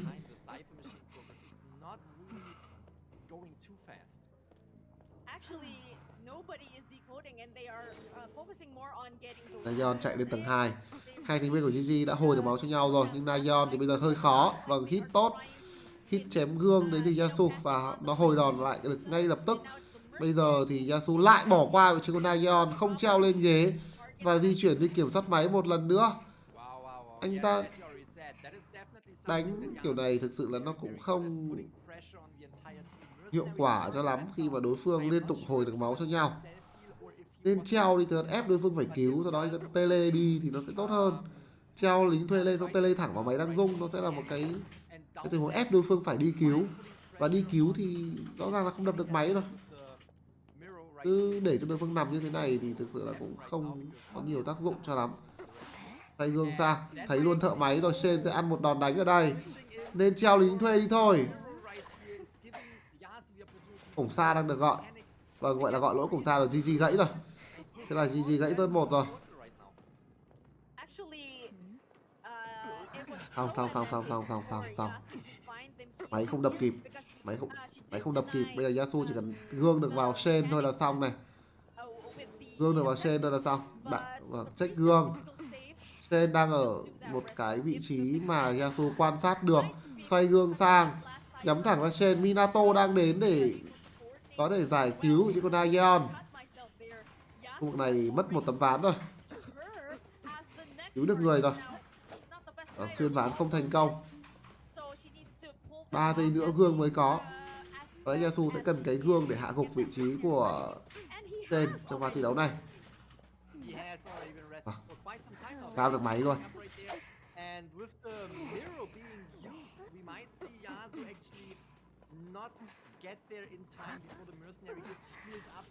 Minato đã hồi xong máu cho lính thuê của Nayeon rồi. Bây giờ thì Yasuo sẽ phải cố gắng kiểm soát chiếc máy này. Tiếp tục bốc cái máy ở khu vực giữa map. Gương đã có cho dành cho Yasuo. Anh ta sẽ gương thẳng ra phía Minato. Chém trúng rồi. Nayeon đâm vào ghế cứu. Đây sẽ là một pha cứu vẫn mất máu. Yasuo cần phải chém trúng trong tình huống này. Anh ta muốn nhắm sang vị trí của thợ máy. Có Tero sốc. Nhưng từ từ nha, cái máy này 9 mấy % rồi thì phải. Không. Máy này chưa xong. Máy này mới 80% mà thôi. Minato đang cố gắng đi cốt ở máy khu vực đó là giữa map. Shen đang quay vòng về cứu máy Pram rồi. Gương vào Minato, Minato gục là đi luôn này. Đi rồi. Không có ai Pram máy GG cả. Vâng, Minato đã mất tự dậy. Shen làm gì được đây khi mà Minato mất tự dậy rồi. Yasuo có tele luôn cơ. Bên kia Minato mất tự dậy là không ai Pram máy cả. Shen đâm về Pram máy. Tele vào máy không? Không tele. Quyết định đó là đi bộ về. Hai người bị đi búp. Vâng, máy Pram rồi. Minato đục cổng để đi cứu Yasuo lag. Lag rồi. Ôi đang thắng mà. Đang thắng mà. Pau game đi. Pau game cho nó đi. Không, đi lại rồi. Vâng, lag mất chục giây mẹ luôn rồi. Ôi mất mẹ nó. Thôi là vẫn có trận thắng nhưng mất trận thắng 4 rồi các bạn ạ. Vâng, Gương vào Shen. We have Yasuo being able to concentrate on one more survivor, and if it's possible for Yasuo to bring down that one more survivor and to bring that survivor. Có đòn đánh. Vâng, Yasuo vẫn có một trận thắng 3. Yasuo vẫn có một trận thắng 3. Tôi thấy anh ta có thể tele về khu vực cổng nữa. Minato để lại một đống dấu chân và Minato đã mất tự dậy trong trận đấu này rồi nha. Nếu bây giờ Yasuo hạ gục được Minato, anh ta vẫn có thể có một chiến thắng 4 người.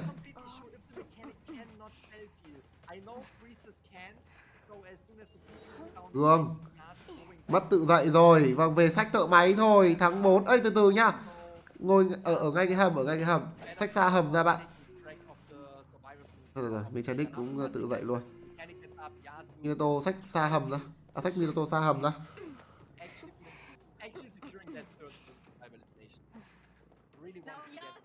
Rồi, Shen bị phát hiện vị trí luôn rồi.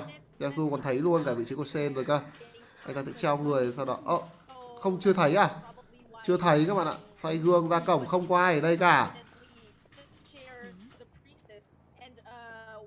Shen đang đâm về cứu. Yasuo thấy điều này, đi luôn rồi. Vâng, giết 4 dành cho bên phía ESS. Hasagi.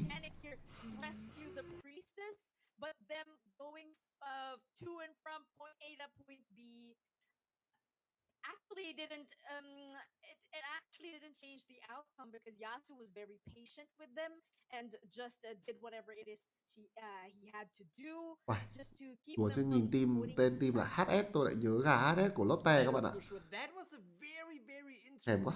For me to spectate because you just saw how both of these teams were not giving each other anything. You saw the survivors were doing extremely well when it came to team coordination, when it came to rescuing, when it came to healing, when it came to taking the attention of the hunter.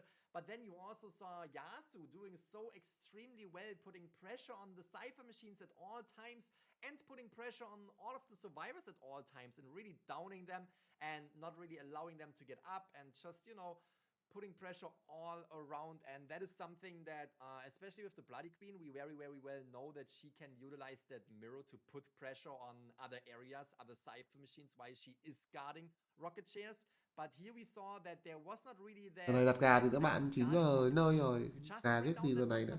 And you concentrate on the next. And sometimes, you know, you put more pressure on the survivors. Phải phi ra mua còn kịp. Thôi đang cắt giải mua gì. Thôi, tiết kiệm tiền. Extremely well, even against such a well coordinated situation, very well coordinated team. Anh có dám ăn đâu, tiết kiệm mà. Đi xuống nấu mì ăn. Đây, tôi đang nghèo lắm các bạn ạ. Nghèo nhà tôi đang bị phíp. Một tuần thuốc rơi vào khoảng 2 triệu. Mà chưa kể là hơn 2 triệu. Chưa kể là những cái thuốc lặt vặt khác. Và chưa kể là tiêm truyền cho nó. Và chưa kể là đi mẹ còn phải xét nghiệm xem mấy con kia có bị lây ký sinh trùng máu gì không. Hắc là cũng bị ký sinh trùng máu luôn rồi đấy. Mai cũng phải vác đi này. Mai vác đi tiêm ký sinh trùng này. Mệt lắm cơ. Bao nhiêu tiền của tôi đấy.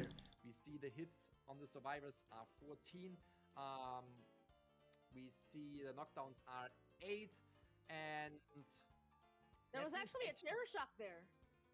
Yeah, it seems actually very, very similar to the stats of the match that we have seen before, to be honest.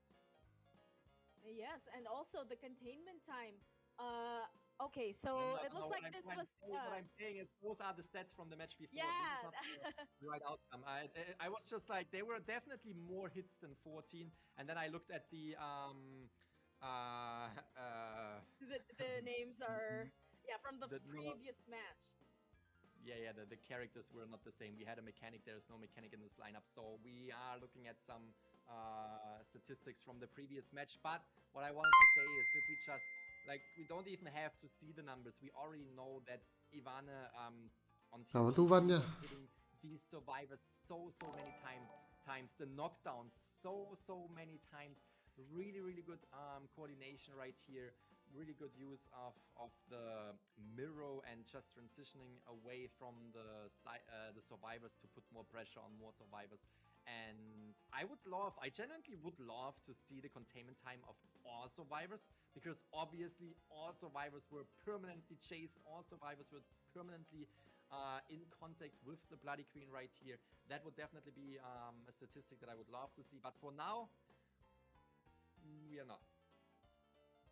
Yeah, I would just like to commend the patience on Yasu with how he just wait for the survivors to just simply fall into her traps, or uh, for it to just be all according to her plan. So now here is the scoreboard for the this current matchup between GG and HS. We have a tie for the first half and a 5 points going to HS for the second half, which awards the whole of round one to HS. Hokkaido Shrimp, fantastic job, guys.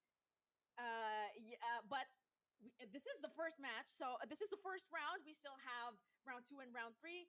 Who knows? They could pull off a tie on both teams, and that is what will secure that round three. So it's too early to say. There's still much to look forward to for this matchup. There's definitely a lot to look forward, but I just want to highlight this. Throughout the entire match, I genuinely thought that the survivors were doing extremely well. I genuinely thought with the mechanic being the survivor that was not being chased until late game, I thought that the survivors would have a fantastic chance of at least matching the tie from the first half of round number one. And they actually performed extremely well, in my opinion. The way that the psychologist was buying time early in the game, and just again, the Cypher rush that was happening that we saw was so fantastic. But then Yatsu really picked up the pace mid-game and really put that pressure on the survivor team right there. So definitely GG's to both of the teams for these 2 rounds right here. They are not giving each other anything, and in my opinion, when we look at the skill of both sides, it's very, very evenly matched. So I'm curious to see what we will experience in round number 2, especially when it comes to the bans, because now we saw, okay, both Hunter sides were using the Bloody Queen, which is not a single one of the hunters that we mentioned that are really, really meta right now, like Breaking Wheel, like Sculptor, like the Dream Witch. We didn't see any of these. So are we expecting a Bloody Queen ban in round number 2? And if so, this could already be a fantastic spectacle for us to spectate, because obviously, if they are not going to play any of the 3 meta characters, we see more off-meta characters.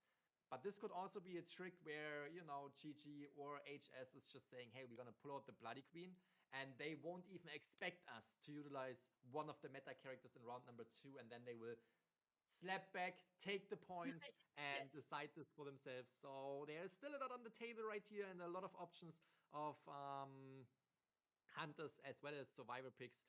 And yeah, I'm just curious to see where this leads to. Well, one thing is for sure, they really do need to respect that Blood Queen from Yasu, especially in the earlier rounds where there are more survivors to ban. So if Yasu brings her out, and if it's going to be a tight map, like say for example the hospital, or especially Arms Factory, definitely don't want to be dealing with that Blood Queen. She does have the chance to ban a batter, because the batter, it could be a really good counter for a Blood Queen. But if they do get that chance, they really should play it safe and get rid of that Blood Queen. I'm curious to see what they will do. I'm really I'm seriously curious to see what they will do, because obviously, yes, Bloody Queen, very, very dangerous. You want to avoid that Bloody Queen, especially from these players. But at the same time, we saw how GG on the survivor side were performing, and I would say it was a really, really close call. It was a close match. That Cypher Machine late game was already primed really, really well. If we didn't see HS bring the mercenary to the chair, this game could have been very, very different, right? We could see the priestess goes down, the mechanic comes in for the Cypher pop, 3 survivors up and running. So there are a lot of aspects. Ok, với round 1 chênh lệch đến 5 điểm thì bây giờ lợi thế rất lớn nó nằm ở phía RS. Nếu họ chiến thắng luôn round đấu thứ 2 này thì họ sẽ có một cái cặp đấu knockout và họ sẽ là đội cuối cùng tiến vào cái top 4 của vòng loại khu vực Đông Nam Á. Tuy nhiên nếu mà họ không thắng được thì tôi nghĩ là đánh hòa một trận nó cũng không phải là cái gì đấy nó quá là khó. Đánh hòa Hòa thôi là round sau bên kia bắt buộc phải thắng 4 một bên thì nó cũng khó, một cái khó tương tự như vậy. Và với một trận thắng 5 điểm như thế thì lợi thế dành cho bên phía SS đó là cực kỳ lớn.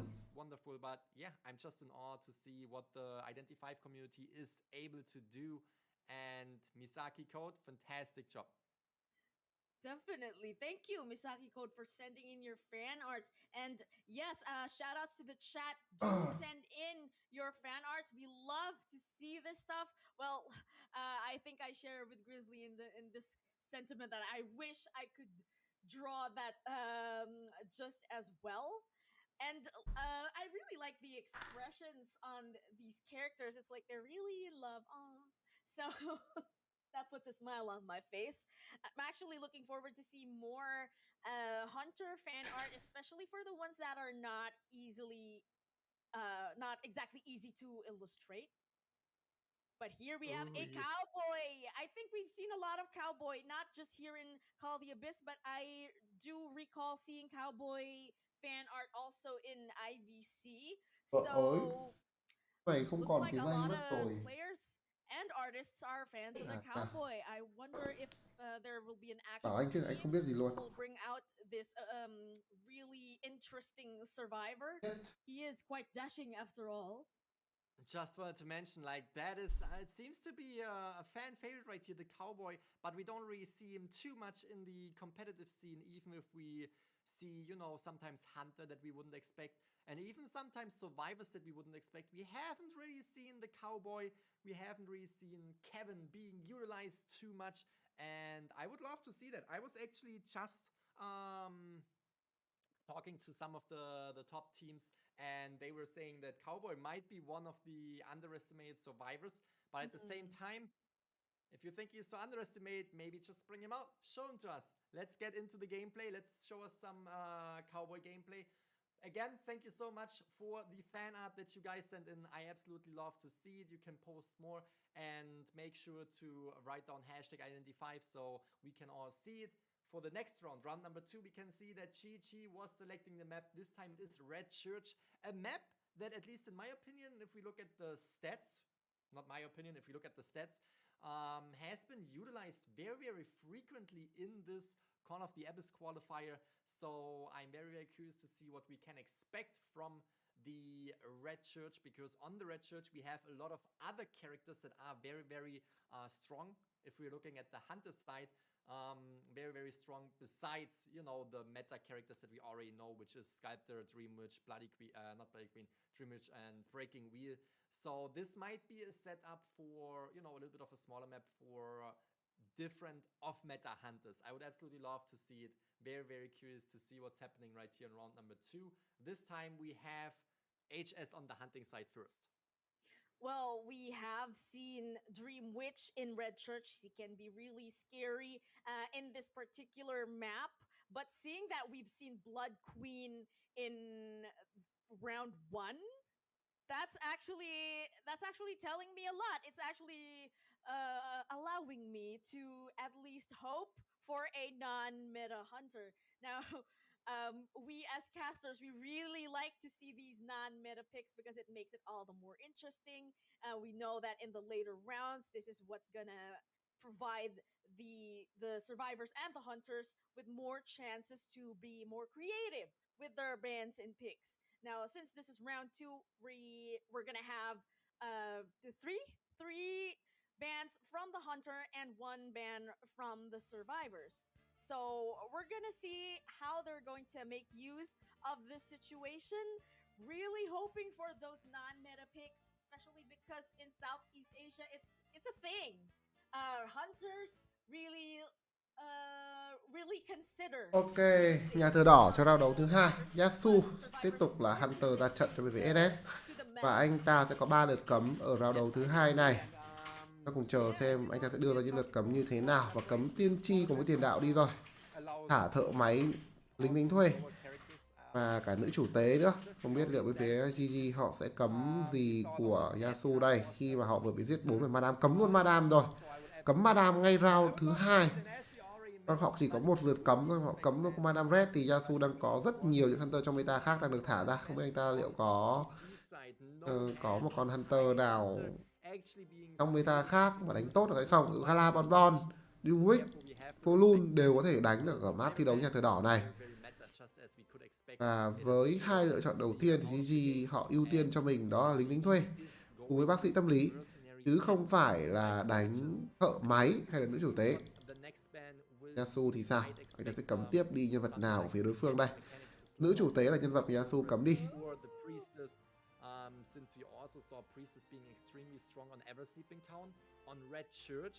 Priestess is also having a lot of tricks up her sleeve, so banning that is definitely a good idea.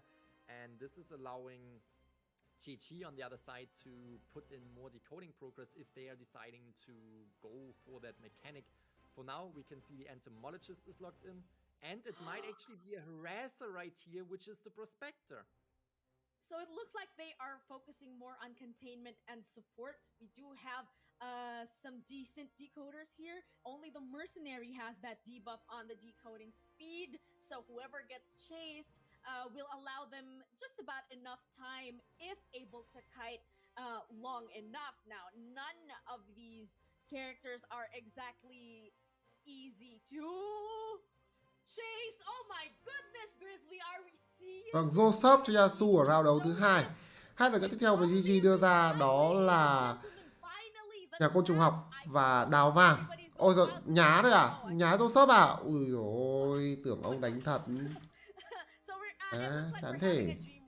Tưởng ông đánh thật. Ông đánh thật thì ông ghê. But this is a very dangerous hunter in Red Church after all, so I'm seeing the logic behind the Dream Witch pick.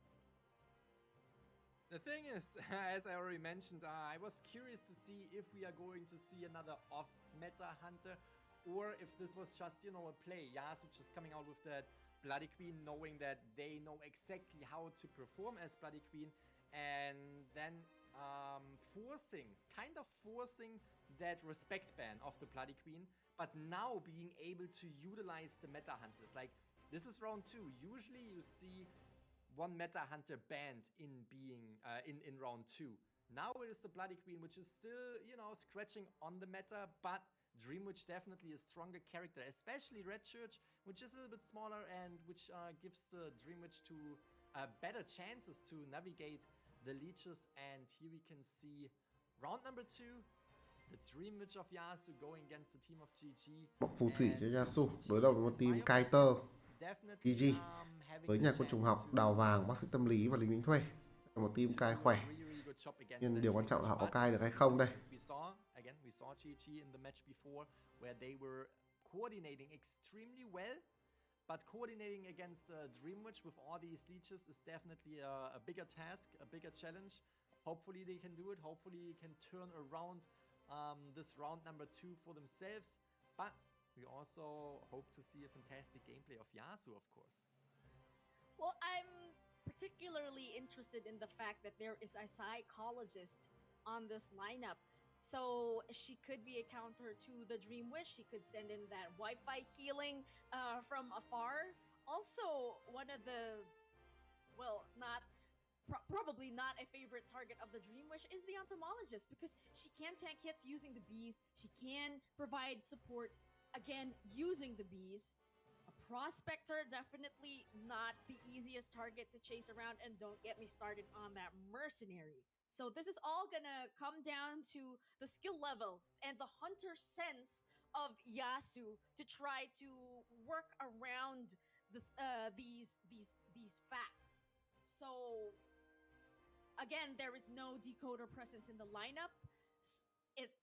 Any target could be. Ok, trận đấu sẽ bắt đầu với mộng phù thủy của Yasuo, đuổi luôn vào tường đổ 1 và Sen đang gặp nguy hiểm. Sen sẽ ăn một hit free rồi, đánh với mộng phù thủy mà ăn một hit free như thế này thì chơi bời gì nữa. Thả chó đã có rồi cho Yasuo. Anh ta sẽ có một tình huống đẩy đệ và thả chó Sen ngay bây giờ thôi. Chắc chắn là như vậy rồi. Đặt một cái con ong, đặt con ong ở ngay cái cửa ra vào của nhà thờ đỏ, và bây giờ Shen đang cai xa Hunter ra. Tuy nhiên con đệ ký sinh của anh ta đang đi về và Yasuo nên có một tình huống thả chó sớm, nhưng anh ta làm gì thế này? điều đệ không hề tốt nha. Tính ra thế này là điều đệ không hề tốt nha. Con chủ thể vẫn đang đứng ở tường đổ 1 và điều đệ cái gì đây không? Vâng, ăn được, lấy được một hit free, kiểu bên kia không biết chơi game rồi mà điều đệ tiếp theo ngáo quá. Bạn đẩy thẳng con ký sinh, con đệ chủ thể đi ra một chỗ khác, sau đó là bạn... Ôi dồi ôi, con chủ thể vẫn đang đứng ở đây ạ, tôi chịu luôn á. Cầm thả chó làm gì, ông cầm mẹ nó tốc biến đi, xong bây giờ ông đánh có phải là đơn giản hơn không? Tôi đánh giá là ông Yasu này không biết chơi mộng phù thủy nhá. Con pha đầu đấy đánh được một hit như thế xong đẩy con đệ ra góc, xong rồi bạn đi chủ thể bạn thả chó luôn. Cái ông C này là bắt được người sớm luôn rồi á. Lại đánh ông. Tôi đánh giá là không biết đánh mộng phù thủy nhá. Đẩy con đệ chủ thể đi đâm vào tường ấy, bạn kéo con chủ thể đi thẳng thả chó rồi là xong rồi. Chán. Đánh chán thật sự.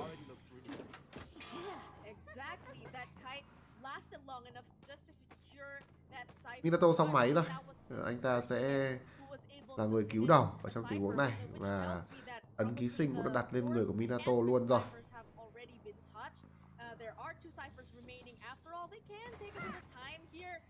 3 máy đã xong cho bên phía GG. Và lại là bao game. Đau đầu.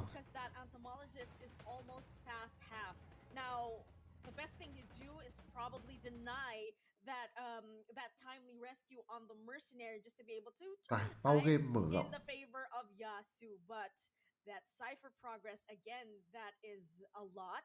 So the pressure is also on Yasu. That is for sure, and I also want to highlight how not only well organized the survivor side is, but also want to highlight that the Dream Witch can be extremely dangerous late game. With all these leeches that are already on the field and that will come onto the field later on in this match, that we will definitely see, because obviously that is the strength of the Dream Witch, just putting these leeches everywhere and protecting the last few Cypher machines. There is still everything on the table for both sides. What we are seeing right now is, as you already mentioned, we have the Entomologist on the rocket chair, we have the Mercenary right there, and Entomologist is almost at halfway. I'm curious to see if she will be rescued before halfway or if the rest of the survivor... Oh, let's see. Will be rescued before halfway. That hit right here, that concentration of the Entomologist. Có vẻ như là Minato vẫn đang bị lag thì phải. Tôi thấy anh ta đứng yên. Sau khi anh ta ăn đòn đánh, mạng của anh chàng này không tốt một chút nào cả.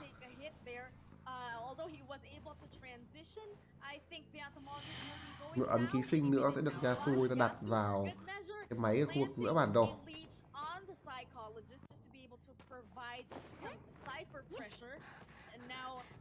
Ra ấy, nói si kiểu khu vực Power Game thì nó cũng đúng thôi, bởi vì các bạn hiểu nhá.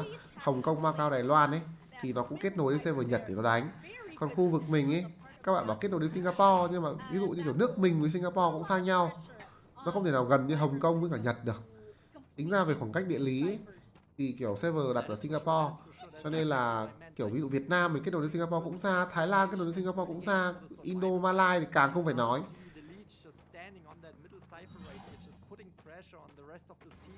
And we can also see Mercenary is coming in for the rescue, but at the same time we have the Prospector decoding that Cypher machine.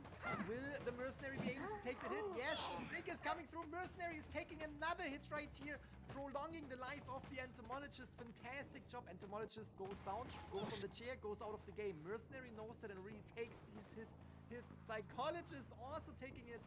We can see how strong the Dream Witch is and how dangerous it is, but again, this looks actually... Kéo một con đệ về khu vực đó là máy nghĩa địa.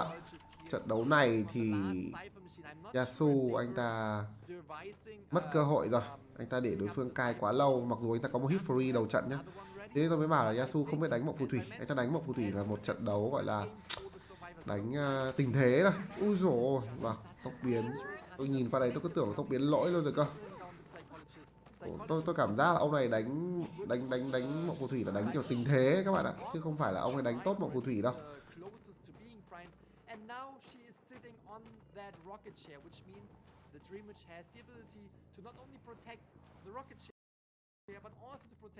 Đánh này cảm giác là không biết chơi mộng phù thủy luôn á. Nhìn cái pha đầu tiên lấy được hit free rồi mà còn đánh như thế là chịu luôn. Đáng nghĩa là bạn đánh hit free rồi bạn đẩy con đệ chủ thể vào góc. Đấy, bạn đi con chủ thể này đi theo thả một con chó cái thì kéo đệ chủ thể về cũng được, mà ấn ký sinh cũng được, kết liễu một phát thôi và ấn ký sinh lại một lần nữa. Đấy, bạn lên chiêu bạn ấn ký sinh lại một lần nữa, thế là sao?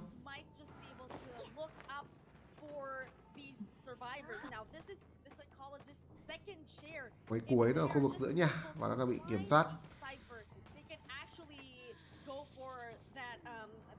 Bên phía GG họ không có máy cuối.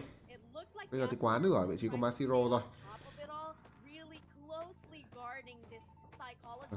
Hai người sẽ cứu trong tình huống này, cả Nayeon và cả lính đánh thuê của Minato nữa. Một tình huống ra ghế và dùng nam châm. Tuy nhiên Nayeon đi luôn rồi. Minato sẽ có một tình huống lật ván trong cái pha thi đấu này. Nhưng Yasu lập tức sẽ có một pha ấn ký sinh và tiếp tục lùa đệ kiểm soát hai cái máy giữa bản đồ. Tại sao lại cứ muốn thôi được rồi, ba máy gần nhau, ba máy cuối gần nhau. Lại lỗi từ GG rồi. Mặc dù là không biết chơi game đến từ vị trí của Yasu, không biết chơi Dream Week đến từ vị trí của Yasu, nhưng mà với những gì mà bên phía GG đang đánh thì ông Yasu này vẫn có thể thắng được cơ. Các bạn nhìn xem, ba máy cuối, một máy hông nhà thờ, một máy giữa nhà thờ, một máy ở nghĩa địa. Để ba máy cuối gần nhau là toang rồi. Để ba máy cuối gần nhau là toang rồi. Minato cứu thì sẽ đắp một đao. Shen đầy máu thì đang liên tục đảo qua đảo lại hai cái máy. Đấm trượt. Rồi, đấm trúng vào vị trí của Minato rồi.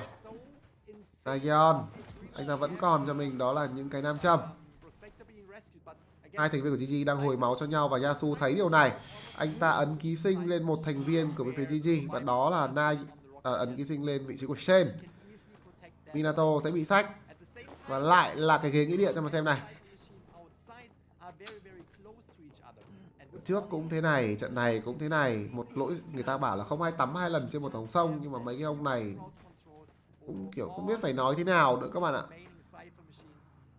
Trận trước cũng bốc máy lỗi xong để đối phương cam 3 máy, trận này cũng bốc máy lỗi xong để đối phương cam 3 máy, mà kiểu con Madame thì còn bốc cố được, con mộng phù thủy bốc cố máy với nó khác gì tự sát đâu. Masiro tốc biến đang có nhưng góc tốc biến là không dành cho vị trí của Yasu. Anh ta vẫn đang cố gắng dí ra Masiro, tốc biến rồi. Masiro gục luôn. Sẽ xách được lên thôi. Sẽ xách được lên. Không bốc được máy đến từ bên phía GG. Masiro sẽ bay. Masiro lúc này đã quá nửa rồi. Hai thành viên của GG đang cố gắng đập chiếc máy ở khu vực nghĩa địa. Máy đã 50% nhưng khi mà Yasu treo xong vị trí của Masiro, lập tức anh ta sẽ về đây kiểm soát và sẽ có ấn ký sinh mới dành cho Yasu. Máy xong kịp không? Máy 80% rồi, không đập được nữa. Hunter đã kéo đệ về rồi. Chịu một hit được không? Đào vàng là người... cái ấn này là của đào vàng. Con đệ về đến nơi rồi. Xách đào vàng lên. Vâng. Minato làm gì được đây? Xách đào vàng đấm Minato. Đấm bằng tay đi từ Minato. Không end được máy rồi. Bây giờ bắt buộc Shen phải về đây. Shen đang có ấn trên người. Ông này không chịu đẩy đệ ra xa mà cứ đẩy đệ vào gần nữa. Đang cố gắng end máy đến từ vị trí của Minato. Anh ta chạm máy xong luôn rồi. Máy 97%. Đấm trượt. Cứu được người. Ôi, lỗi đến cái mức mà để đối phương cứu người luôn. Ba thành viên của bên phía GG đều đang ở đây và Pram được máy rồi. Liên hoan. Vãi cả Fantastic Teamwork ạ. Mẹ đánh như cái đầu buổi ấy, xong cứ mẹ ngồi khen Fantastic Teamwork. Hunter lỗi thì vãi cả chó mèo ra, xong cứ Fantastic Teamwork ạ. Ôi ôi. Không hiểu sao luôn đó. Đánh như thế này xong Fantastic Teamwork. Ê, lỗi vãi cả chó mèo luôn. Hai bên đều lỗi. Survival lỗi, Hunter cũng ngáo. Hunter không biết đánh Dream Week. Thật.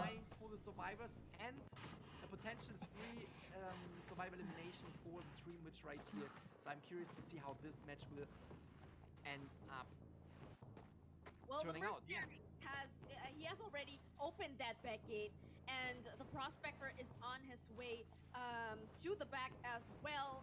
Now Yasu has to be able to time this correctly and cut the. Nghe bảo chỉ được khen à? Nghe chán thế nhỉ? Không, thế thì nó không phù hợp với tôi rồi. Bảo là Caster của mấy cái vòng loại khu vực này là không được bảo lỗi, là chỉ được khen người chơi thôi. Không phù hợp với tôi rồi. Tốc biến đang có nhưng mà khoảng cách này là hơi xa dành cho vị trí của Yasu. Đang có body block đến từ lính đánh thuê. Nayeon vào gần đến cổng rồi, tốc biến đang có. Ô, tốc biến. Ôi, tốc biến thôi, vẫn là một trận đấu hòa. Mercenary was getting behind the Prospector just to tank that hit because he could take even a terror, not a terror shock, yeah, even a detention hit right here from the leeches. And it was just such a dangerous scene. You saw these two survivors. Đoạn cuối cuống ơi là cuống đánh thì phải mất ấn liên tục ạ. Đấy hiểu sao á, máy nó pram rồi xong cầm con ấn đánh vào cái thằng chủ thể, thằng chủ con ấn đấy. Mà đánh lỗi đấy như thế xong sau Team Su bốc máy như cái đầu bòi ấy, 2 trận đều như thế. Đây là ông Hunter mẹ ngáo chứ. Thế hiểu sao để nó cứu ạ. Thế hiểu sao để nó cứu cái kiểu như thế luôn. Là nghe phải đấm con lính thuê. Tiếc con lính thuê gục. Còn sách thì con thể đạo lên một lần nữa hay là còn không có ai pram máy chẳng hạn. Để nó pram dễ ơi là dễ. Không hiểu. Probably in the best way for the Dream Witch, not gonna lie, because she was able to not only sit survivors right on the chair in front of the Cypher machine they were trying to prime. Mình không biết chơi mộng phù thủy, thật. Mình cũng không biết chơi mộng phù thủy nhưng mà mình xem rất nhiều giải rồi, hiểu không? Mình biết cái kiểu mộng phù thủy nó đánh. Chẳng qua là mình không quen cái thao tác của con mộng phù thủy thôi. Chứ còn tôi biết cách đánh con mộng phù thủy luôn á. Pha đầu tiên lấy máu dễ như thế là bình thường ấy, các bạn sẽ phải đẩy con đệ đi kiểu để cho nó đi ra một góc, sau đó là các bạn đâm con chủ thể của các bạn, đâm với con chính, các bạn đi theo sau lưng cái thằng kia, nó nhảy cửa sổ hay nó làm gì đấy ấy, bạn thả cho nó một con chó đó, sau đó là khi con ấn ký sinh của thằng ấy nó đi về, và khi con đệ chủ thể của bạn đi về mà bạn ăn được một hit từ chủ thể thì bạn ngon luôn. Còn nếu mà bạn không ăn được, bạn dùng ấn ký sinh đánh thì bạn lấy cái ấn ký sinh bạn đánh luôn. Vì sao? Bởi vì sau khi bạn lên chiêu thì bạn sẽ unlock được một cái con ấn nữa, và lúc đấy thì bạn ấn ký sinh lại, bạn bốc người và bạn treo, thế là xong rồi, không bao giờ bị cai lâu như thế luôn. Đùa, nó ăn cái hit free xong để nó cai như một vòng map ạ. Nếu hiểu mà rõ ràng là có chó cơ. Xong cứ đứng điều 2 con đệ thế nào ấy, không biết chơi game, không biết đánh một phù thủy.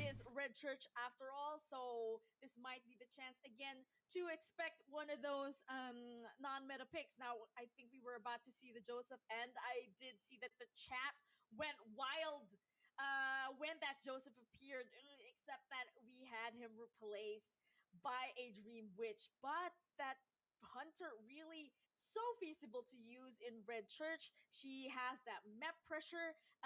If that was a different Hunter, that could have gone entirely different, because this survivor team, they are so good with the containment and the support. So that could have been an entirely different story if it wasn't a Dream Witch. I have to agree.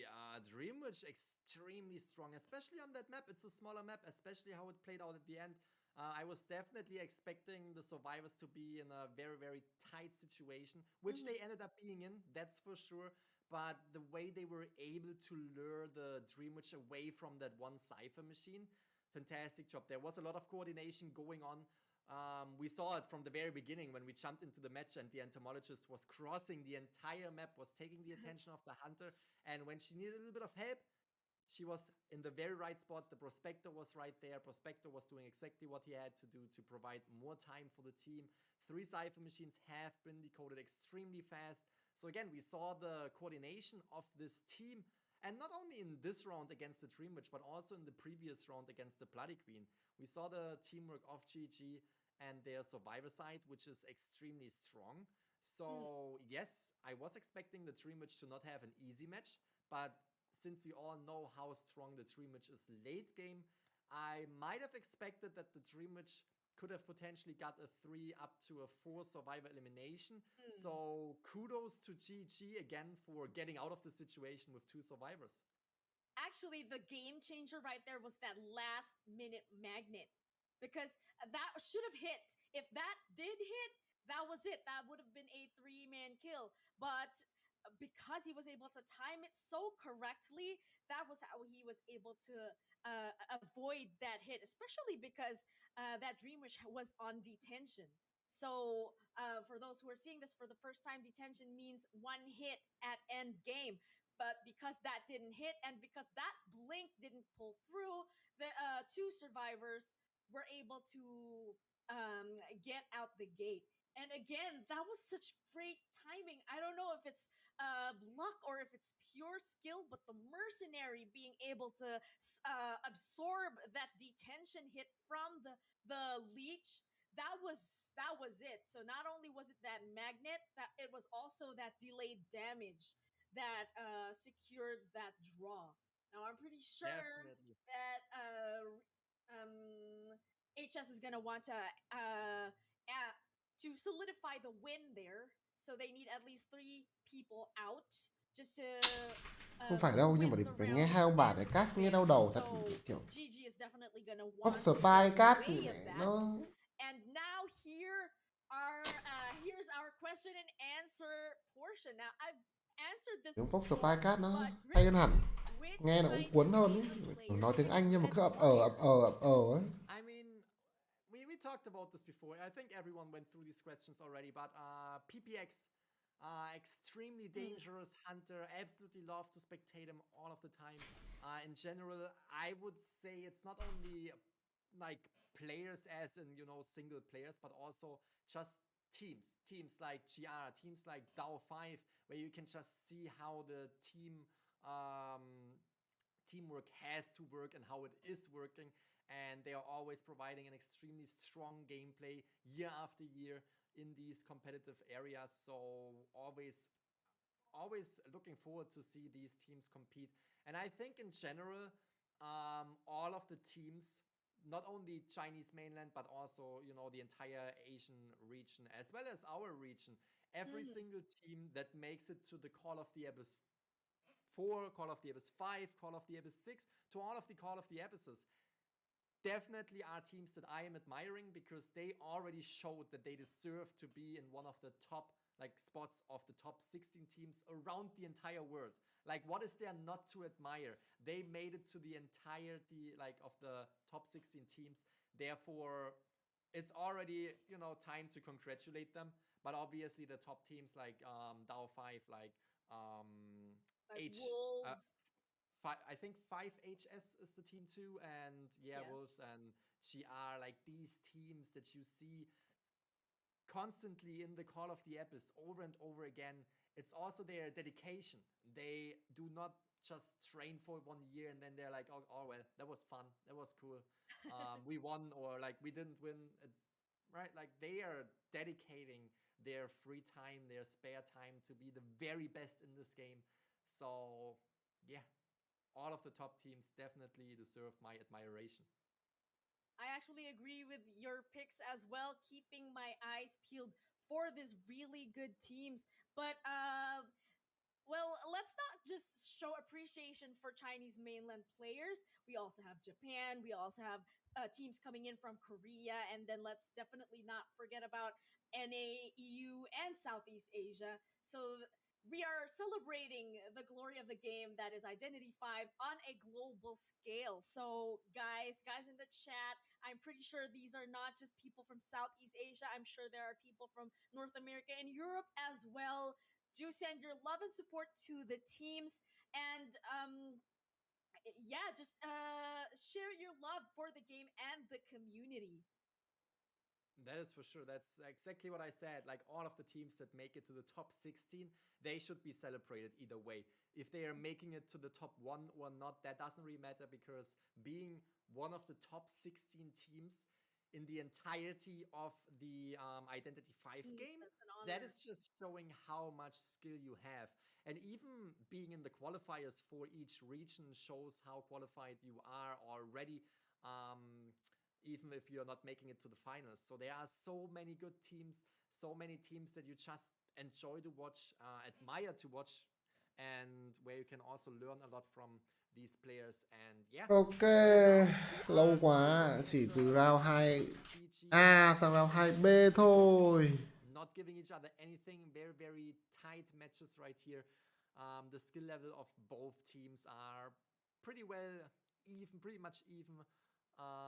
Pretty much on the same level right here, which is making it very, very interesting, because you see these matches and you already know a few things. You already know, like, okay, if they are able to perform a very, very well early game with the coordination and the teamwork, you still have the Dream Witch who can force it into the late game and who can be extremely dangerous late game.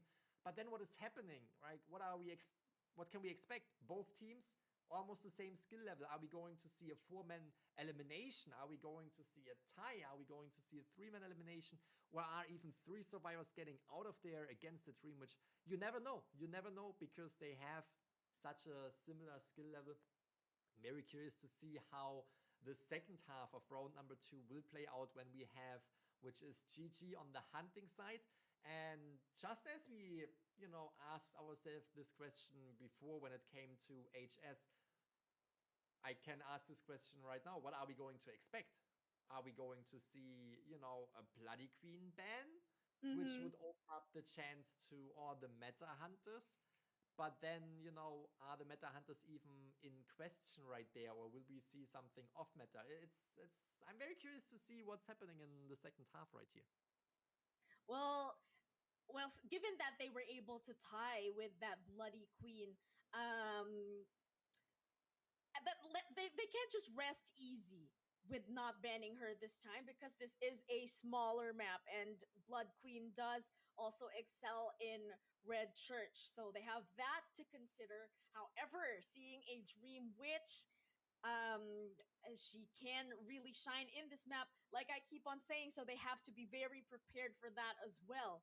Now, the Survivor lineup in the previous match was actually really good up against the Dream Witch. We do have that Psychologist. We do have also that, even that Prospector had his value in the team. So this time around, the survivors Lâu quá, buồn ngủ quá các bạn ạ. Of HS need to be just about as ready as they were. So Dream Witch could be there. Who knows? We could see that breaking wheel again. This isn't the best. Đánh đã pau game liên tục rồi. Kiểu chuẩn bị còn lâu nữa, chịu. Cái ông Minato cái pau game mấy lần mẹ rồi á, 2 lần. Thề nó xem mà tôi nản luôn á. So that's something to consider if going for a breaking wheel. Now, what else? A sculptor could be, we could also see a sculptor, because although she has been adjusted, those statues really can bounce off the walls, cut off kiting routes, and get in the way of the survivors and eventually land that chip damage. I've seen a lot of hunters excel in Red Church using. Năm nay Articuno không cast nữa, nếu không Fox Spy và Articuno thì cast thì chắc là ok hơn. Articuno và Fox Spy đấy thì cast từ lâu rồi, cast từ nhiều giải của C luôn rồi, nên là hai người đấy cast thì vẫn ok. Nhưng đợt này chỉ còn mỗi Fox Spy, nó không có Articuno nữa, chắc là Articuno nghỉ rồi. Semi-expected, like, yeah, maybe it was like a little bit to throw off the rest of the team by utilizing the Bloody Queen and then coming in with a Meta Hunter. Nói chung họ là caster chuyên nghiệp luôn đấy. Chung là Chip Damage Hunter Sculptor is a good pick for this map. We could also see a guard là caster chuyên nghiệp à, caster net đi tuyển. Cast không tốt thì mẹ mày kiểu viewer bên Trung nó chửi cho thì thôi. Của nước chui xuống đất thôi. Các bạn thấy không? Chỉ cần đọc bên Trung nhá, đọc cái gì nhỉ, tài trợ mà kiểu thái độ tiêu cực là nó cho nghỉ việc luôn. Ví dụ là Toto, nếu mà các bạn còn nhớ Toto ở The COA3 các thứ vẫn còn Toto ấy, chung là làm MC luôn đấy. Nhưng mà Lucas chắc là dính cái quả đọc nhà tài trợ có vẻ là hơi không xanh chín, nên là nó cho nghỉ mẹ luôn mà. Đọc nhà tài trợ có vẻ hơi thái độ không thành khẩn, không kiểu nói chung là đọc kiểu khinh khỉnh cái thôi là mẹ nó cho kiểu đi ngay. Ở bên Trung nó có nhà tài trợ ấy, thật bên Nhật thì ra có nhà tài trợ, nhưng bên Trung thì nó nhiều hơn.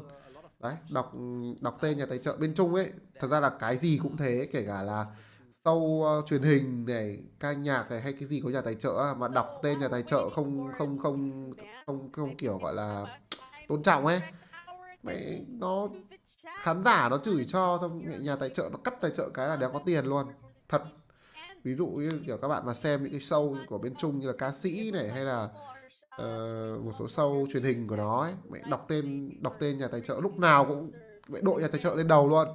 Đọc tên nhà tài trợ lúc nào kiểu cũng phải gọi là mẹ thái độ tốt nhất có thể, hiểu không? Chứ không á, lần sau làm show đéo ai tài trợ nữa đâu. Có thể là hợp đồng rồi thì họ vẫn phải tài trợ nốt, nhưng mà kiểu mùa sau đéo ai tài trợ cho bạn nữa. Đấy, thế nên là cái việc mà caster đọc tên nhà tài trợ mà kiểu đọc thái độ khinh khỉnh cái thôi, nó cho nghỉ việc luôn nhá. Thái độ mà không tốt một tí thôi, không phải khinh khỉnh mà gọi là không tốt thôi. Nghe bảo mai có caster khách mời từ team MRC cast vòng loại khu vực C. Nhưng mà chắc là cast thì chỉ bên Trung thôi chứ đúng không? Cast của stream Trung thôi chứ. Đây là mình đang xem kiểu của Đông Nam Á mà. Hay là mai xem stream Trung các bạn? Mai xem stream Trung không? Thì tôi cast link Trung cũng được.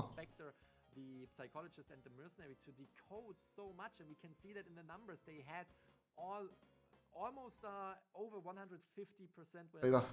Chưa? Ủa là trời, đánh tiếp đi chứ, chờ lâu vãi luôn thề, nó như vậy tôi buồn ngủ cực kỳ luôn rồi đấy. Gì vậy trời, giữa 2 round thôi mà, giờ mới hiện bảng điểm ra, ủa hỏi chấm.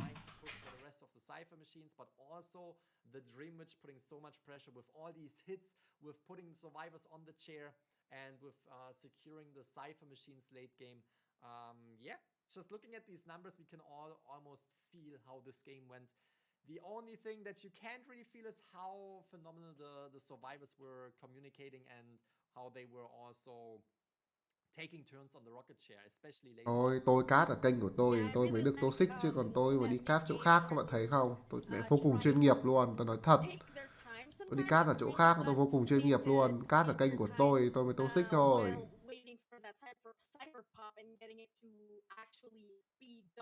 Because not just the hunter is dealing with, also the survivors as well. So for them to show that amount of patience and discipline is really something to look forward to. It does extend the match, it does, but it gives us a chance to see some more gameplay.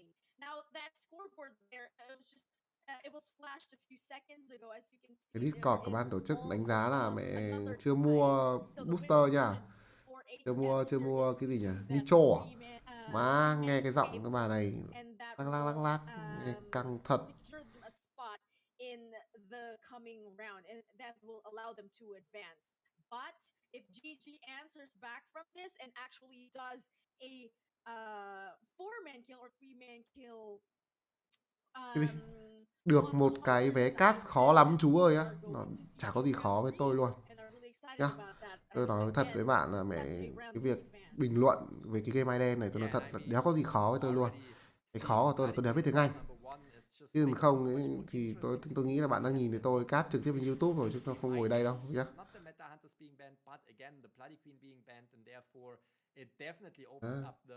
Thật là kiến thức game này nó thật tôi có thể vỗ ngực, tôi không thua các huấn luyện viên bên Trung Quốc. Nhưng mà mẹ có một cái điều thôi, đấy là rào cản ngôn ngữ, là tôi không nói được tiếng Anh nhá. Khó lắm, nghe kiểu bình thường nhau đấy. Second half that I'm really looking forward to, because again we are now seeing what is GG on the hunting side, and we don't really know what exactly to expect, because round number 1 again it was Bloody Queen. Are we going to see meta hunter, because you know Bloody Queen was just to throw off the opponent team, or are we actually going to see another off meta hunter? And we also have to question ourselves, what will be banned when it comes to the hunter bans? Will we actually see a Bloody Queen ban, or will Team HS... Ôi, nửa tiếng đồng hồ mới đến round đầu 2B. Tôi cũng không biết là hai đội này làm ăn cái gì nữa. Không. Anh tham mất stream chứ.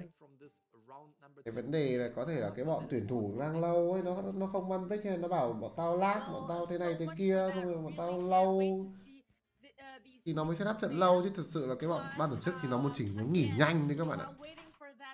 Cái bọn ban tổ chức tôi nói thật với các bạn, nó chỉ muốn nghỉ nhanh chứ chả ai muốn đánh nhiều cả. Bây giờ thì Hunter của bên phía GG Iwane sẽ đối đầu với team server của SF một lần nữa. Round đấu trước đó là một cái kết quả hòa. Nếu team Silver của SS thắng trong round đấu này, họ sẽ knock out đối phương 2-0 luôn. Và tôi cũng hy vọng điều đấy xảy ra, bởi vì nó lâu vãi cả lồn rồi thì mẹ bị đánh, có một cái cặp đấu mà đánh thì mẹ bị vãi lồn 2 tiếng đồng hồ ạ. Và thì mẹ mới đánh có 2 round chứ mấy. Đánh hơn 2 tiếng đồng hồ rồi. Mẹ đánh một trận thì chờ mẹ mới nửa tiếng một game, đánh có 5 phút ạ. Cứ như kiểu thì mẹ mày kiểu dạo đầu nửa tiếng, xong rồi thì mẹ đến lúc lâm trận thì mẹ mày ông thì mày được 3 nhấp ấy, khổ lắm. Đánh cái giải tự mẹ khó chịu, đéo chịu được. Cấm lính đánh thuê, cấm tiên tri. Bên phía SS đưa ra 2 lựa chọn của mình, đó là bệnh nhân cùng với tiền đạo. Cấm tiếp thì gác mộ, ông này có thù với gác mộ à? Thề.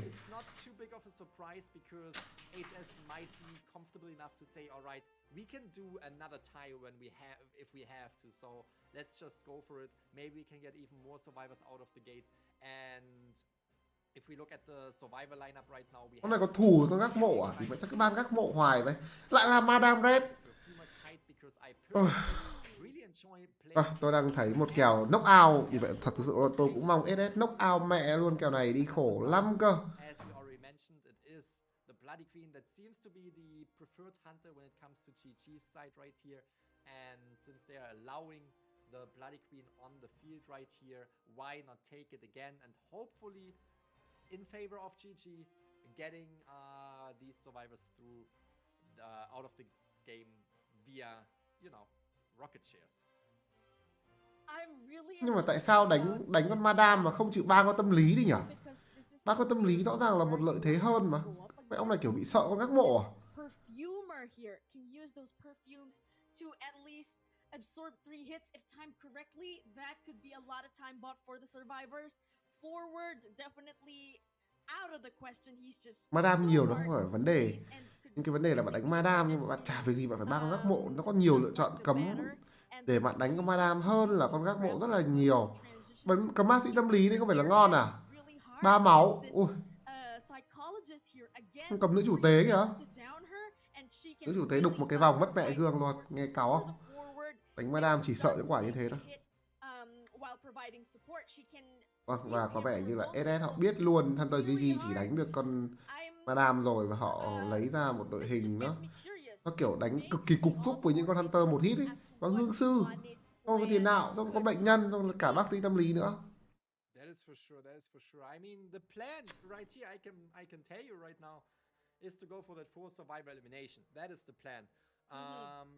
Yeah, if we are looking at the survivors that you want to chase, I would absolutely agree with you. It's Psychologist can take that additional hit, but after she took 1 hit, that's it, right? She has no ability to stun the hunter. She has no ability to get distance to the hunter. She has no ability to prolong her kite. The only ability that she has is taking an additional hit, which is, besides like that she can stun and that she can prolong the kite, 1 additional hit is a lot. But then if you look at the forward who can dash so much, if we look at the priestess perfumer, if she's utilizing her perfumes the right way, she could potentially take 3 additional hits.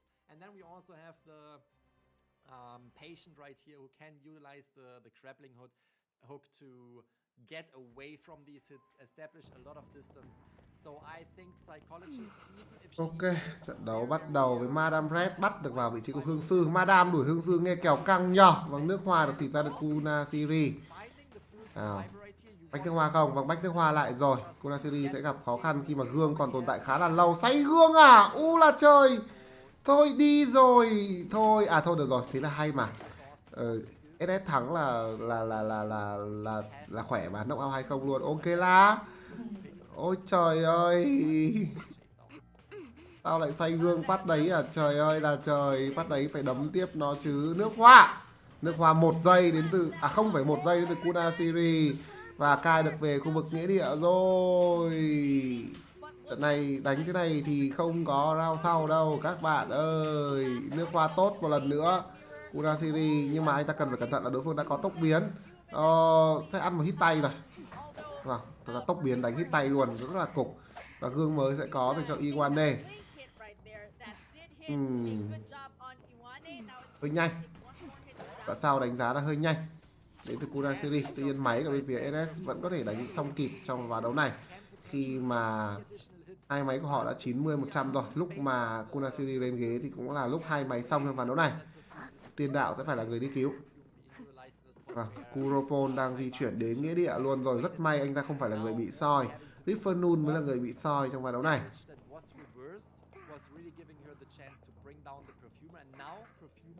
Giải nước hoa, nhưng mà đoạn về sau kiểu tả nước hoa nó không tốt, cai ở cái góc quá khó.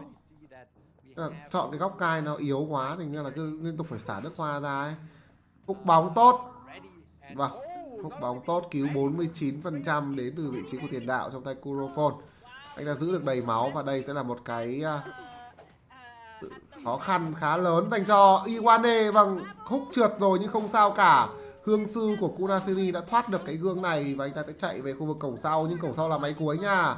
Atabomon đang đập máy ở đây. Kurasiri cai về thì nó sẽ khá là khó để bên phía SS họ xong được máy. Đang có một tình huống truyền máu. Truyền máu cho tiền đạo rồi. Gương mới sắp có cho Iwane. Kurasiri đang đâm đầu vào Han. Đập máy ở ngay đây thôi. Tiền đạo sẽ phải đến hỗ trợ cho hương sư trong tình huống này. Kuropol đang ở đây rồi. Xoay sang, xách luôn không? Xách luôn là cái đầu này, nhưng mà húc hơi chậm đến từ vị trí của Kuropol. Húc hơi chậm rồi, ta còn đủ bóng húc thêm một lần nữa. Và đây húc sẽ phải là hơi ngắn. Iwane xách rồi, không lăn ván lại đến từ vị trí của Kuropol. Vâng, mất máy ở khu vực cổng sau. Hơi khó để cho SS họ thắng được trong ván đấu này khi mà họ mất một cái máy. Và cũng hết bóng rồi. Số lượng bóng của Kuropol nó không còn nhiều.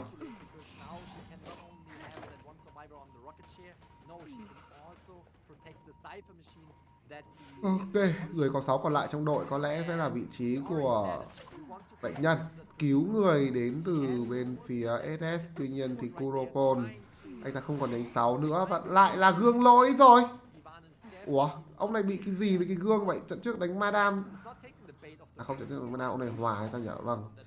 Kurasiri gục tiếp rồi. Và Kuropol vẫn đang ở đây. Một pha húc thành công thì sao?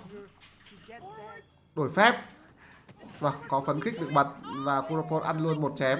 Nhưng máy có thể pram luôn cho bên phía SS. Khó lòng thắng được trong ván này rồi. Vậy là có round 3 chăng?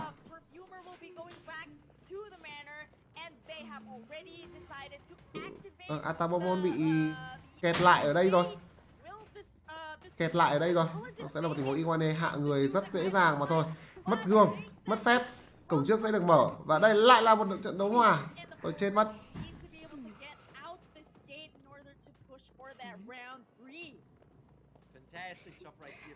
Bây giờ là 9:42. Đánh một round nữa lại 11 giờ mới hết. Ôi, đánh sớm hơn 1 tiếng nhưng vẫn là 11 giờ mới hết. Nghe nó khổ sở thật sự luôn. Còn bây giờ sợ nhất là bây giờ 7-2 round sau trong tiebreaker này. Sợ nhất là 7-2 round sau trong tiebreaker này các bạn này. Để phải một chuyện đéo thì nó có thể xảy ra, các bạn hiểu không? Chuyện đéo thì nó có thể xảy ra luôn. Honestly, we saw the survivor lineup and we already knew that's gonna be a difficult time for the Bloody Queen because all of the survivors can provide an extremely long kite, especially early game. So deciding to go for the Perfumer and being able to exhaust her perfumes quite fast was a good job, and then having that really good target throughout the entire Bảo nó đánh nhanh gọn, nó đánh thì mới hấp dẫn, nó đánh kiểu mẹ mình căng thẳng đi thì mình còn đi mình có hứng thú mình cast, chứ thì mình ngồi này kiểu đau đít không chịu được. Là đi xuống nấu mì nhá, kệ các bạn ngồi xem tiếp, mình đi xuống nấu mì được không? Mình xuống nấu mì chứ còn mình đói lắm rồi. Ôi. Going for that psychologist, getting the tie secured, and that tie secured also means that we will see a round number 3, which makes me very excited to see both teams yet again in action. We might see again in round number 3, we might see, sadly to say it, but another Feaster ban, but we might also see a Bloody Queen ban. So I'm curious to see what Ivan from GG will go with for round number 3, but also very curious to see the most likely the Dream Witch ban as well as the Bloody Queen ban on the side of HS. what they will pick in round number 3. I think the game changer back there was that excitement. Because if that excitement wasn't used, that could have been 3 people out the gate, and that's it. They could have won the round and the whole match as well. But here we see the match data, such an amazing kite from the perfumer here, 109 seconds. Again, 3 digits are always very impressive. And here we have a very aggressive forward as well, with a almost 70 seconds containment, which actually translates to him being around to provide that support. Now, this patient, he was the guy in the he was the behind the scenes guy doing the decoding. But I think Rippernon here, if he did get spotted, he would have given Iwane here such a hard time, because we've seen how well he did in the previous match. He can really kite with that patient. And then here we have the support also given by the psychologist here. She was able to decode 2 ciphers and to do a bit of containment at the end game. So that was more than enough time needed to at least get 2 people out the gate. So there is some good coordination coming from HS here. I'm really excited for our round 3. Grizzly, talk to me. What are you feeling right now? Very great highlight moment that you were pointing out right there with the forwards denied stun right there of GG. You are very right. If that excitement didn't come in, that would have been a different game, because yeah, the Cypher machine was ready. It could have rescued if there was another survivor going down after the perfumer would have been rescued. So I agree, that moment definitely secured the tie right here for GG. Fantastic job. And I'm very curious to see how this translates into the next games, because we saw HS being... Bây giờ 7-2 lật ngược lại một phát là tiebreaker luôn. Trời. HS, as you already said, could potentially gotten that 3 survivor escape too. So they are doing a fantastic job, not only on the hunting side, but also on the surviving side. And in round number 3, it might be even more difficult for the hunting side of GG, because now we have more bans, and now we potentially see not only the Feaster ban, which was the Respect ban of, which yeah, I genuinely don't want to talk about, but we might also see the Bloody Queen ban, because you know, 2 bans that would allow you to get rid of that Bloody Queen that was kind of dangerous, and that could give, in my opinion, HS, from what we have seen so far, a little bit of the upper hand. But at the end of the day, nào ông Minato lại pau game cho phát nữa. It's definitely GG, and I'm curious to see how that plays out. Just to come back to that match again, I'm always just, that's me, I'm just going. I just want to see the next match. I just want to jump into the action. I want to talk about what is going to happen. But yes, talking about the match that just happened, fantastic teamwork from GG's surviving side. No, from HS's surviving side. Yes.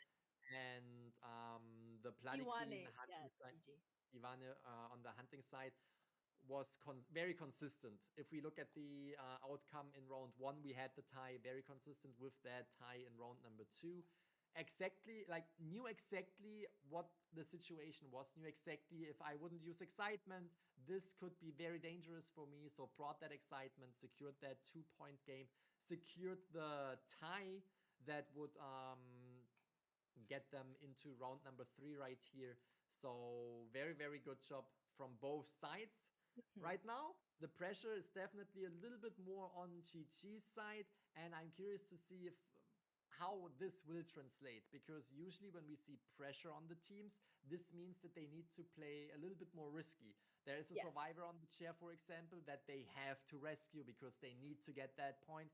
So they have to go in when, you know, usually maybe if it wasn't for the points, they would just say, all right, let's leave this survivor on the rocket chair and rescue him later, or not even like rescue him at all and just concentrate on the Cypher machines. So there are definitely some adjusted strategies coming in play when the pressure is on your side.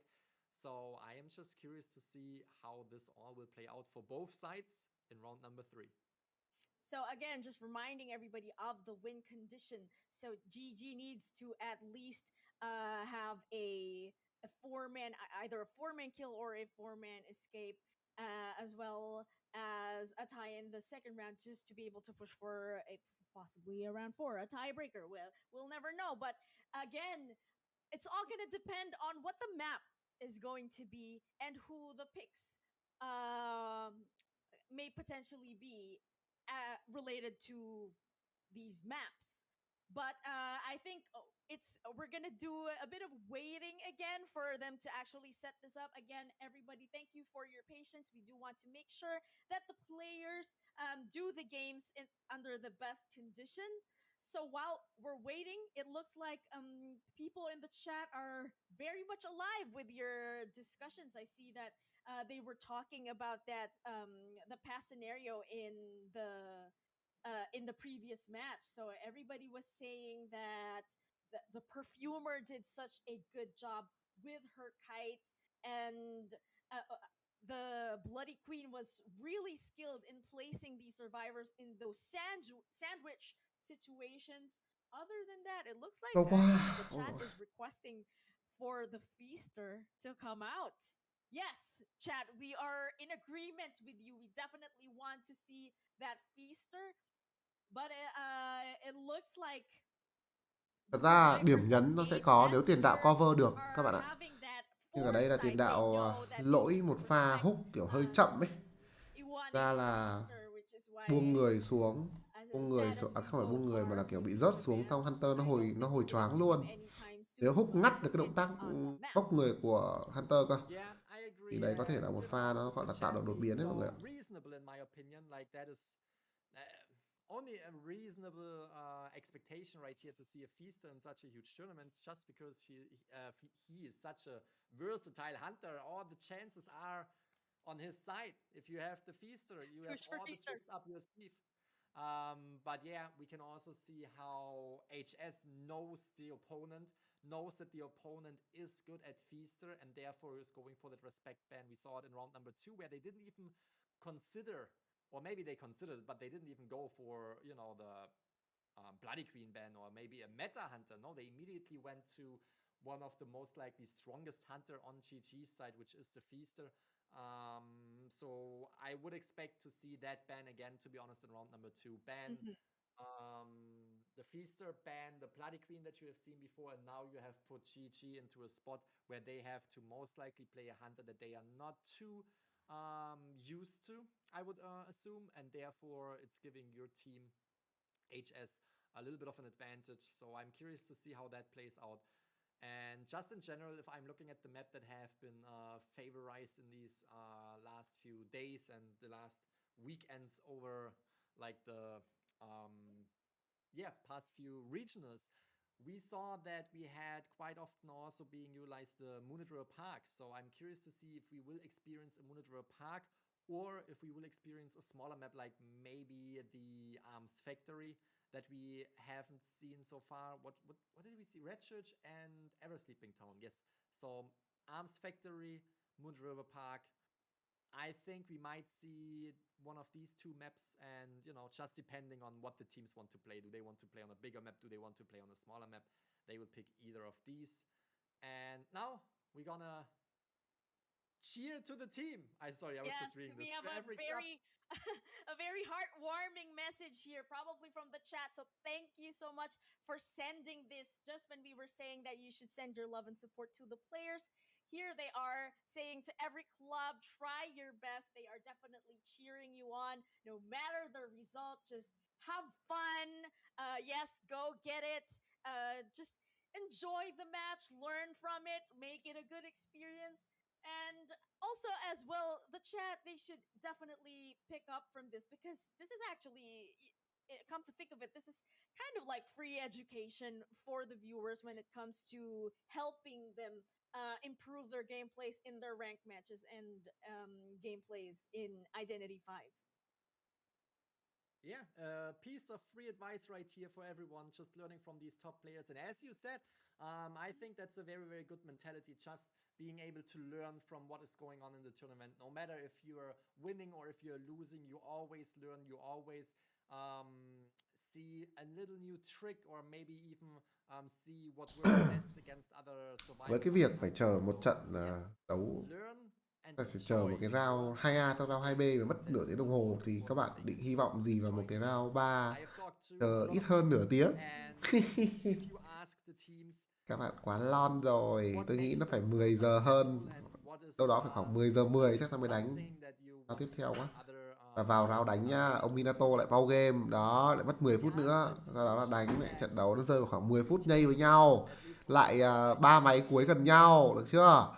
Sau đó trận đấu nó rơi vào khoảng 15 phút đồng hồ, đấy, 11 giờ là đến round 3B, đó, đánh 3B xong 11 rưỡi, đấy, đắp chăn đi ngủ là vừa.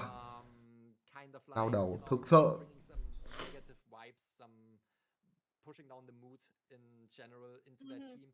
Because Đói let the quá team các be bạn together. ơi, You need tôi to ăn be lúc friends with your 4 giờ team, chiều and in general, I think Bây if giờ you là want that, 10 you giờ have to rồi tôi vẫn stand chưa and được you ăn, have to be good and chưa bring được good vibes to xong each để team. tôi Then you need to translate đi it ăn. to all of the rest Tôi buồn of lắm. the game. To, you know, if you play with randoms, be positive to them. If you're positive to them, they will learn and they will be happy to learn from their mistakes if they're, you know, not necessarily the best player yet. And also in the, you know, post chat, and also if you're giving Yes, the post comments chat. in yeah, not mentioning that, but what I'm saying is be positive. And Yes. the same is with the live stream chat right here. There's no reason for us to bring anyone down, because we all are learning together. We are all spectating this together, and just cheer for your favorite teams. We wish them good luck right here, and they are all performing extremely well, considering that we are under such a competitive stress situation, under such pressure right here. Yes. They are all trying to get into the Call of the Abyss 5 tournament, and obviously they have a lot of eyes on them. So therefore, this is not just them sitting at home, maybe laying on the couch and just playing for fun. They actually have a lot of eyes on them. They know what is on the line, and they are trying their best. So let's just cheer for them and motivate them to do the best they can. Actually, it's a really good point that you said that you need to be friends with your team, because apart from you being able to be there for each other in times of hardship, you know, when the frustrations come out, it's there to make it easier for every individual player to deal with that negativity. But the next step to that is actually consistency. And we were talking about this last week. We were asked what are the essential things to consider in forming and actually grooming a good enough team. And that is consistency. I would just like to bring that up again. I'm sure there are a lot of players here who also want to gun for a chance to compete in, you know, in the big leagues. Again, we just like to say Practice. Yes, definitely. And not just practice, study. That's very important. You need to be able to learn Cái from Hele your bị lag kìa. mistakes. I'm trying to finish the sentences right here. Yes, I agree. It is. You need to be friends with your team. At least you have to bring good vibes into the situation. You have to practice. You have to study from your mistakes. And also, if you are new to the game and you want to get better and you want to be one of the best players, you want to do this competitively, you definitely want to pick up not only one character, but also, let's just say 2 up to 3 backup characters, just in case your character gets banned, and you still need to provide a valuable asset, a valuable character to the team, even if your main character is banned. And on top of that, what you want to do is you want to study the meta, and you want to focus on the meta, because even if you're getting to the point where you are, let's just say currently, the top lawyer, the top gardener, the top thief, and the top let's say magician, even then you might find you know, it's going to be a little bit of a harder time to find a team that is actually taking you, because these survivors are just not survivors that are being utilized in the meta at the current state. Finally, we have the map pick here from HS. Looks like they have Ok, SS họ pick tưởng vũ khí, GG họ cấm đi công viên đánh trăng, và Hunter của GG sẽ là bên đánh trước. Ok, Iwane liệu có đánh 3 round Madam hay không đây? Ta phải chờ chờ cái lời giải đáp ở round đầu thứ 3. Ít nhất là cũng ban pick xong map rồi. Độ khoảng 10 phút nữa là ban pick xong trận đấu và đánh là vừa. KPI nửa tiếng một round. Xin lỗi, 1 tiếng một round. Round A, round B, 1 tiếng nữa xong. I think it's prediction time, Grizzly. It's time to get those predictions in.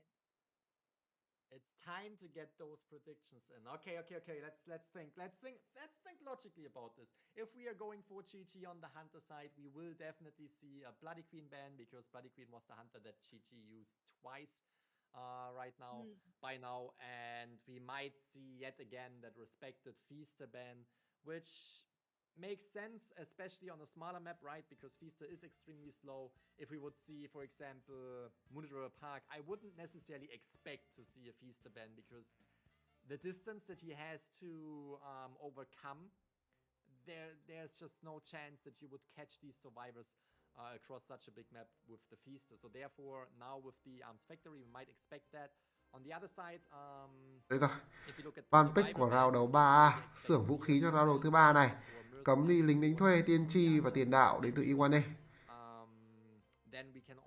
Lại ban để đánh Madame rồi. Bạn ạ, lại ban để đánh Madame rồi. Ban này đúng để đánh Madame luôn á. Boy One Chan Madame. Thần chủ và Galati là hai nhân vật mà bên phía SS họ cấm đi. Họ lại thả con Madame ra cho vị trí của Iwane rồi. Và họ chấp nhận đánh với con Madame của anh ta luôn. Được. Bây giờ pick hẳn một đội hình counter Madame ra này. It looks like for this particular match, they're gonna know this time what to do with a Blood Queen. So we have a Gravekeeper here that can tank some hits, and let's not forget that this psychologist is also very tanky. Bây giờ biết cấm bệnh nhân rồi. Chọn gác mộ luôn từ đầu. Ok. Chọn gác mộ luôn lượt đầu, ông khỏi cấm, ông khỏi phải cấm gác mộ nữa. Ok. Ông không cần cấm gác mộ nữa, tôi pick luôn. Vâng. Và cao bồi đến từ bên phía SS. Và sau đó là một lựa chọn hương sư nữa. Vậy là Kuna Siri sẽ đánh hương sư, Kuropon sau khi bị cấm tiền đạo sẽ đánh cao bồi. Ok. Ông có thù với gác mộ, tôi lấy gác mộ luôn.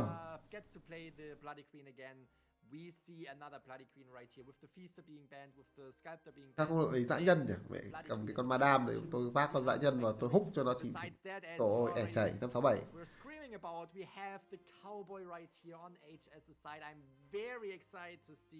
What the Cowboy can bring to the table, and we also see another Perfumer, which worked out really well in the previous match. Barao Madame đến từ Iwane. Xem ở round đầu thứ 3 này anh ta có tạo được sự đột biến cho bên phía GG hay không? Bây giờ bên phía SS đang hơn 5 điểm. In combination with the priestess, with the psychologist, but yeah.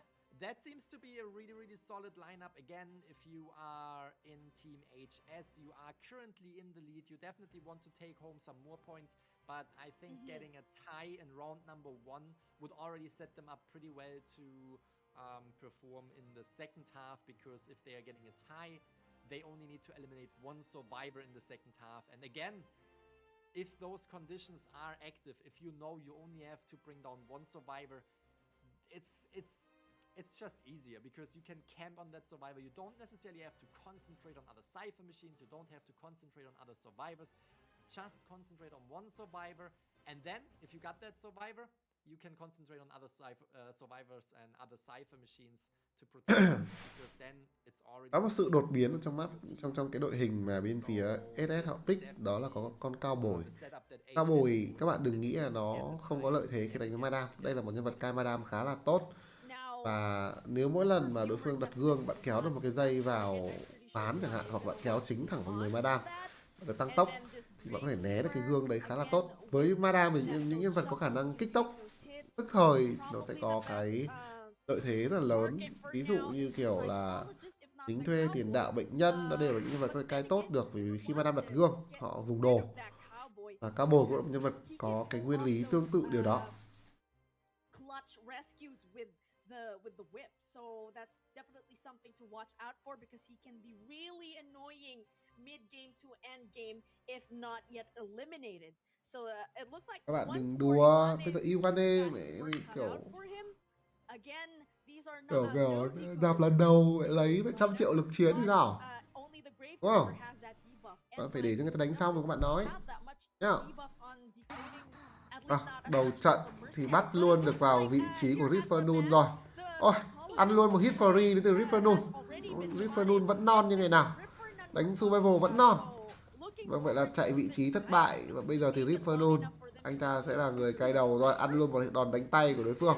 Một gương nữa được đặt ra đến từ vị trí của Iwane. Và đó là 2 hit rồi. 2 hit hơi nhanh. Máy của Cowboy mới được một nửa mà thôi. Ăn 2 hit này hơi nhanh. Tốc biến sắp có dành cho vị trí của Iwane rồi. Anh ta đang tiếp cận cái khoảng cách với Riffernoon. Và hoàn toàn có thể tốc biến được trong pha này. Ván được lật xuống. Vâng, Riffernoon đoán được tốc biến rồi nhưng anh ta xử lý không kịp. Và cái non cái hand trong tình huống này. Một tình huống Cowboy xuất hiện. Cowboy kéo trúng được không, cái ghế quá gần. Cái ghế quá gần và một bức tường nó là lá chắn thiên nhiên cho Iwane luôn rồi. Gương thẳng về khu vực trong bao cát. Đấy, tôi bảo nhá, round này mà thắng 4 là tiebreaker này. Và có khi tiebreaker thật luôn này. Các bạn đừng có kiểu gọi là nghi ngờ cái tài tiên tri của tôi. Tôi tiên tri ghê lắm. Kuropon kéo dây được và anh ta không nghĩ anh ta kéo dây trúng, cho nên anh ta chạy ngược lại một chút.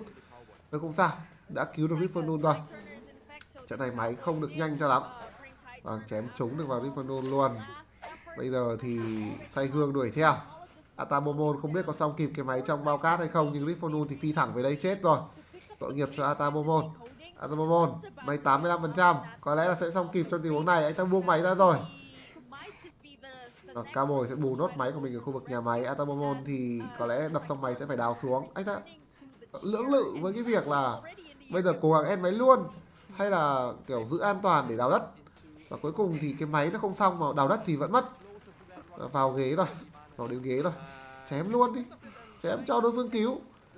Nó cứu càng sớm càng tốt chứ, để mất thời gian quá. Đánh giá Iwane không biết chơi Madame rồi. Quả này chém luôn, bắt nó cứu càng sớm càng tốt. Ra ghế, thằng gương đang có xiên Riffernoon chẳng hạn thì là xong rồi. Ép đối phương cứu càng sớm càng tốt. Trời ơi, để đối phương delay được quá lâu, để delay được khoảng 20% ghế luôn trong va vừa rồi.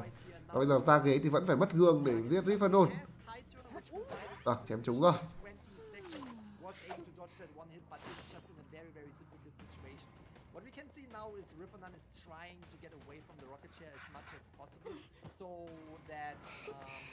Máy 3 máy đã xong, thậm chí máy thứ 4 cũng sắp xong luôn rồi.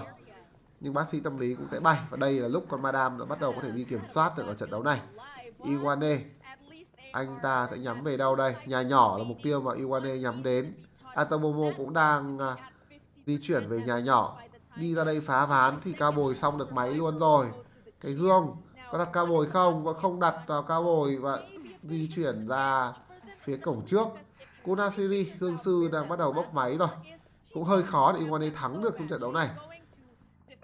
Anh ta để cho đối phương delay quá nhiều thời gian. Atomomo đào được đất xuống. Tiếp tục là chém trượt. Và tôi biết lý do vì sao ông này ban gác mộ rồi các bạn ạ. Ông này không biết chém cái cục đất. Tôi biết lý do vì sao ông này ban gác mộ rồi. Thật, ông này không biết chém cục đất. Thế mà cũng chém trượt nữa. Kunasiri có nước hoa. Bây giờ là đi sau lưng này, giơ cái tay lên chém cái. Giơ cái tay lên chém một cái cho thằng kia nó sợ, nó xịt nước hoa ra sớm. Sau đó gương. Trời ơi, non cái hen. Nào, bách nước hoa rồi, gương đi. Gương không nó hồi bây giờ. Ui dồi ôi, hồi nước hoa rồi. Thôi sao, hồi nước hoa rồi. Đi bụi rồi. Vâng, trận này Iwane đi chân lạnh toát.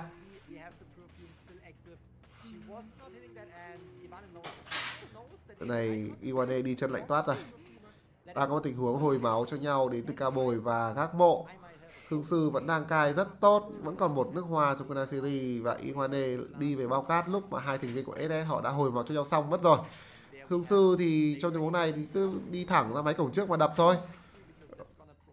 Atamomon đã hết đồ. Anh ta sẽ phải chịu một đòn đánh ở đây thôi. Chịu một đòn đánh. Vâng. Cai về cổng trước là sai này. Tầm này cai về cổng trước là sai này. Phục luôn ở đây, treo cam máy cổng trước luôn là cũng càng có Tero Sóc né tốc biến thất bại như từ Atamomo. Iwane sẽ treo được người ở khu vực 3 ván, nhưng máy cổng trước gần xong luôn rồi, anh ta có lẽ sẽ không can thiệp kịp trong pha này. Không can thiệp kịp rồi, sách về đây thì đối phương cũng đã prime máy.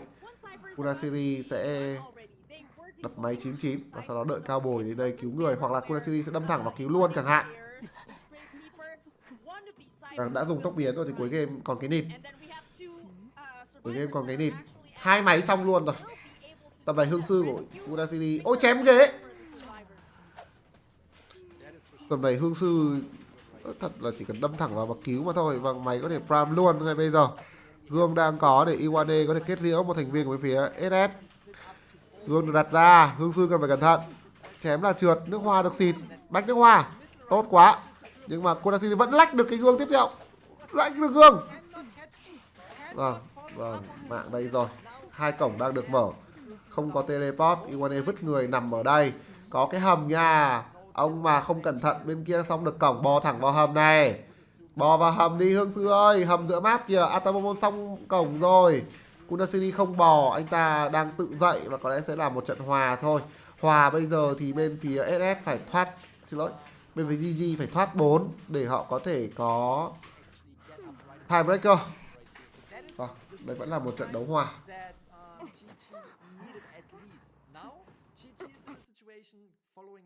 Bắt người nhanh nhưng không tạo được đột biến ở giai đoạn về sau, để đối phương cứu quá dễ, để đối phương câu quá nhiều thời gian.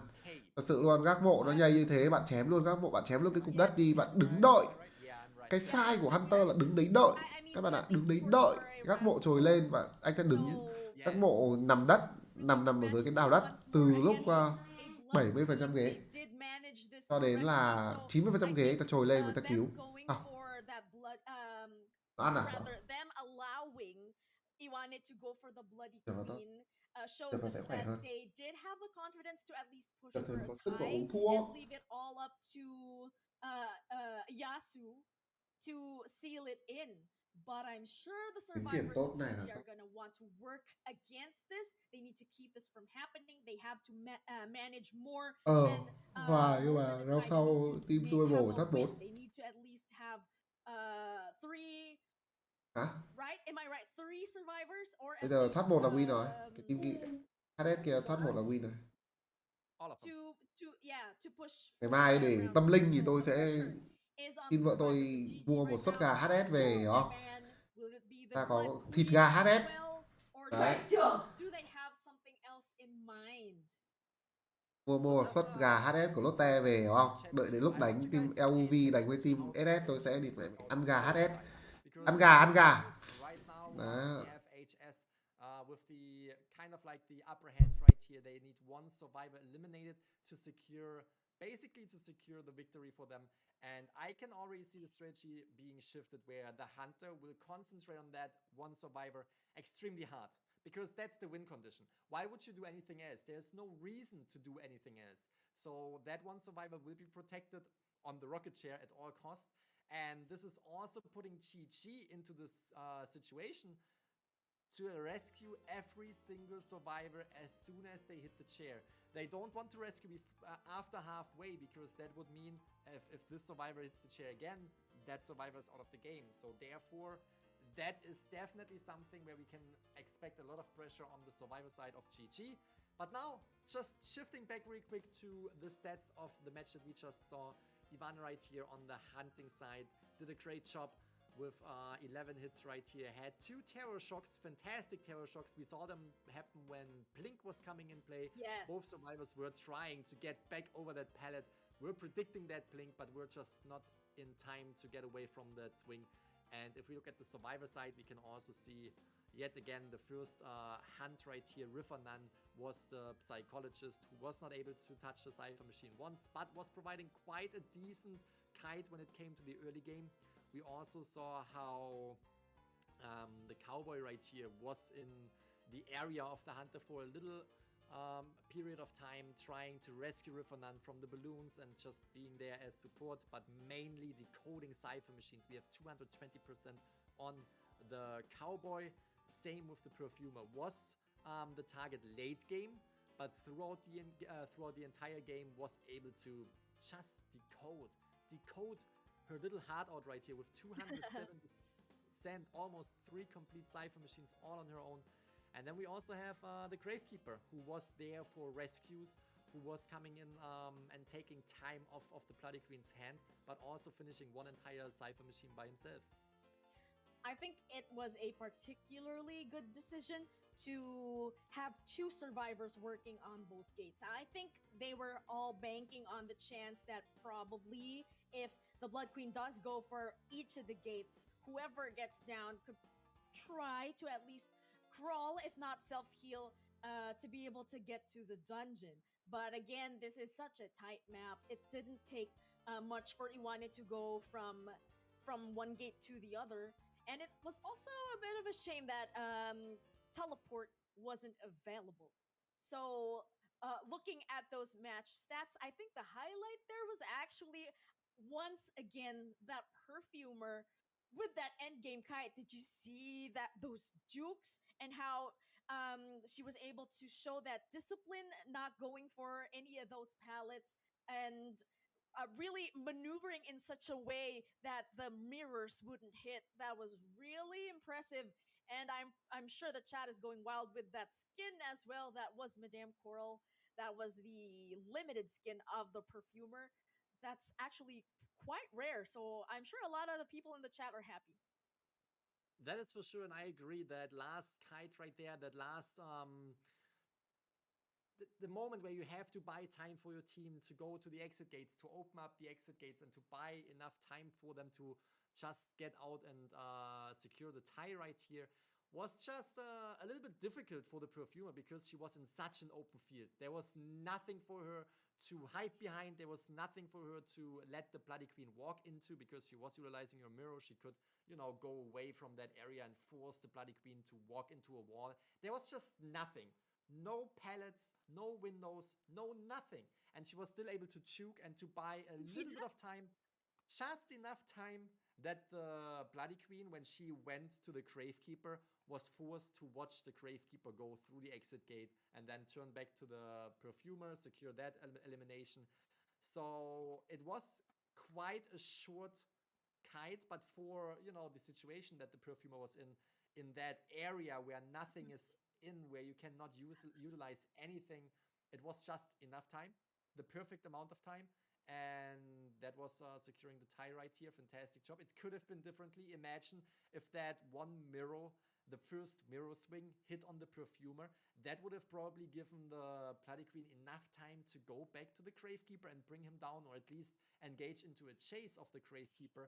But at the same time, this might give the Perfumer enough time to get up. So even if the Bloody Queen were able to get to the Gravekeeper, this was still a very, very good gameplay of a very good, team composition, team coordination of the Survivor side, because I think either way they would have a good chance to secure the tie. They did it with the Gravekeeper and the Cowboy out of the gate. So fantastic job. But again, it's not over. There is still everything on the table. We can still push to a round number 4. But that's definitely going to be a very, very difficult task for GG right here. That's right. They need to at least do the best they can just to get 5 people out that gate. Now, the pressure is going to be on them and on Yasuo as well. He needs to keep this from happening. He needs to at least secure 1 kill. That's it. That's all it's gonna take. Even if he loses this match, they still win the whole matchup. Chúng ta sẽ đến với round đấu 3B trong cặp đấu giữa GG và SS. Yasuo sẽ ra trận một lần nữa và bây giờ anh ta sẽ được cầm đi 4 survival của GG. Bây giờ thì team survival của GG phải thoát 4 thì họ mới có tiebreaker. Thoát 4 mới có tiebreaker nhá. Thoát 4 chưa thắng đâu. Cấm đi 3 nhân vật của đối phương là Tiên Tri, Tiền Đạo và Nhà Côn Trùng Học. Cấm Nhà Côn Trùng Học trong khi đối phương map này thì còn lính đánh thuê, còn thợ máy được thả ra cho GG. Nhưng nếu mà họ muốn đánh thắng 4 thì thợ máy pick vào thực sự sẽ hơi khó khăn.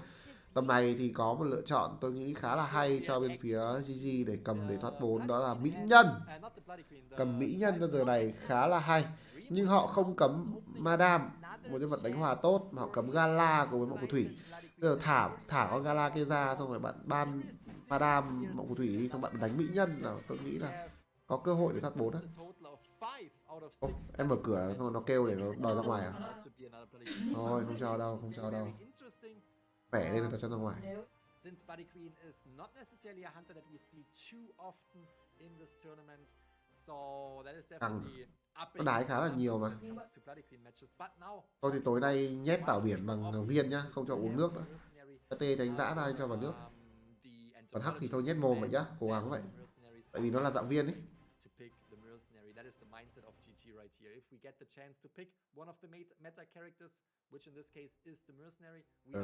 Nhưng mà thông cho nó mệt mỏi phết đấy. Cho có để mai mang ra xem bọn kia nó sờ xem là tăng không. Như kiểu đêm qua ấy, trước khi đi ngủ mình sờ thì nó căng đúng không? Không cho uống men tiêu hóa nữa đây. Thì sau đó đến buổi sáng là hết rồi. Nó đái ra được hết nguyên cả một cái chậu đấy. Đó, anh bơm cho nó khoảng 15 ml nước men tiêu hóa. Chắc là do bơm nước vào. Không cho uống mật ong nữa. Tại Madame rồi. Vâng. Hương sư và đào vàng là hai lựa chọn Kaiter với phía GG đưa ra. Tỉnh táo rồi, mày khỏe rồi, mày dãy. Cái độ hơi bị nhiều nhá. Không mày yếu thì như con gà rù ấy. Mày rõ ràng là tỉnh táo hơn mà.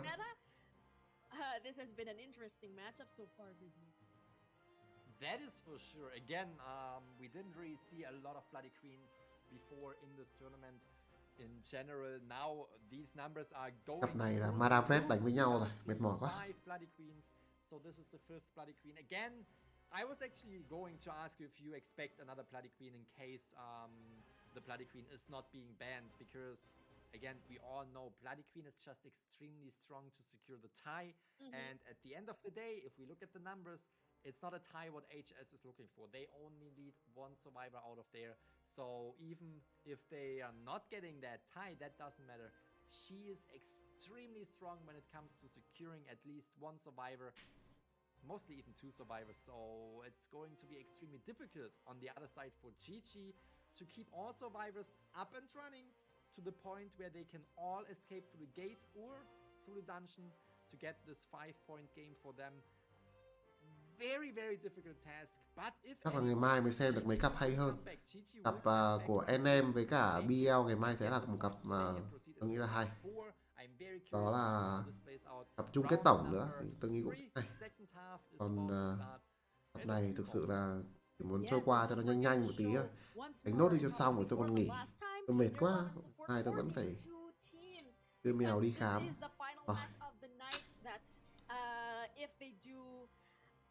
Fulfill the win conditions on the part of Yasu. So looking at this current lineup and this hunter as well, I think the top target, it's hard to determine which is the top target here, because we all know the containment potential of all these characters.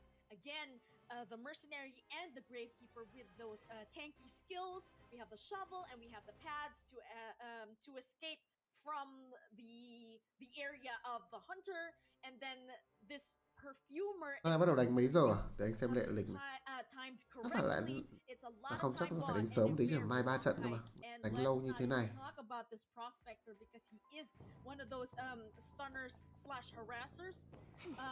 And he's also quick when it comes to decoding. So it looks like it's the perfumer. Look at these two prospectors. Oh, they changed it. Yes, for sure, I agree. All of these survivors are extremely painful to chase, but that is also making it a little bit easier for Yasu to just commit to one survivor, because it doesn't really matter who you find, just go for it. As soon as you find the survivor, just go for it. Ủa, nó để giờ cái gì tới 7 giờ tối ngày mai á? 7 giờ tối ngày mai đánh 2 cặp trận á? À không, đánh từ 3 giờ chiều chứ mọi người. Đến từ 3 giờ chiều ngày mai nhé, ngày mai 3 giờ chiều là đánh. Uầy, thế thì không kịp recap được IU nữa. Ok, chúng ta quay trở lại với trận đấu. Đó là Nayeon là mục tiêu truy đuổi đầu tiên mà Yasu nhắm vào. Máy đã được đập khá là nhanh và tốc biến thì đang có từ Yasuo. Liệu Nayeon có thể câu được bao nhiêu lâu nữa đây? 500 tiếp tục được ném ra. Có lẽ Yasuo phải có cái gương mới thì ta mới hạ gục được Nayeon. Tốc biến đang có nhưng khoảng cách là xa. Và cái nam châm này nó cũng có thể anti được cái tốc biến đến từ Yasuo. Bây giờ bắt buộc phải đặt gương rồi. Khó. Hay quá. Vâng, một pha xử lý nam châm rất hay. Nayeon nên đánh con đào vàng này sớm hơn chứ nhở. Đánh con đào vàng pha này xử lý quá ping luôn. Nó tiếp tục là một pha xử lý ping nữa. Nhưng mà Hunter hồi choáng rồi. Tốc biến lên, né được tốc biến rồi. Yasuo đi luôn. Từ từ thoát 4 thì có round 4 đấy. Trời ơi, thoát 4 là có round 4 đấy. Và Nayeon cai thế này tôi nói thật với các bạn là có thể có round 4 nha. Anh ta xử lý đào vàng rất hay. Pha 500 này thì nó lỗi rồi. Nhưng mà có lẽ là anh ta không biết phải xử lý thêm như thế nào. Và 3 máy sẽ xong cho bên phía của GG. Là trời. Vâng, pha xử lý 500 ở khu vực nhà máy nó quá hay. Và pha xử lý 500 quá ping luôn. Và nó giúp cho bên phía GG xong 3 máy luôn rồi. Nếu mà Nayeon cứ cai như thế này ở giai đoạn cuối trận thì tôi nghĩ là có thể có cơ hội thoát 4 đấy.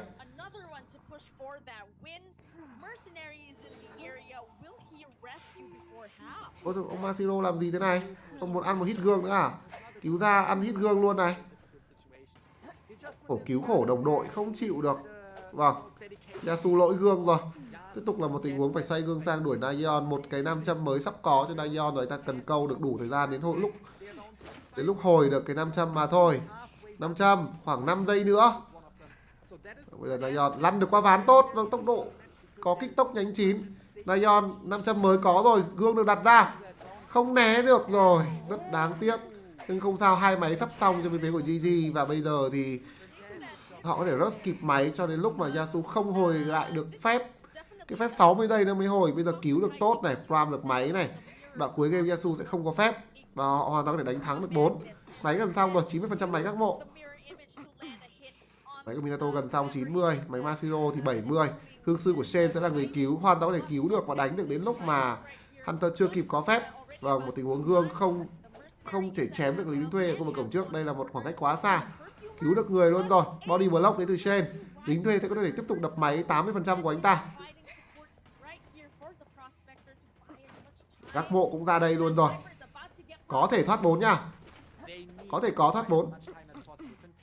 Hầm ở khu vực nhà nhỏ. Tôi chưa thấy một thành viên nào của GG check hầm cả. Tách nhau ra thôi.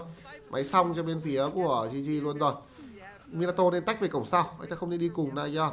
Bây giờ Nayeon cần ép gương của Yasuo ra. Bỏ người rồi đuổi Minato. Đây là các mộ còn 2 đào đất nha. Ông chắc chứ. Đào đất xuống. Đuổi lại vào Nayeon một lần nữa. Đảo mục tiêu liên tục đến từ Yasuo. Né được gương. Né được gương. Né được gương rồi.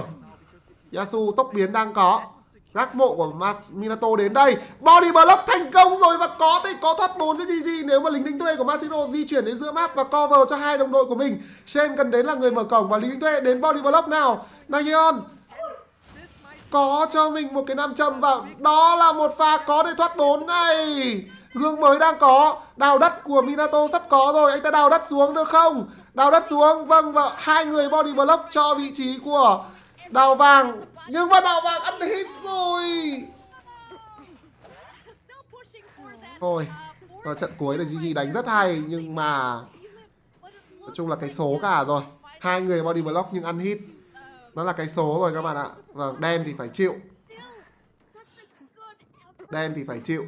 Đánh một trận mà cảm giác như là team Trung Quốc đánh luôn. Nhưng mà rất tiếc họ làm điều đó quá muộn. Các bạn ạ, trận này team GG đánh như GG Trung Quốc thật luôn. Nhưng mà tôi nói thật là quá muộn rồi.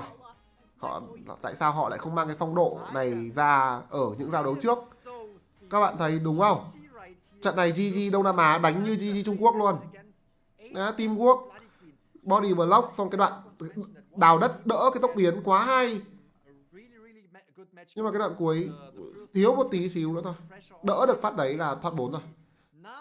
They were just coming in with a lot of banned characters, so they had to deal with a lot of banned characters. They had to deal with off-meta characters, and the way they were performing. Rồi, mai gặp Hades, mai lúc gặp Hades, mai mua gà Hades, ăn gà Hades các bạn nhé. Ăn gà. Ok, tâm linh. Ok, cảm ơn mọi người đã theo dõi vòng loại khu vực Đông Nam Á ngày thi đấu thứ 2. Và tôi cũng xin phép nghỉ ngơi và hẹn mọi người vào ngày mai với chung kết tổng. Chúng ta sẽ có 3 cặp đấu vào ngày mai. Mai sẽ là một ngày khá là mệt mỏi với lịch đấu bắt đầu từ 3 giờ. Cảm ơn mọi người. Hẹn mọi người vào ngày mai và chúng ta nghỉ ngơi thôi. Bây giờ cũng là muộn rồi, 10 rưỡi rồi. Bye bye các bạn. Chúc các bạn ngủ ngon.